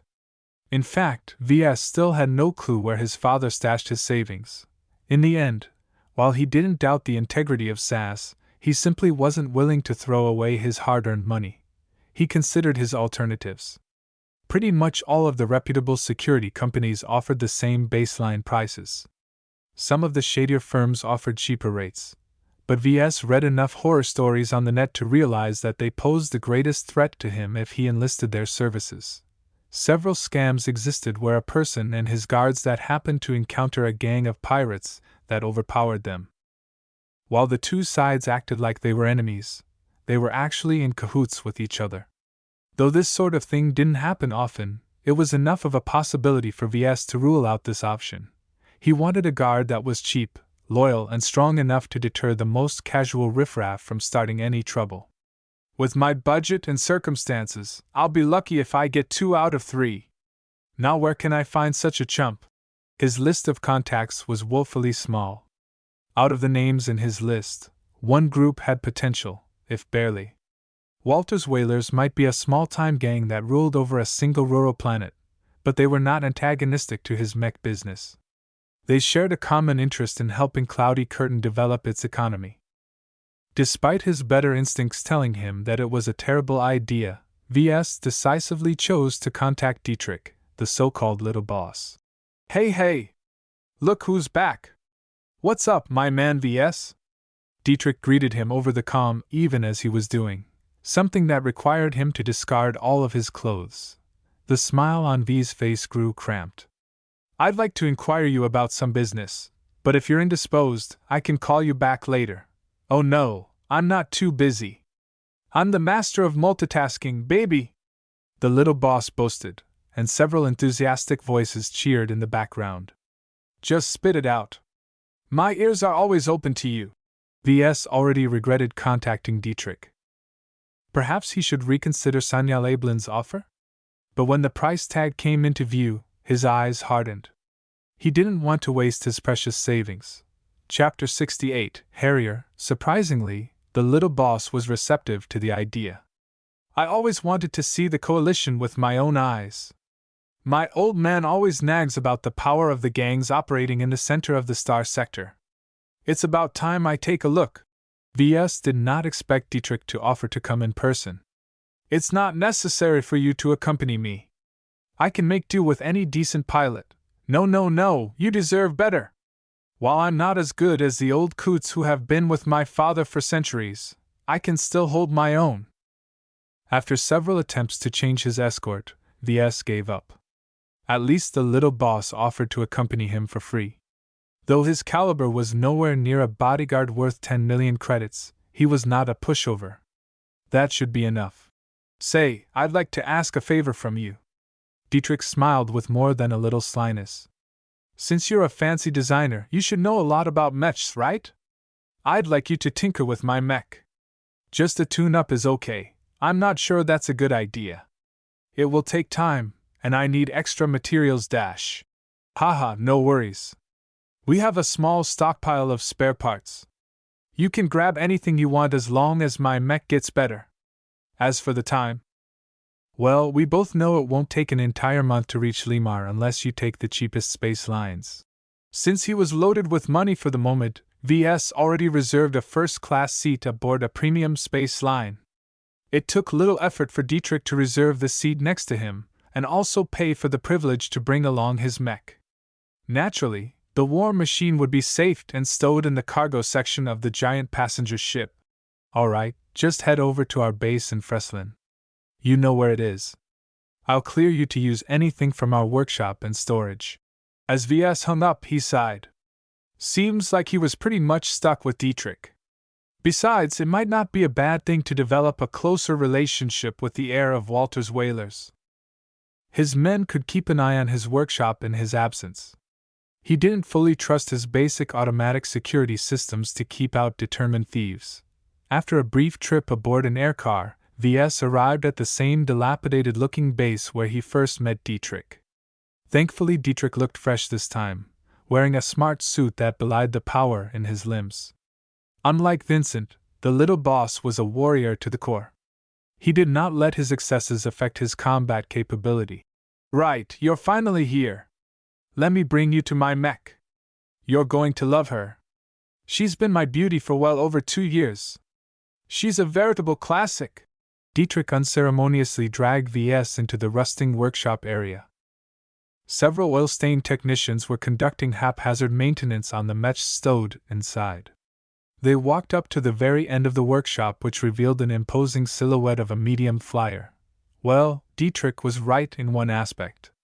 His mech was a classic. It was actually a National Aeromotives Harrier VCX-4B. While it was a current-gen design, the design came out at the very start of this generation's commencement. It was an age design with a couple of premium features. National Aeromotives only entered the mech market a generation ago. Its main products were still shuttles and air cars, so their accumulated knowledge concerning flight was very substantial. Besides brief forays into land mechs such as the Caesar Augustus, all the other mechs NA manufactured specialized in flight. The Harrier was not a typical workhorse unit, though it shared many features with standard current-gen frontline models. It focused mainly on endurance and therefore relied on fuel rather than direct energy to sustain its airtime. Its beefy flight system was capable of switching between energy-saving mode and high-intensity flight mode at the cost of weighing a bit more than other flight systems. This made the medium mech carry only a fairly light amount of armor for a medium mech. Still, NA always excelled in developing heat-resistant armor, so the Harrier fared pretty well against energy weapons. As for its weapon complement, it mainly relied on its ballistic rifle to dish out the hurt. While it weighed down the mech even more, it allowed the Harrier to devote most of its energy to power its flight. The Harrier was capable of carrying a sufficient amount of shells if it decided to forego most melee weaponry. Dietrich proudly approached the mech's foot and slapped his palm against its armor. "Look at this beauty! Can't you see how lovingly I treated her all this time?" Ves had to admit that the V-C-4B was well maintained. Evidently the technicians under the employ of the whalers didn't dare slack off concerning Dietrich's personal mech. It must be the only time they actually earned their pay, as Ves had little experience working on finished mechs. He might as well take the chance to study the Harrier. He borrowed the workshop's diagnostic tools to scan the Harrier from top to bottom. The readings told him that the mech had over a quarter of its parts replaced, and not all of the new parts were standard. In particular, it was difficult to get replacement armor plates from a source other than National Aeromotives directly. Naturally, they charged sky-high prices for replacements. With his vastly improved mechanics skill, Ves noted that whoever repaired the armor had some skills, but did not account for every factor. He guessed that the mech's center of balance was slightly out of alignment, which affected a host of things that did not result in anything good. "I can see it needs some work. If you don't mind, I'll be taking some things apart and replacing them with something else. Be my guest, Ves. That's why I've invited you here for. As long as you can make my baby run better, I'm okay with anything." It was reassuring to hear Dietrich place so much trust in Ves. For now, their interests aligned. The bonds between the two tightened as they mutually sought to take advantage of each other. Ves wanted to shelter under the umbrella of the whalers, while Dietrich sought to enlist a high-end engineer. Ves went to work on the Harrier. He first took out all of the replacement armor and set them aside. He then inspected the internals underneath and made a few calculations. If he wanted to reset the center of balance, then he had to move stuff around. One bad habit that National Aeromotives never shook off is that it inherited Jason Kozlowski's penchant of stuffing too much goodies in very little space. Fortunately, the Harrier wasn't so bad in that regard. And they certainly tried to curb their habits as much as possible so Ves didn't have to risk bumping into something delicate when he moved a couple of minor components around. One limiting factor was that over a quarter of the internals were dedicated to supporting the flight system. Ves lacked the expertise to play around with these components without screwing up the mech's flight capabilities. His background in ballistic weaponry was also too shallow for him to tweak the ballistic rifle, let alone understand it completely. "I should try to plug this hole a bit once I have some DP to spare. I can't rely on beginners' knowledge concerning weaponry forever if I want to keep up with the higher echelons of mech designers. Overall, the mech technicians had done a good job keeping the Harrier in shape. VS did not have to correct any glaring errors, just minor misjudgments. He did add one little surprise. His hand sneaked into the pouch carrying all of Lucky's gems and withdrew a dusky jasper. The round gem's appearance evoked a layered landscape, though VS paid little attention to that. The unassuming gem had a property of improving the mech's agility by 1%. He sneakily installed the gem inside a well-protected alcove where technicians were least likely to inspect. Hopefully it will do its job, VS muttered and turned his attention to putting the mech back together. He took the replacement armor plates to a hammering tool and lightly worked them over so they conformed a little better to the Harrier. The mistake the technicians made was to think it was sufficient picking any random armor plating that weighed about the same and shape it in the exact way as the old one. In reality, each armor exhibited different properties and should always be treated from a fresh perspective. After VS put the armor plates back in, he requested Dietrich to enter the cockpit and test the mech. The retuned machine moved fluently, and with grace despite the large flight system getting in the way of its movements. It feels great. It's like all of my aches and sores have gone away. The improvement was marginal, but every little bit counted. Both VS and Dietrich were satisfied with the work. While the mech's specs hardly moved, Dietrich piloted his mech more naturally. VS realized that tuning existing mechs might not be a waste of time. It took very little effort and investment on his part to bring up a mech back to full functionality. If VS ever ran into a dry spell of orders, he could advertise his abilities as a mech tuner and earn some pocket money by tinkering with older mechs such as the Harrier. After making sure nothing blew up in their faces, VS said goodbye to Dietrich and finished his other preparations. He stopped by at Sonja Leblin's office and paid a little extra money to keep his security suite functioning even when he was away for an extended period of time. It is regretful that you declined our offer to escort you to Limar, Robin added after they dealt with this matter. While the main space routes of the Coalition are well patrolled, nothing is absolute. And that isn't even taking into consideration what can happen planetside. I really do wish I can hire your bodyguard, but my financial situation simply doesn't allow it. VS excused himself as he stood and left for the exit. However, that doesn't mean I will pass you by in the future. Once I get a good volume of sales, I'll be sure to take advantage of your other services. That sounds wonderful, Mr. Larkinson. We are always ready to serve your needs. When VS returned to his workshop, he packed up his luggage and made sure to stow away all the loose tools and bots. He turned off and set the 3D printer and assembler into hibernation mode. As VS turned off the lights, he wondered how much would change once he returned from Limar. Hopefully I'll come back as a triumphant apprentice to a renowned master. VS had a fitful night of sleep as his excitement was hard to suppress.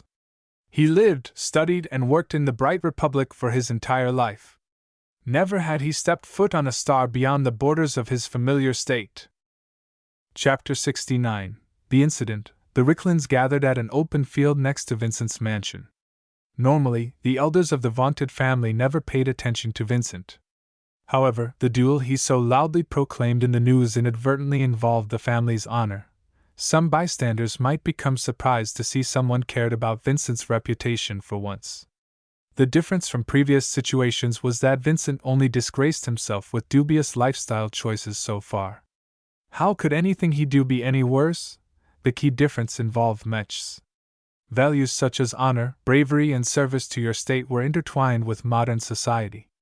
As disgraceful Vincent had already been. Chickening out a duel not once but twice would smear their name to such an extent that they'd start to lose business opportunities. Where the coward who calls himself a mech pilot? A booming voice broadcasted from a tall and bulky heavy mech. For all his bragging, he better be here on time. I don't want to miss my own victory party. At both sides of the field stood two groups of spectators. The smaller group was obviously the Ricklins, along with a smattering of Vincent's playboy friends. On the other side of the field stood a similar group of elders and young second-generation princes. It was evident without saying that Vincent attracted the ire of the backing of his opponent. Keeping both sides safe were guards and security screens. Scores of technicians were busy preparing the field by setting up strengthened security screens that did not lose out to the powerful shields that kept arena battles contained. Just beyond the perimeter were scores of patrolling mechs. No outsider would have the opportunity to sneak close. Within the core of Ricklin Elders sat a dainty, fresh-eyed maiden. Her petite body contrasted remarkably with her predatory blue eyes. She flipped her exquisite blonde locks and yawned. "When will my idiot brother arrive?" Caitlin asked one of her many attendants. "It's almost time to start, young miss. Word has just arrived that Vincent has boarded his new mech. He should be here in a couple of minutes. Always late to the party, I see." As usual, the young heiress of the Ricklin line thought this duel was a waste of time. Vincent had no skill in piloting mechs despite possessing the requisite aptitude. Their descendants never produced potentates, thus they never valued honor and duty. What was the point of dying in combat when you could pay someone else to do it in your stead? Money was the real road to power. Personal combat prowess was irrelevant in her eyes. Nevertheless, just because the Ricklins took a dim view on duels didn't mean that others thought the same. In this modern, mech-obsessed age, to receive a challenge and refuse outright was a sign of cowardice. To issue a subsequent challenge and not show up was a sign that your entire family line was craven and untrustworthy. Caitlin gnashed her teeth, the force of which could crack any baseline human's teeth. After many years of lying low, Vincent had gone overboard with his excessive personality and crossed the line. It was a mistake long in the making, but the Ricklins were blindsided when it finally happened. Even her vaunted intellect hadn't anticipated such an incident due to her innate disdain for her older and genetically inferior brother. When Vincent finally stomped over with his new mech, everyone stopped their small talk and gaped at the sight. A majestic black, red and golden mech approached the improvised arena with immeasurable confidence. It was as if it mistook the astonishment from the crowd with worship. "What is that?" Caitlin growled. "It appears to be a codpiece." The modified Mark Antony made for a unique sight. While the cape and embedded lights were bad enough, the extra piece of equipment mounted at the front of the waist attracted everyone's attention. No one could get their head around why a mech needed a codpiece. "You're a goner, Turin, because I have something you don't," Vincent confidently boomed out of his brand new mech speakers. "There's no way a man can lose to a eunuch." The situation escalated from there. Turin, the pilot of the Heavy Knight, raged inside the cockpit. "You clown! You've gone too far! I'll beat you up and kick that stupid organ into scrap!" "Ha ha! I don't need to listen to a sissy hiding in a heavy mech like you. I bet yours is so small that you feel the need to compensate by dash. That's enough. I'm going to shut your mouth!" Turin yelled back as he exploded into action. The crowd was caught off guard by the heavy mech's impulsive action. The technicians who were busy installing the security screens quickly rushed their work in order to safeguard their clients. A couple of knights stepped closer and stood in front of the crowd in order to shield them from any errant shots or flying debris. Caitlin's head guards stared worriedly at the charging Heavy Knight. "Perhaps it is better to step back. We cannot trust these security screens to shield us completely." "Yes, let's. There is no need to witness this barbarity this close." The Ricklins calmly walked away, intent on enlarging the buffer between them and the impending violence. Meanwhile, the Heavy Knight lumbered closer to the Mark Antony, which still stood as if it was preening into the sun. Just as the Heavy Knight was about to collide with the medium mech, something inexplicable happened. The Heavy Knight adjusted its course and avoided Vincent's mech. Instead, it continued to careen forward without any sign of stopping. "What is happening? Did he miss on purpose? Turin isn't stopping. He's going to collide against the security screen." The hastily erected security screen broke like a pane of glass when the multi-ton heavy mech barreled right through. Its momentum bled off, but the knight resumed its stride and collided its shield against a nearby Ricklin mech. Chaos ensued as many other mechs suffered from surprise attacks.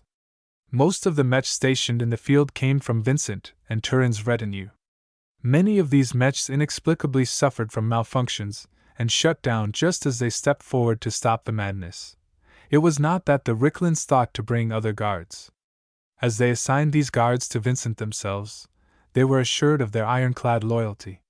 While their loyalty might not be in question, the local technicians who maintained their mechs were obviously different. Thus, many mechs found themselves frozen and unable to move at all. Only some mechs brought from the outside still functioned properly and moved to stop Turin and Vincent's rampage. "Young miss! Vincent and Turin have gone crazy! They're assassination you! I can see that for myself, you dummy! Let's go!" The group of pampered elites scrambled to flee. They approached the nearby site where they parked their luxury air cars, only for Caitlin to halt. "Stop!" Despite her youth, most Ricklins with decades of experience under their belt obeyed. They turned to her as if she was their only hope. "Who designated the parking area? As far as I know, Vincent's personal assistant made all the arrangements. I'm fairly certain that Johnson is the one who directed us to park over there." "Then it isn't safe. Who knows how many explosives these rebels have planted underneath. Let's turn in a different direction." As Caitlin's words made sense, none argued otherwise. Despite the temptation offered by the air cars, this was evidently a planned assassination. More evidence came from the chaos happening at the edge of the field. An outside party engaged most of the perimeter guard mechs that were still intact. From the amount of noise the distant battle generated, the terrorists came in ample numbers. "Spread out. Don't bundle up too close." While Turin engaged the closest mechs, Vincent finally made his move. His shoulder-mounted missile launchers expended their entire payload in one go. The deadly guided projectiles aimed straight at Caitlin and the other Ricklin elders. A couple of still functional elite guards jumped in the way with their shields. Just as they braced themselves for impact, a couple of the projectiles accelerated with such force that they pushed the mechs aside. "Those are concussive missiles!" The rest of the missiles also displayed unusual traits by smoothly going around any mechs in the way. Only anti-missile fire was effective in stopping them. Just as the surviving volley landed at the group of panicking Ricklins, the final guard mech threw out his shield and used its own body to block the final payloads. The shockwaves threw many people off their feet. The burning radiance of the explosions hadn't taken out the mech, but dealt severe damage beyond any regular missile on the market. "Ha, you're mine now, little sis!" Vincent laughed hysterically as his customized mech stomped over a disabled mech. The Mark Antony dropped its shield and raised both arms in Caitlin's direction. The wrist-mounted laser cannons charged up for a full-powered salvo. "Any last words?" Caitlin coughed as she rose from her knees. "I see you're more stupid than I thought, big brother. Do you think that just because you've been secretly training your piloting skills that you've got an edge on me? Imbecile, shut up! I'm tired of listening to your condescending insults. You should have died in the lab like the rest of your worthless batch." His mech fired of both cannons at once. Though their accuracy wasn't great, at this short distance they came close enough to vaporize any human by proximity alone. The lasers reached Caitlin's position at light speed. An area the size of an aircar parking lot instantly got scorched with an immense amount of thermal energy. Scores of Ricklin elders who were too slow to run very far got turned into ash and smoke. Those who ran just a little faster got blasted with so much heat that their clothes turned into tar and ash while exposing their bodies with a lethal dose of heat. They fell down to the ground like melted candles. Only the younger generation managed to escape the blast zone with minimal wounds. "Ha! For all your snooty words, look at me now!" As the blackened smoke cleared, the site where his laser cannon struck was a mass of heated devastation. Nothing other than a tank or a mech could have survived such a powerful blast. At least, that was what Vincent thought. A strange bubble enveloped Caitlin's body. She stood proudly intact inside the shield, unbothered by the heat and ash. As scores of badly burned Ricklins moaned at the edges of the blast site, the young genetically modified girl appeared nonchalant at the carnage. Her expression even stared mockingly at Vincent. "What is this shield? How come it's so powerful?" "You're not the only one with powerful friends," the younger sister taunted. "You're welcome to shoot me again, I dare say I can hold you off before my backup arrives. As Vincent stared at his surviving sister in horror, a series of sirens started to erupt from the city proper. Explosions and other sounds of battle started to drum in the distance. All over Bentheim, unassuming mercenary groups started to board their mechs and attacked without reason. According to the plan, Vincent should already be finished with his revenge and make his way towards a nearby escape shuttle. The timetable was tight, and Vincent couldn't afford to hammer away at Caitlin's strange shield if he wanted to escape from the planetary guard. He gritted his teeth as he made a difficult decision. He could always enact his revenge later. His own life was more important. Turin! Stop playing around and let's go! Even as their strike against Caitlin failed, they still managed to cull most of the other Ricklins. Their comrades in arms stationed elsewhere in Bentheim also succeeding in their surprise attacks. Bentheim's infrastructure suffered serious damage, and the death toll rapidly rose as the fires spread. It was the prelude to war. Chapter 70. Hasty Exit. Back in Cloudy Curtain, Ves woke up with tired eyes. Since yesterday, he prepared his departure with Dietrich. They booked a brief flight to one of Bentheim's orbital space station and wait for their long-distance passenger ship to arrive. A call interrupted his final preparations. Ves picked up the comm and Marcella's worried face showed up. Ves, about your trip. Perhaps it's best to make yourself scarce for a month or two. There's trouble afoot. This sounded serious. Something that disturbed the unflappable Marcella should not be a trivial matter. What happened? It's about Vincent Ricklin. He's gone mad.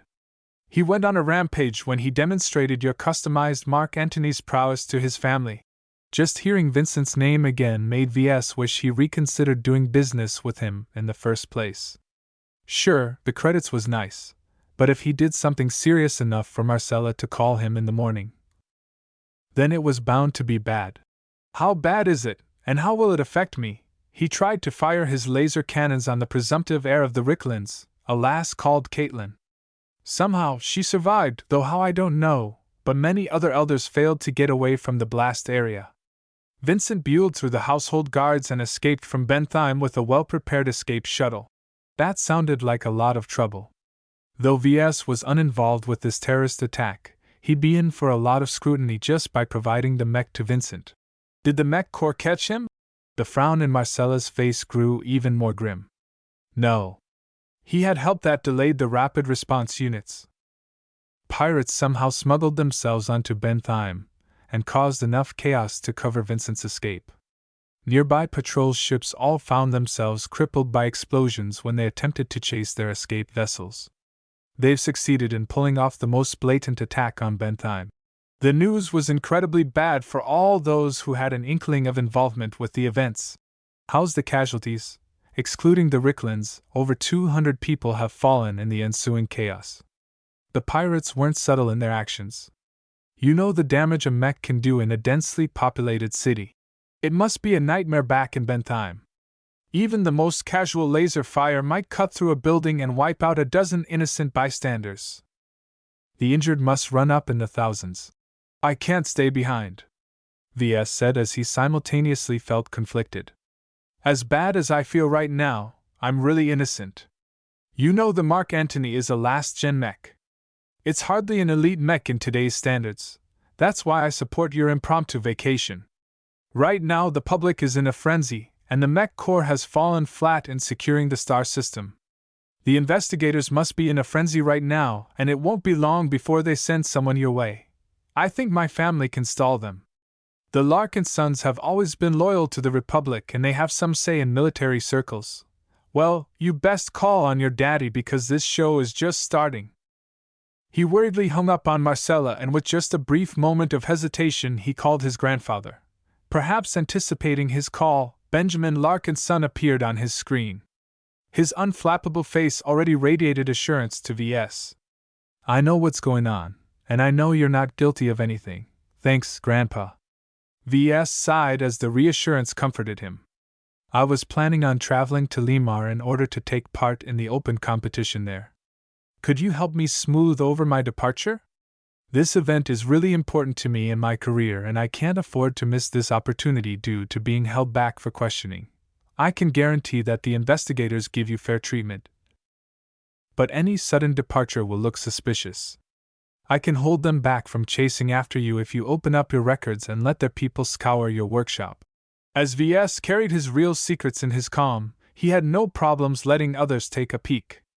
Sanyao Ablin pretty much saw everything there was to his workshop when they installed their security suite. Letting the government grab a good look was nothing to fuss about.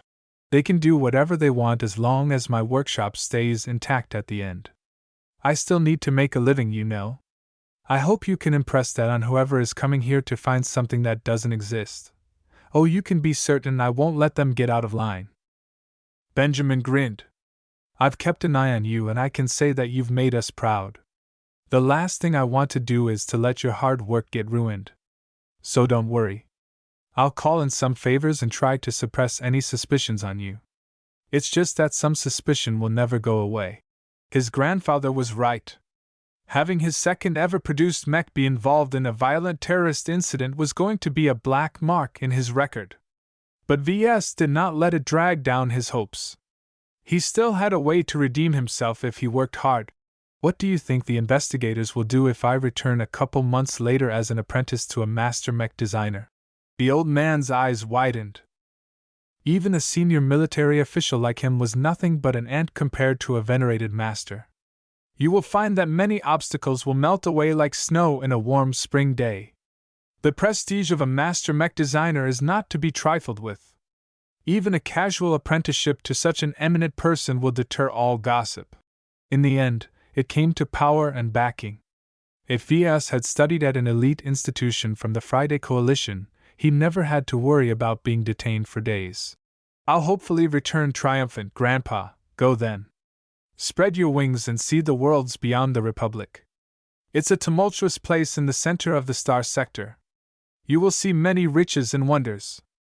Just remember that all of that wealth and power is built upon a foundation of strength. After Benjamin terminated the call, Ves made some additional preparations. He sent a message to Robin that SAS should let any official investigators enter his workshop without challenge. He then sent another message to the little boss with a summary of the situation and telling him to meet at the spaceport immediately. Well, guess I'm out of here. Let's go, Lucky. Man and Gem Cat turned to look at the workshop for the last time before entering the air car. Ves browsed the news as his taxi zipped towards the spaceport. The footage the news broadcasters streamed to the rest of the Republic showed that Bentheim had descended into chaos. Its openness as a port system worked against securing the planet. Too many mercenaries with shady affiliations entered the planet.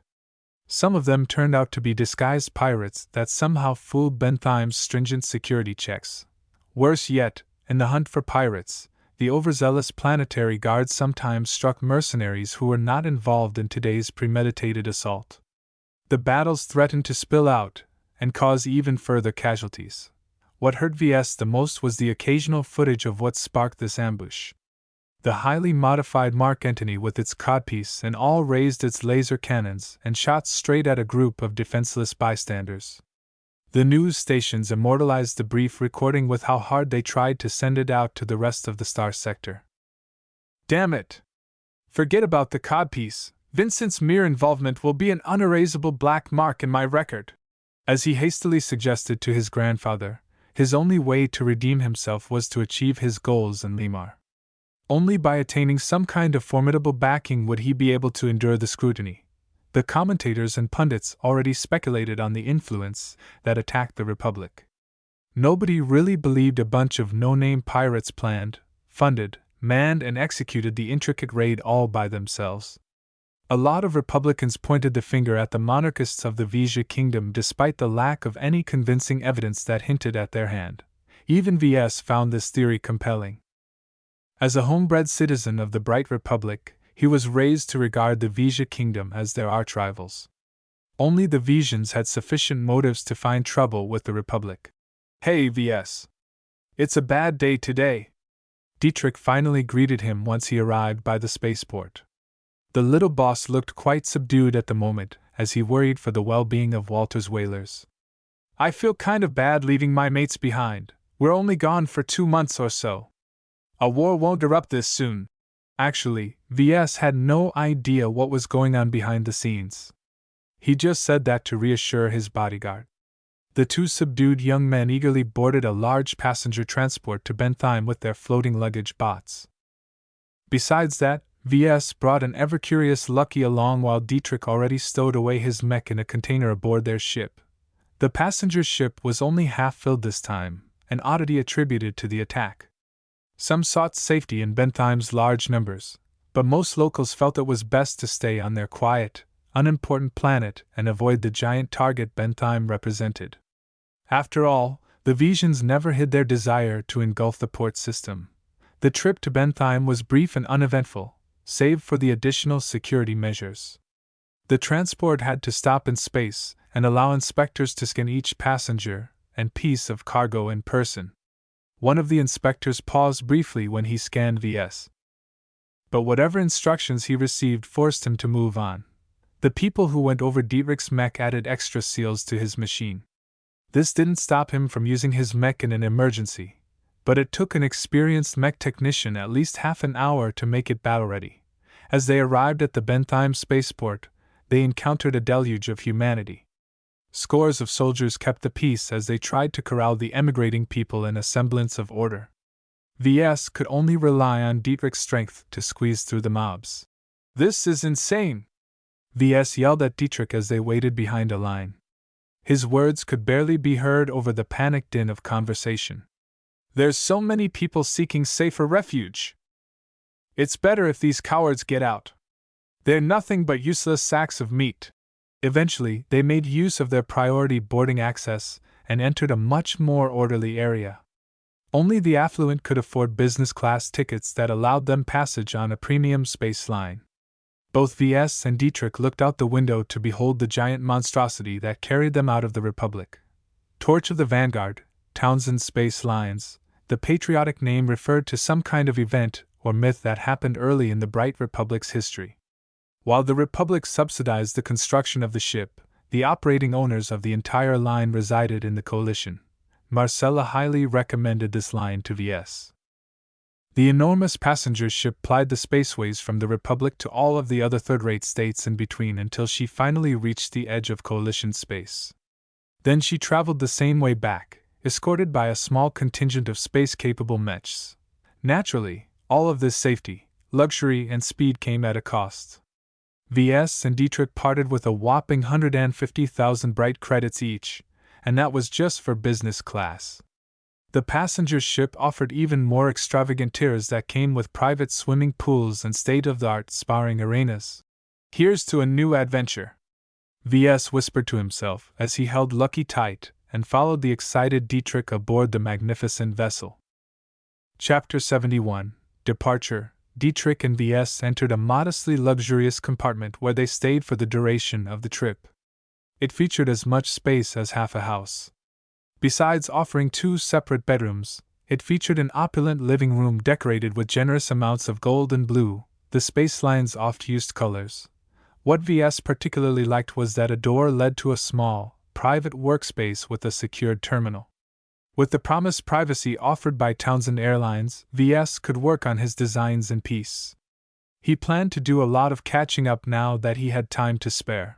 "Man, these beds are great. Don't mind if I bring some company over, if you know what I mean," Dietrich suggestively said as he jumped right onto the bouncy mattress of his chosen bed. VS studiously ignored the implications of those words as he calmly packed his luggage away. Lucky roamed around the room with adventurous mirth, pawing his forearm against a shiny vase. "Whoa! Look at the prices of this dinner menu. They're charging 47,000 credits for the top 18-course meal. Don't even think about it, Dietrich. I don't think either of us can afford to squander so much money. Besides, we already pay for complimentary meals." In actuality, the Torch of the Vanguard greatly resembled cruise ships whose sole purpose was to tour the most interesting sights in space. The main boulevards inside the ship was lined with shops featuring handcrafted luxuries.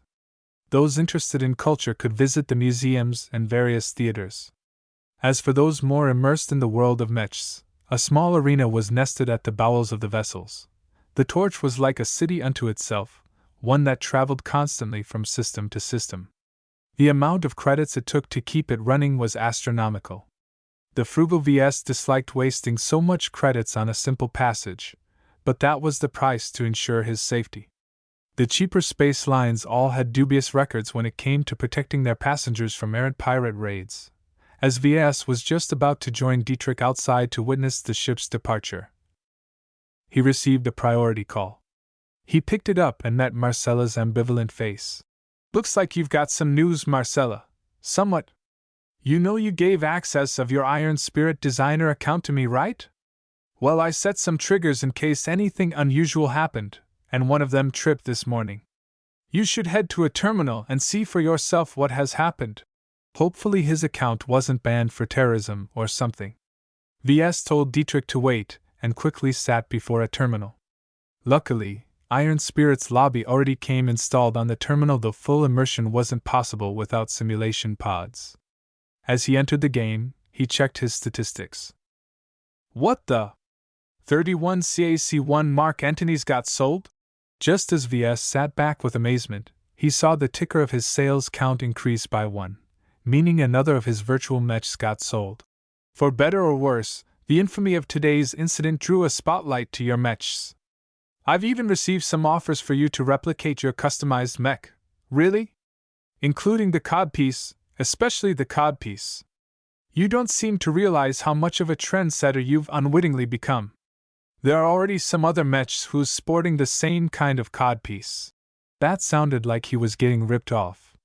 That's my design. They shouldn't be able to copy it without my permission. That's why I'm calling you. First, you should raise the prices of your virtual mechs, at least the ones based on the Caesar Augustus. Second, register your customized design at the MTAs so that anyone that wants to copy your codpiece design will have to cough up some money. Third, while it's your personal choice, I really suggest you put up your customized design for sale in-game. I can guarantee you it will sell like hotcakes. VS nodded and agreed with some of the proposals.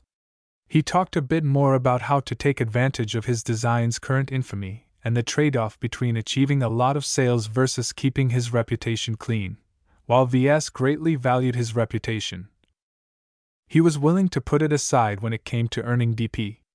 The precious design points were notoriously different to earn, but right now the unintentional publicity concerning his second-ever Mark Antony changed the equation. He quickly called up his status and grinned uncontrollably at the amount of DP he earned from the virtual sales. With every 5-star virtual mech sold, I get 50 DP from the system. Combined with other incidental sales along with my previous savings, I'm already looking at 1800 DP. The magnetic pull of earning shiploads of DP had overridden any other practical concerns. His eyes turned into shining gems of DP as he tried to envision what he could buy with the system's most valuable currency. Even purchasing one of the expensive attribute boosts from the item store was not out of the question. Considering my next destination, I can use all the DP I can get. The system gave him the daunting task of apprenticing himself to a master. These eminent personalities were spoiled for choice. They could pick from tens of thousands of hopeful mech designers at any time. The only way VS could stand out and receive an opportunity to beg them for an apprenticeship was to perform well in the upcoming open competition. Coming from a third-rate state, VS was quite aware of his backwardness. His knowledge base paled in comparison to what even the worst novice learned in any of the Friday Coalition's colleges. I'm too far behind, he concluded. The inferiority gnawed at him. He already had a taste of how formidable the exclusive knowledge could be manifested when he faced all of those elite graduates in the Young Tigers exhibition. VS practically lucked out in reaching the finals, but he hit a solid wall in the form of Edwin McKinney. Despite their similar ages, the mere difference in where they studied proved to be a decisive factor in how far they could go. A diploma from the Rittersberg University of Technology was worth less than the toilet paper of any of the Friday Coalition's vaunted universities. If I can't catch up to my rivals in terms of skills, I can forget about participating in Limar. With that thought, VS decisively tweaked his online sales page. He left the prices the same, but he did load his customized design into the game and put it on sale, CA1 CD Mark Antony, male variant, tier, 5-star, base model, Caesar Augustus CA1, purchase price, 900,000 gold, premium price, 27,500 bright credits. The prices vs charges were very generous and did not lose out to any other 5-star mechs. He elegantly attached the moniker of male variant to the design, as if he simply meant to distinguish it from his genderless model. It sure sounded classier than the alternatives he came up with, such as Bling Edition or Big Gus Dickus. Well, let's get you to work. I expect a lot of sales from you while the hype still lasts. He said to his latest product on sale, feeling a bit like a pimp pushing his whore to the streets. He closed the terminal and left the cabin along with an impatient Dietrich. They navigated the gently illuminated halls with their carpets and artwork until they finally reached one of the observatory areas at the top of the ship. A handful of other passengers stood around or sat at the many benches. They all gazed at the orbital space station spinning above Benthime's chaotic surface. Their smug faces and low conversations made it clear that they did not hold much sympathy. They were like gods sneering over the trials and tribulations of the mortals suffering beneath their feet. Though Ves disliked such attitudes, there was no point coming into conflict with them. From their fancy suits and dresses, he gathered that they could easily crush him by their net worths alone. A lot of people are running away. Dietrich huffed as he scratched his stubble. Can't say I blame them. If you have the money, why not move to somewhere better? Hey, will you move as well if you make it into the big leagues? Ves shook his head as he admired the jewel of a planet underneath his feet. The Republic is my home. It doesn't feel right abandoning my homeland. Frankly, the system was a cheat. Any ordinary mech designer had to seek apprenticeships from masters living in more developed states. As for him, as long as he kept selling mechs, he'd earn enough DP to develop his chosen skills. He enjoyed an incredible luxury over his fellow designers that allowed him to avoid pledging his loyalty to a greater party. Every passenger and all their cargo finished boarding the passenger ship. The mighty torch slowly lumbered into life as a fraction of its powerful engines started to detach the ship from the space station. Escorted and helped along by a couple of tugs, the spaceship headed straight towards a Lagrange point, skipping past many smaller vessels along the way. All that money sure is well spent. Evidently our ship is important enough to skip the queue, faster than Ves had thought. The torch reached the approximate area where gravity allowed the ship to jump into FTL. With a disembodying zip, the vessel emerged into the swirling confusion of physics referred to simply as FTL space. The scientists had a proper name for it, but no one cared. Right, the show's over. This is going to take a while. Let's go grab some drinks. Ves didn't decline Dietrich's invitation. He had a long month ahead of him, and he could use some relaxation before he started to go to work. He wanted to use his time well and prepare as best he could for Limar. Still, internally he felt insecure. No master mech designers were willing to waste their valuable time instructing an average apprentice. They presided over major organizations that allowed them to pick the cream of the crop. Most masters adopted promising geniuses when they just started their studies into mech design, sometimes even earlier. To a master, an apprenticeship represented more than a simple exchange of knowledge. A good apprentice carried the name and reputation of his master as he exercised skills derived from his master's unique insights. Thus, a meticulous master was said to emphasize the teaching of their design philosophy. As Ves followed Dietrich to the entertainment section of the ship, he wondered what his philosophy consisted of. Certainly his meager focus in speed and armor was not sufficient to form an ethos. The only thing that's truly unique to all my designs is my emphasis on X factor. He wasn't sure if he could find any similar approach to the masters present in Limar. Likely he had to keep that secret locked up in order to avoid attracting the wrong kind of attention. In fact, Ves wasn't sure if seeking a closer relationship with a master had any benefits for him. The system already offered him an entire galaxy's worth of knowledge. Well, even if I'm not very serious about finding a master, I should still do it to complete the quest. He wondered what the system intended by forcing him to travel so far away. Was he wrong about the usefulness of a master? Was it worth getting close to one and risk exposing his many secrets? Chapter 72. Awkward. To planet-bound people, the notion of space travel required a bit of explanation to figure it out. Despite the immensity of the galaxy, it mostly consisted of empty space with a couple of stars in between. The sheer scale of it caused those couple of stars to pile up into many billions. It took a lot of time to travel from one star to another, even with FTL. It was not as if FTL travel was too slow, but it took a lot of calculations and precision to nail the right destination. A single % deviation in the coordinates could throw a ship off course by hundreds of light years. Only through vital port systems could ships speed up their navigation. Like lighthouses in the dark, they allowed distant ships to hone in on a location much easier, with much less risk of overshooting their destination. A highly advanced vessel such as the Torch of the Vanguard was capable of performing the monstrous calculations necessary to jump over entire states. The moment she entered FTL, she was on course to a star system from a neighboring state. Her modern FTL drive compressed an awe-inspiring distance of dozens of light years to a mere 2-day journey. Not that Ves, Dietrich, or any other passenger paid attention to the ship's incredible speed. Technology such as this was commonplace, though on the expensive side. Instead, Dietrich half-dragged Ves into one of the vessel's many bars. As it was still universal daytime, the rather plain-looking drinking hole looked rather sparse. Most of the patrons wore the uniform of Townsend Space Lines, their tight collars unzipped and faces relaxed as they enjoyed an off-shift moment. "Hey there! 2 Crinchos, please!" The human bartender poured a couple of beers from the tap and slid it over the counter. Dietrich grabbed one mug and gulped down a generous amount. "Ah, this Crincho is a lot better than the swill in our local joint.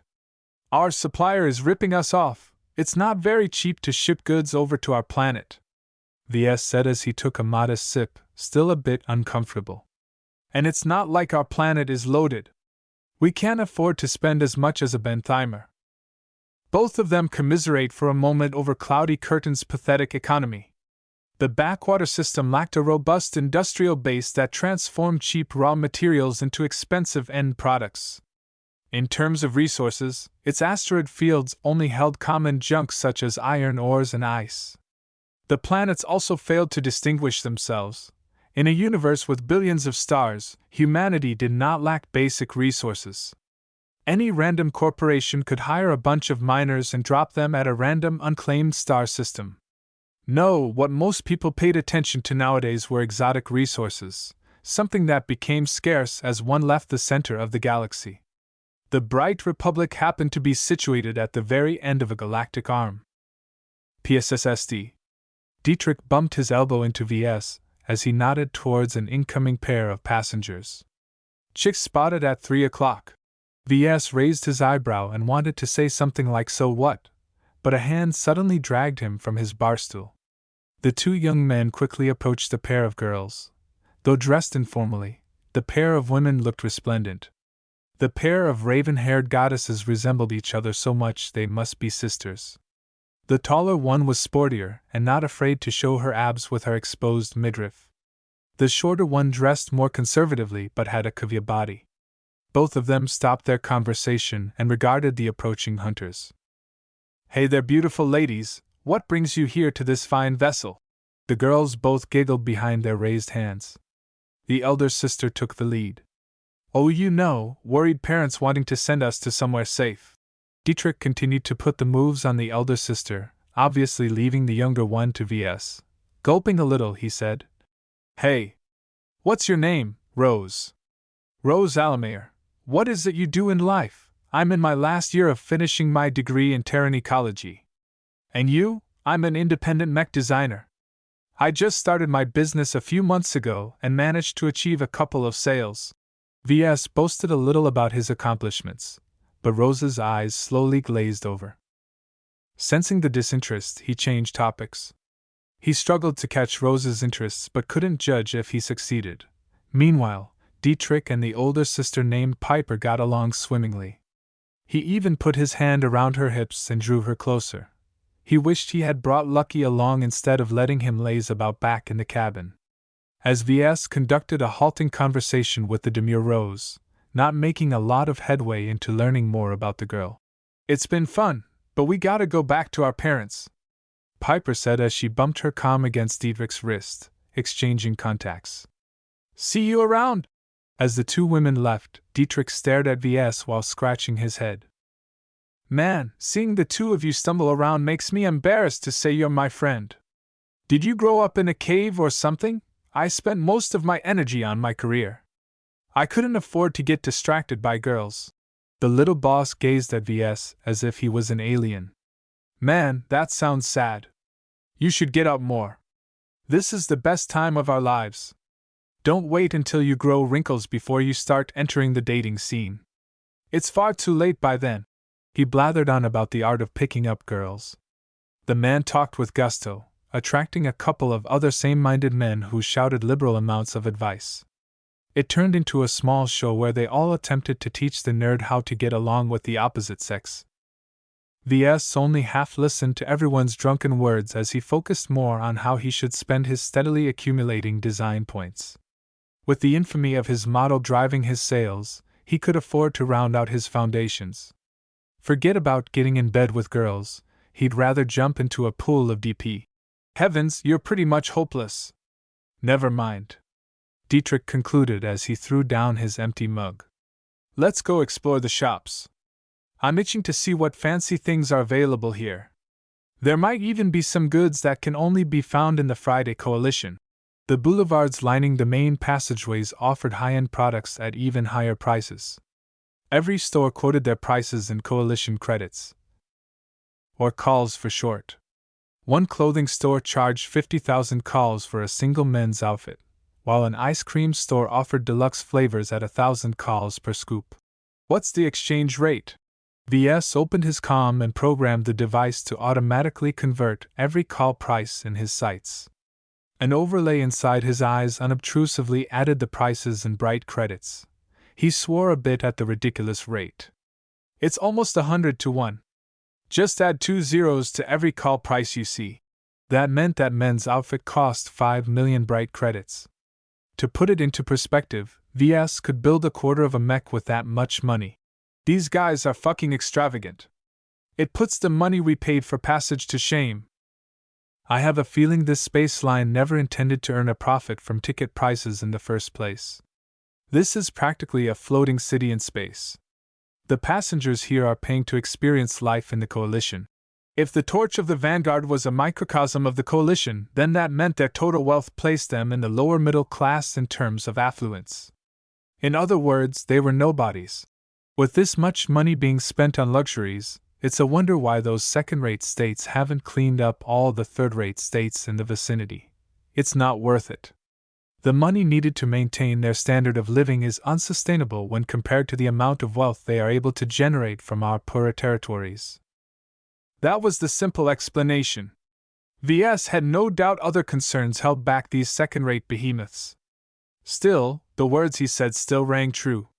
Without sufficient exotic resources, the second-rate states had no reason to expand their territories. It was like annexing a trash heap. It stank and ruined their views. The high prices ruined their mood for window shopping. They separated from each other as Ves wanted to return to his cabin. With his safety guaranteed to an extent, Dietrich was free to explore the underbelly of the ship where various kinds of blood sports and duels were held. Have fun down there, and don't get pulled into any bets. I still need you to accompany to Limar and back, you know.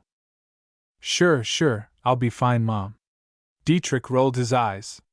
You've got my comm, so holler at me if you need some muscle. I'm sure the ship's security can handle most incidents. Though the chances aren't big, I'm more concerned about pirates and other raids. If you haven't noticed, the local star sector seems to be growing more unsettled. Having followed the news, Ves learned the incident in Bentheim was not an isolated event. Various other third-rate states suffered from similar unsettling incidents. One planet had its fuel refinery explode, causing massive damage along with an excruciating loss of life. What Ves found peculiar was that the groups that executed these terror attacks all looked different. The group that struck Bentheim agitated against the corrupt galactic corporations that supposedly puppeted the Bright Republic from the shadows. As for another terror group in another state, they fought for the rights of exploited miners. If anyone believes these guys are not related to each other, then I'll eat my calm. He stopped wasting time on catching up with the news and turned to the MTA instead. As an organization that dealt with all things mechs, it offered plenty of services to mech designers. VS had already dealt with certification. Now he planned to access their open library. It's already generous for Director Chandler to give me a couple of books for free. He taught me there's still much to learn about the universe from books. Naturally, knowledge taught by an able teacher could not replace rote memorization. The books available in the open library also had its limits. As VS logged in the MTA's virtual library section, he had access to many books. However, he already saw that most focused on the fundamentals and core knowledge. Cutting-edge proprietary knowledge was wholly absent from the library. Luckily, I don't have to rely on others to develop my specializations. The basics are good enough for me. Referencing the library will also create a paper trail for me to explain my sudden improvements in mechanics and other skills. As he recently improved his mechanics skill to journeyman, he wanted to stabilize his newly achieved realm by reading supplementary books. He filtered out most books concerning other topics and only limited himself to the best-selling primers at journeyman level. Artificial Musculature: How to Go Faster, by Master Ricardo Takanada. Price: 153,623 bright credits. The Forces Propelling Bipedal Mechs: A Balanced Approach, by Master R.I. Ulmer and Master F.M. Smith. Price: 346,535 bright credits. The Journeyman's Guide to Mech Engines, 74th edition, by Master Elliot James, Master Alice Coventry and Master Christopher Lynn.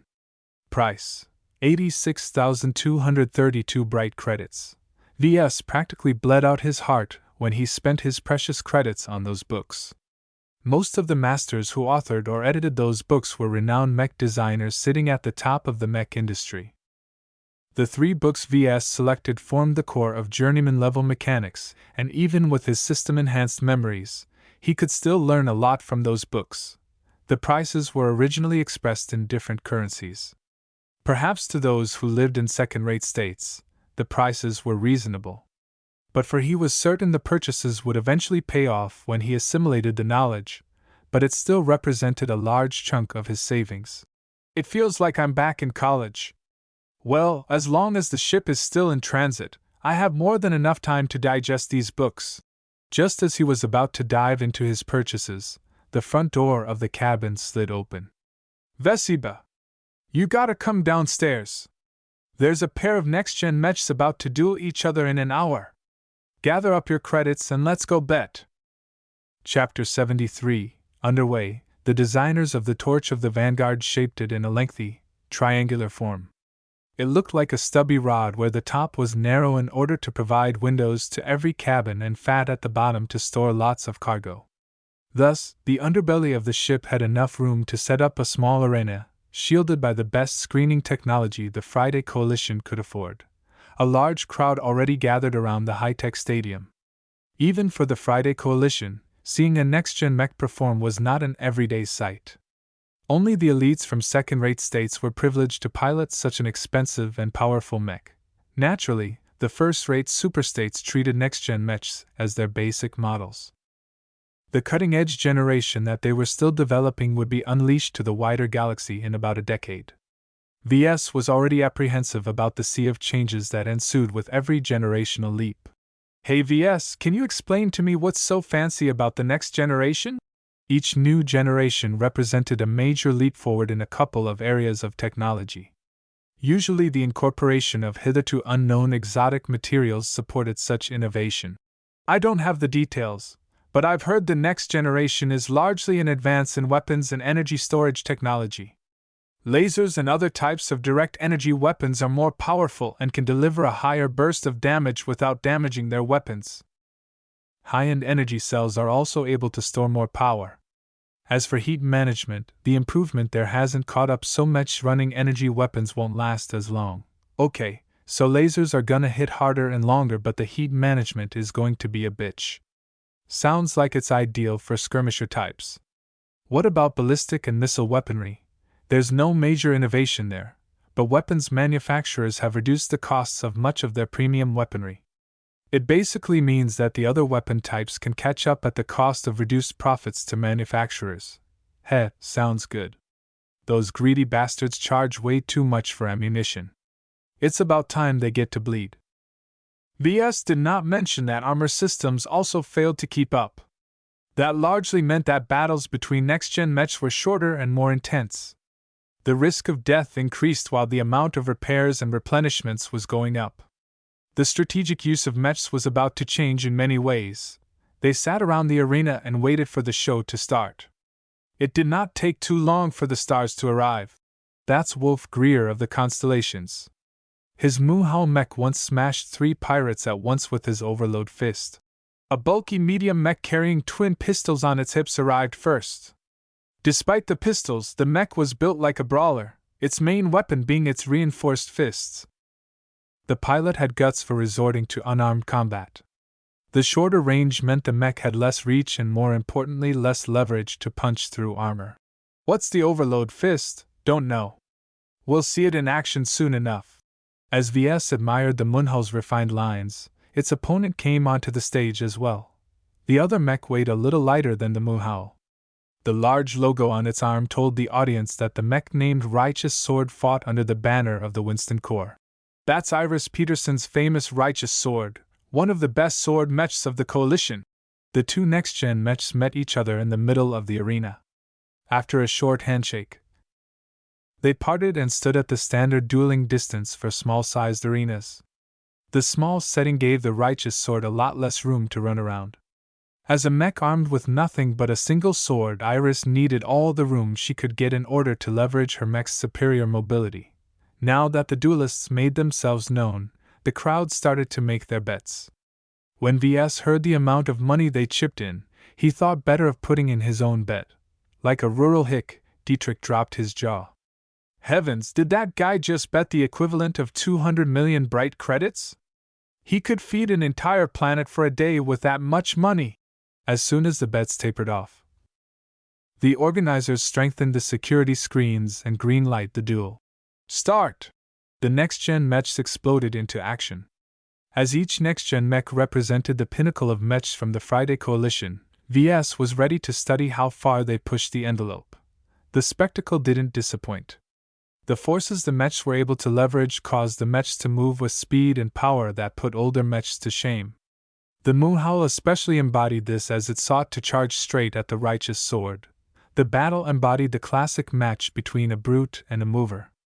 The Muhao excelled in straightforward fights and trading hits, while the Radiant Sword sought to attack weak points and avoid getting entangled. In normal circumstances, Iris should have been able to leverage her advantage in mobility, but Wolf made good use of the cramped arena to slow her down. Enough of this! Wolf broadcasted as his mech engaged a set of hidden boosters. Damn, that guy's timing is impeccable. There's no way for Iris to escape. The Righteous Sword was in the middle of fleeing to the side. Its momentum could not be redirected instantly. By the time it turned, the Muhao was already upon the slimmer mech. As if knowing that any further evasions had no use, the Righteous Sword extended its sword. The Muhao shifted its orientation and position slightly by adjusting the power of its individual boosters at the very last moment. This caused the sword to punch through the side armor and miss the power reactor. On the other hand, the Muhao's fists glowed red as some sort of strange energy enveloped the limb. Just as it was about to strike the Righteous Sword's cockpit, both mechs abruptly stopped. That's enough! The winner is Wolf Greer! Most of the crowd booed at the premature end of the duel. Even if the fist had hit, the damage it dealt might not cripple the Righteous Sword. VS understood why the organizers shut down the fight so quickly. Repairing next-gen mechs was expensive and they did not want to weaken the power of their best escorts. Dietrich shook his head, having bet quite a lot of credits on the beautiful female pilot. Man, this arena is a waste of time if the organizers keep pulling everyone's punches. They don't have the guts to show us a real fight. I'd be better off watching a projection from the galactic net. The pair split up again once Dietrich escorted VS back to their cabin upstairs. As VS wanted to save as much credits as possible, he declined to follow Dietrich outside as he perused the ship's extensive entertainment. The torch of the Vanguard slowly made its rounds as it hopped across borders. The distance it traversed within a short amount of time was incredible. That it took over 2 weeks to reach Limar was a testament to the torch's incredibly powerful engines. Luckily, the Limar system happened to be situated a little closer to the Bright Republic, so Ves could board any standard passenger ship to reach Limar in time for the qualifiers. The ship's prestige and its escort of elite mechs from the coalition deterred all troublemakers. Most of them took one look at the scanners and got scared off by the torch's immense engine readings. Only the largest organizations from second-rate states possessed the know-how to build such a powerful ship. Ves made good use of the time by studying the virtual books as if he was a desperate student about to take his exams. He already learned much of the core knowledge from the system, but the books expanded upon the main concepts and provided him with a lot of good references. At the end of the torch's voyage to the coalition's border, Ves firmly stabilized his foundations in mechanics. He now possessed sufficient confidence in designing a mech with mechanical principles beyond the reach of an average novice. Mechanics might not be as sexy as metallurgy or optics, but it's the main pillar that underpins every mech. Perhaps he might still be behind the best geniuses participating in the open competition, but he should be able to pass the qualifiers at the very least. He had taken a brief look at the rules and understood the days preceding the main competition was meant to filter out the riff-raff. Too bad the hype around my mechs have faded. His virtual sales tapered off.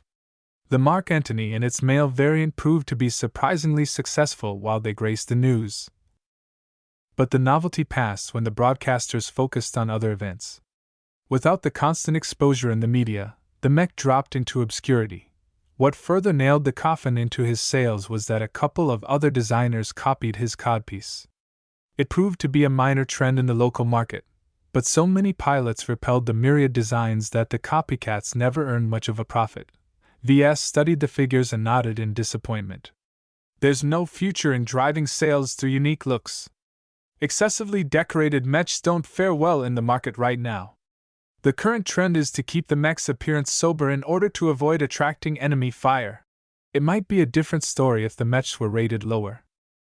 First and second star mechs often featured brighter colors and more flamboyant touches. However, by the time pilots were able to buy 5-star mechs, they were old enough to graduate from academies and pilot a mech on a real battlefield. At the last day when Ves was about to depart the torch, he decided to spend his accumulated DP. He already spent a lot of time sorting out his recent gains, so that left his mind free to accept an influx of new knowledge. Now what will I upgrade?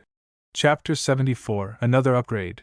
As Ves glanced at his status, he almost got scared by the amount of DP he accrued. Just a short time ago he still got excited when he earned a couple of hundred DP.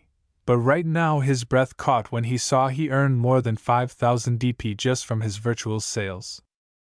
Damn, earning so much DP is a cheat. If even one of my design catches on, I'm set for life. Naturally, Ves did not think the system was generous. The way it handed out DP told him that it encouraged Ves to develop one good design rather than 100 forgettable designs. The DP earnings from sales should be his primary source of income. And though he could earn a lot of DP from simply getting one design right, the costs of more advanced skills from the skill tree ramped up pretty fast. He switched to his skill tree and stared down his mechanics section. Upgrading his mechanics skill from journeyman to senior demanded 100,000 DP.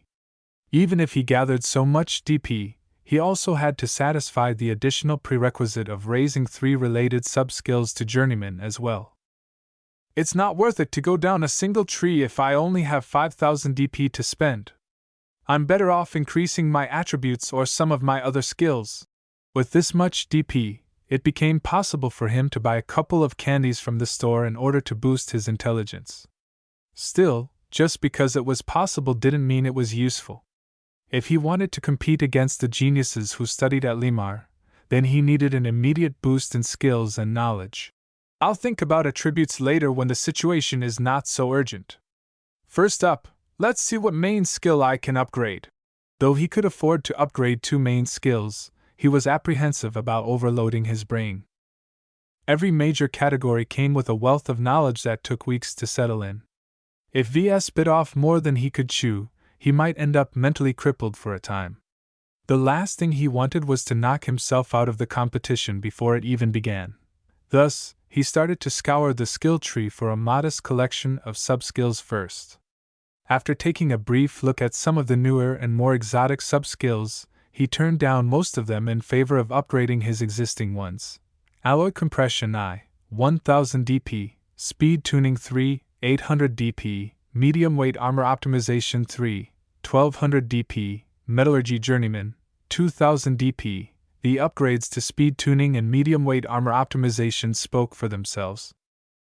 They increased the depth of his specializations and would help him make faster and better protected mechs. As for metallurgy, he decided that achieving journeyman level in this field was essential if he wanted to compete in terms of armor.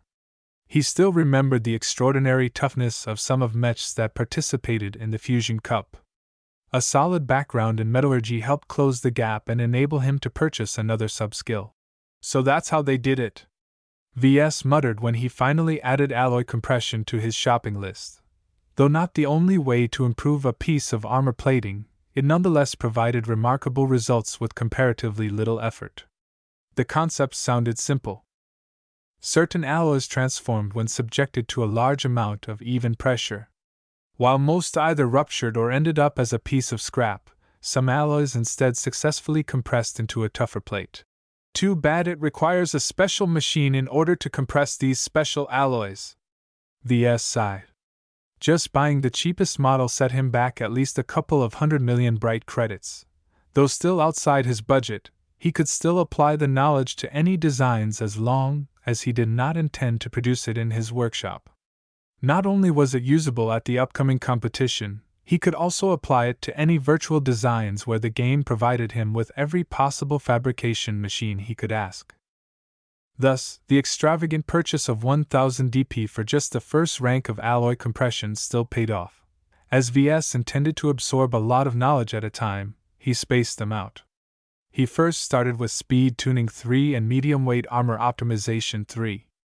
Both of these subskills at the third tier provided similar kinds of knowledge in that they were light on fundamentals but heavy on details. While absorbing the data from speed tuning happened without problems, VS could not say the same for armor optimization. His shallow background in physics increased the difficulty of absorbing the advanced data. He got the feeling he received a large bunch of encrypted gibberish, and the only way to unlock them was to increase his proficiency in physics. That's a thing for later when I have the DP to spare. Having learned a lesson on the importance of main skills, he opted to absorb metallurgy first. Ugh! The influx burdened his mind, but not as bad as the first time he upgraded a skill to journeyman. Somehow, VS found that his mind had expanded somewhat, as if his previous experience left a hollow that could be recycled over and over again. With the help of this boon, VS focused on absorbing everything about metallurgy and its varied fields of knowledge. Journeyman-level metallurgy mostly consisted of learning the properties and uses of the most commonly employed exotic minerals. It provided him with an extensive understanding in how to use and shape armor plating and gave him a primer on how others developed their own armor systems. As for alloy compression, the sub-skill went into greater detail in how most armor systems improved their specs without getting too heavy. With the right mix of exotic materials, the compressed piece of armor was capable of withstanding much more damage for its weight and thickness. The trade-off for this procedure was that it took a lot of time to process the materials and that a lot of expensive exotics had to be used. It turned out the original Caesar Augustus model employed compressed armor plating to achieve its lauded durability. National Aeromotives spent a lot of effort in developing their heat-resistant armor, so VS was a long way in developing armor that performed anywhere near such a great product. At least he possessed enough of a foundation to handle a compression machine skillfully and reproduce any advanced piece of armor so long as he had the license. Status: Name, Ves Larkinson. Profession: Novice Mech Designer. Specializations: None. Design points: 74. Attributes: Strength, 0.7. Dexterity, 0.7. Endurance, 0.7. Intelligence, 1.2. Creativity, 1. Concentration, 1.7. Neural aptitude, F. Skills, Assembly, Apprentice, 3D Printer Proficiency 2, Assembler Proficiency 2. Business, Apprentice, Computer Science, Incompetent, Electrical Engineering, Novice, Mathematics, Incompetent, Mechanics, Journeyman, Jury Rigging 2, Speed Tuning 3, Metallurgy, Journeyman, Alloy Compression I. Metaphysics, Incompetent, Physics, Novice, Lightweight Armor Optimization I, Medium Weight Armor Optimization 3, Evaluation, a novice about to spread his wings. While he lost a lot of DP, his capabilities improved beyond the norm. VS vaguely suspected that he had surpassed a regular mech designer who had just graduated from a second-rate institution. As for matching the skills of a genuine elite like Edwin McKinney, VS still lacked the confidence for a rematch. Perhaps I've gotten within striking distance to Edwin, but that doesn't mean anything yet. He's bound to develop his skills as well. I can't imagine how far he's already reached. Life went on. While VS sorted out his overstuffed mind, the torch of the Vanguard entered Coalition space. She finally reached the end of her journey. The Friday Coalition's immense size meant it held multiple port systems. From the Bright Republic, any ship wishing to enter Coalition space first passed through the Hoston system. As a strategically important location and a prime invasion point, the Coalition forces in charge of this area built it up as a fortress. Countless mechs and fixed emplacements dotted the system even as the torch of the Vanguard exited FTL at the edge. A patrol of space-faring mechs arrived at the ship and called her to a halt. Despite the massive traffic coming to and from the Hoston system, the Coalition still possessed enough manpower to inspect each ship. As a vessel registered in Coalition space, the inspectors went about their work with haste. Dietrich stood beside VS as they both got checked out by the incoming personnel. Though Dietrich's status was a little dubious, the identity of a proven mech designer proved enough for VS to vouch for his companion.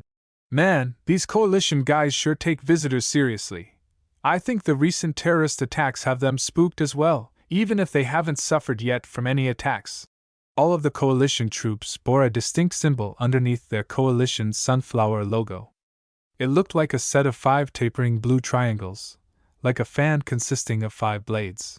We've entered the territory of the Kansa clan. They're rather strict and uptight, so don't pull anything funny. Yeah, I know. I've seen enough Coalition broadcasts to know how pissed off they get when someone has their hair out of place. That was an exaggeration, of course, but it demonstrated the Kansa clan's values. As a rigid family clan that never bent their principles, they clashed often against their rival clans in the state they originated. Eventually they pissed off so many groups that they all banded together against the Kansa clan, devastating their worlds and forcing their upper echelon to flee to the distant Komodo Star sector. One would think that the Kansa clan loosened up after such a harrowing ordeal. Instead, they doubled down, coming across as even more stubborn and uptight. Only their might as the second most powerful military power of the Coalition kept them safe from outside pressure. No one wanted to provoke the dragon. Luckily, the Lemar system is part of the more liberal Carnegie Group, VS said as the inspectors finished their work. They caught a couple of suspicious characters and escorted them out of the ship. We only have to tough it out for a few days before we leave Kansa space. The torch finally reached her final stop at a massive spaceport orbiting one of the system's moons. No outsiders were allowed to approach the Kansa clan's settled planets, so the station handled most of the traffic. The insides of the station embodied the quiet arrogance of the clan. Occasional trees and sculptures brought in some much-needed vitality in the otherwise sober white decor. After leaving the torch, they transferred to a smaller and cheaper passenger transport. There was no helping taking the cheaper option this time. Paying everything in calls ate up a large amount of their money. VS and Dietrich could only afford to pay for the cheapest option, which let Dietrich bring his mech along. I think with the recent trouble, this trip might not be very quiet. The Coalition is powerful, but that just means that there are more interests competing against each other. Dietrich nodded seriously, his customary grin already gone from his face. I know. I've prepared as best I can. The Sainthurst lacked the various luxuries offered by much larger vessels such as the Torch of the Vanguard. Instead, she focused on maximizing her internal space, trying to stuff as many passengers as possible in a single ship while still adhering to the Coalition's laws. That meant their cabin was simply 2 bunks, a desk, some chairs, and a tiny bathroom. While it sufficed for a simple trip to Limar, the contrast between the royal treatment they received from their previous ship was too much. While the Sainthurst devoted only a small portion of her interior to shops and restaurants, Ves and Dietrich found that most of them were on the more affordable side. Ves bought a couple of fancier-looking clothes that allowed him to fit in a little better, while Dietrich happily tried out all the cheap drinks the Coalition offered. The one good thing about the Sainthurst was that she didn't lose out on speed.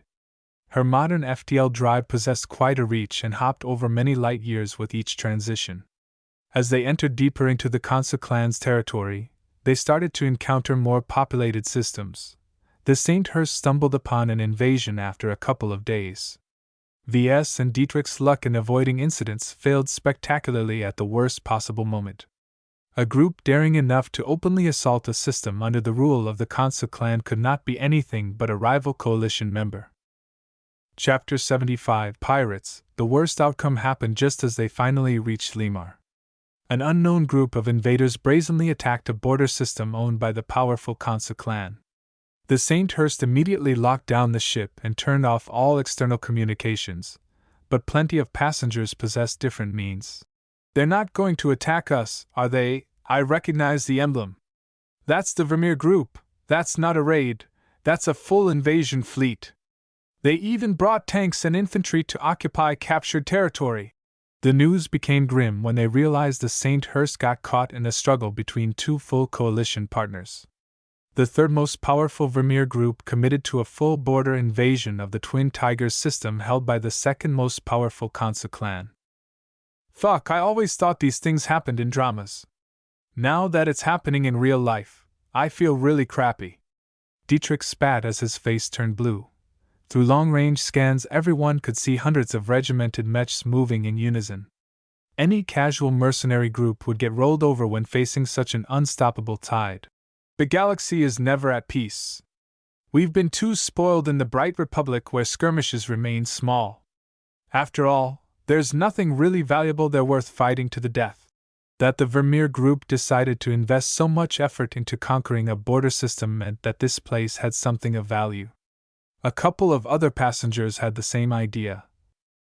And one person who still had access to the galactic net found the reason. Spiral ore! The Twin Tigers system has a large deposit of spiral ore. While that meant nothing to Dietrich, Ves looked up with widened eyes as he heard the news. His improved metallurgy skills along with his extensive insight in the mech industry supplied him with the reason for the Vermeer group's radical move. Spiral ore can be refined into a substance that is essential to fabricating high-density energy cells. Trace amounts of spiral ore can be found in most star systems, but it's not economical to harvest these tiny deposits. If the Kansa clan discovered a substantial deposit in the Twin Tigers system, then it has turned from a backwater and a major strategic asset. A couple of passengers dug out even worse news. It turned out that the Vermeer group already possessed 2 large deposits of spiral ore within their territory. They sought to conquer the Twin Tigers system in order to obtain a local monopoly on the valuable ore. If they succeeded in keeping all 3 sources of ore, then they were able to dictate the prices and make up for the losses they suffered in this invasion. Looks like the unrest outside has spread to the coalition as well. These coalition partners sure are ruthless enough to wage war on their own side. In actuality, it was questionable whether the major partners that made up the coalition were ever on the same side to begin with. They came together only to defend against the monolithic hexadric hegemony. Besides passing some common laws to ease trade and mutual defense, the different partners still held on to their unique cultures and individual pride. As time passed, the Sainthurst tightened their suppression in order to avoid panic. Crew members along with armed bots emerged from nowhere and guided the passengers back to their cabins. A ship-wide announcement spoke once the last passengers returned to their places. "This is the captain speaking. As you may have found out, the St. Hurst has entered the Twin Tigers system in the middle of a military conflict. While devastating to the population, our space line is not related to either factions involved in any way. Neither sides have expressed any intentions of pursuing us as we announced our presence. Just as Ves was about to sigh in relief, the captain spoke again. Do not misunderstand. We are not safe. Though we may be neutral, either the consul or the Vermeer can change their minds at any moment. If you are a person of means and have reason to believe you can convince them to leave us alone, then feel free to approach a crew member. Nonetheless, I don't expect them to spare any thoughts on us. What we may be facing is worse. Dietrich looked grim as he analyzed a projection of the star system. When the big boys fight, there's always little boys scurrying underneath. We have detected sporadic signs of unaffiliated parties. Though most of them are civilian vessels suffering under the same circumstances, there are a number of vessels that may not hold friendly intentions. In other words, pirates. The captain prattled on about the importance of staying put and avoid any panic. Both Ves and Dietrich learned nothing new from the speech. Instead, they waited for a key phrase to emerge. Furthermore, to any active mech pilots among you, we may request assistance from you, especially if you have brought along your mech. We are unsealing all mechs in our cargo bay at this moment. Ves looked at Dietrich, who nodded and started to change from his casual wearing to his pilot's suit. Your Harrier won't keep up with the kind of mechs out there. Even the pirates are better equipped than the mech corps back home.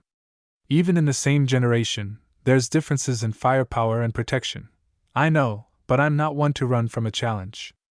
I've spent weeks doing nothing but drinking my time away. You hired me to protect you, so it's time for me to earn my pay. In actuality, Ves did not agree to pay Dietrich anything. He tagged along on his own accord, but neither of the two were in the mood to bring that up. As Dietrich finished changing his clothes, he opened the front door of the cabin and spoke to a nearby crew member. The uniformed spacer nodded and let a spare bot guide Dietrich to the cargo bay at the lower decks. In times like these, Ves hated he could not join the fight.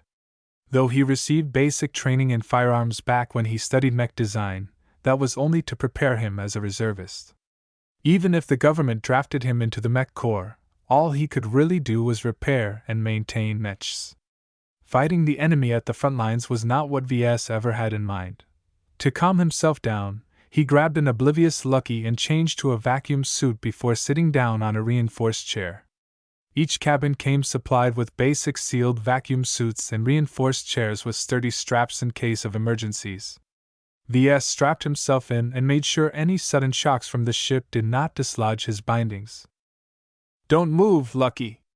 I don't want you to float around in case the artificial gravity shuts off.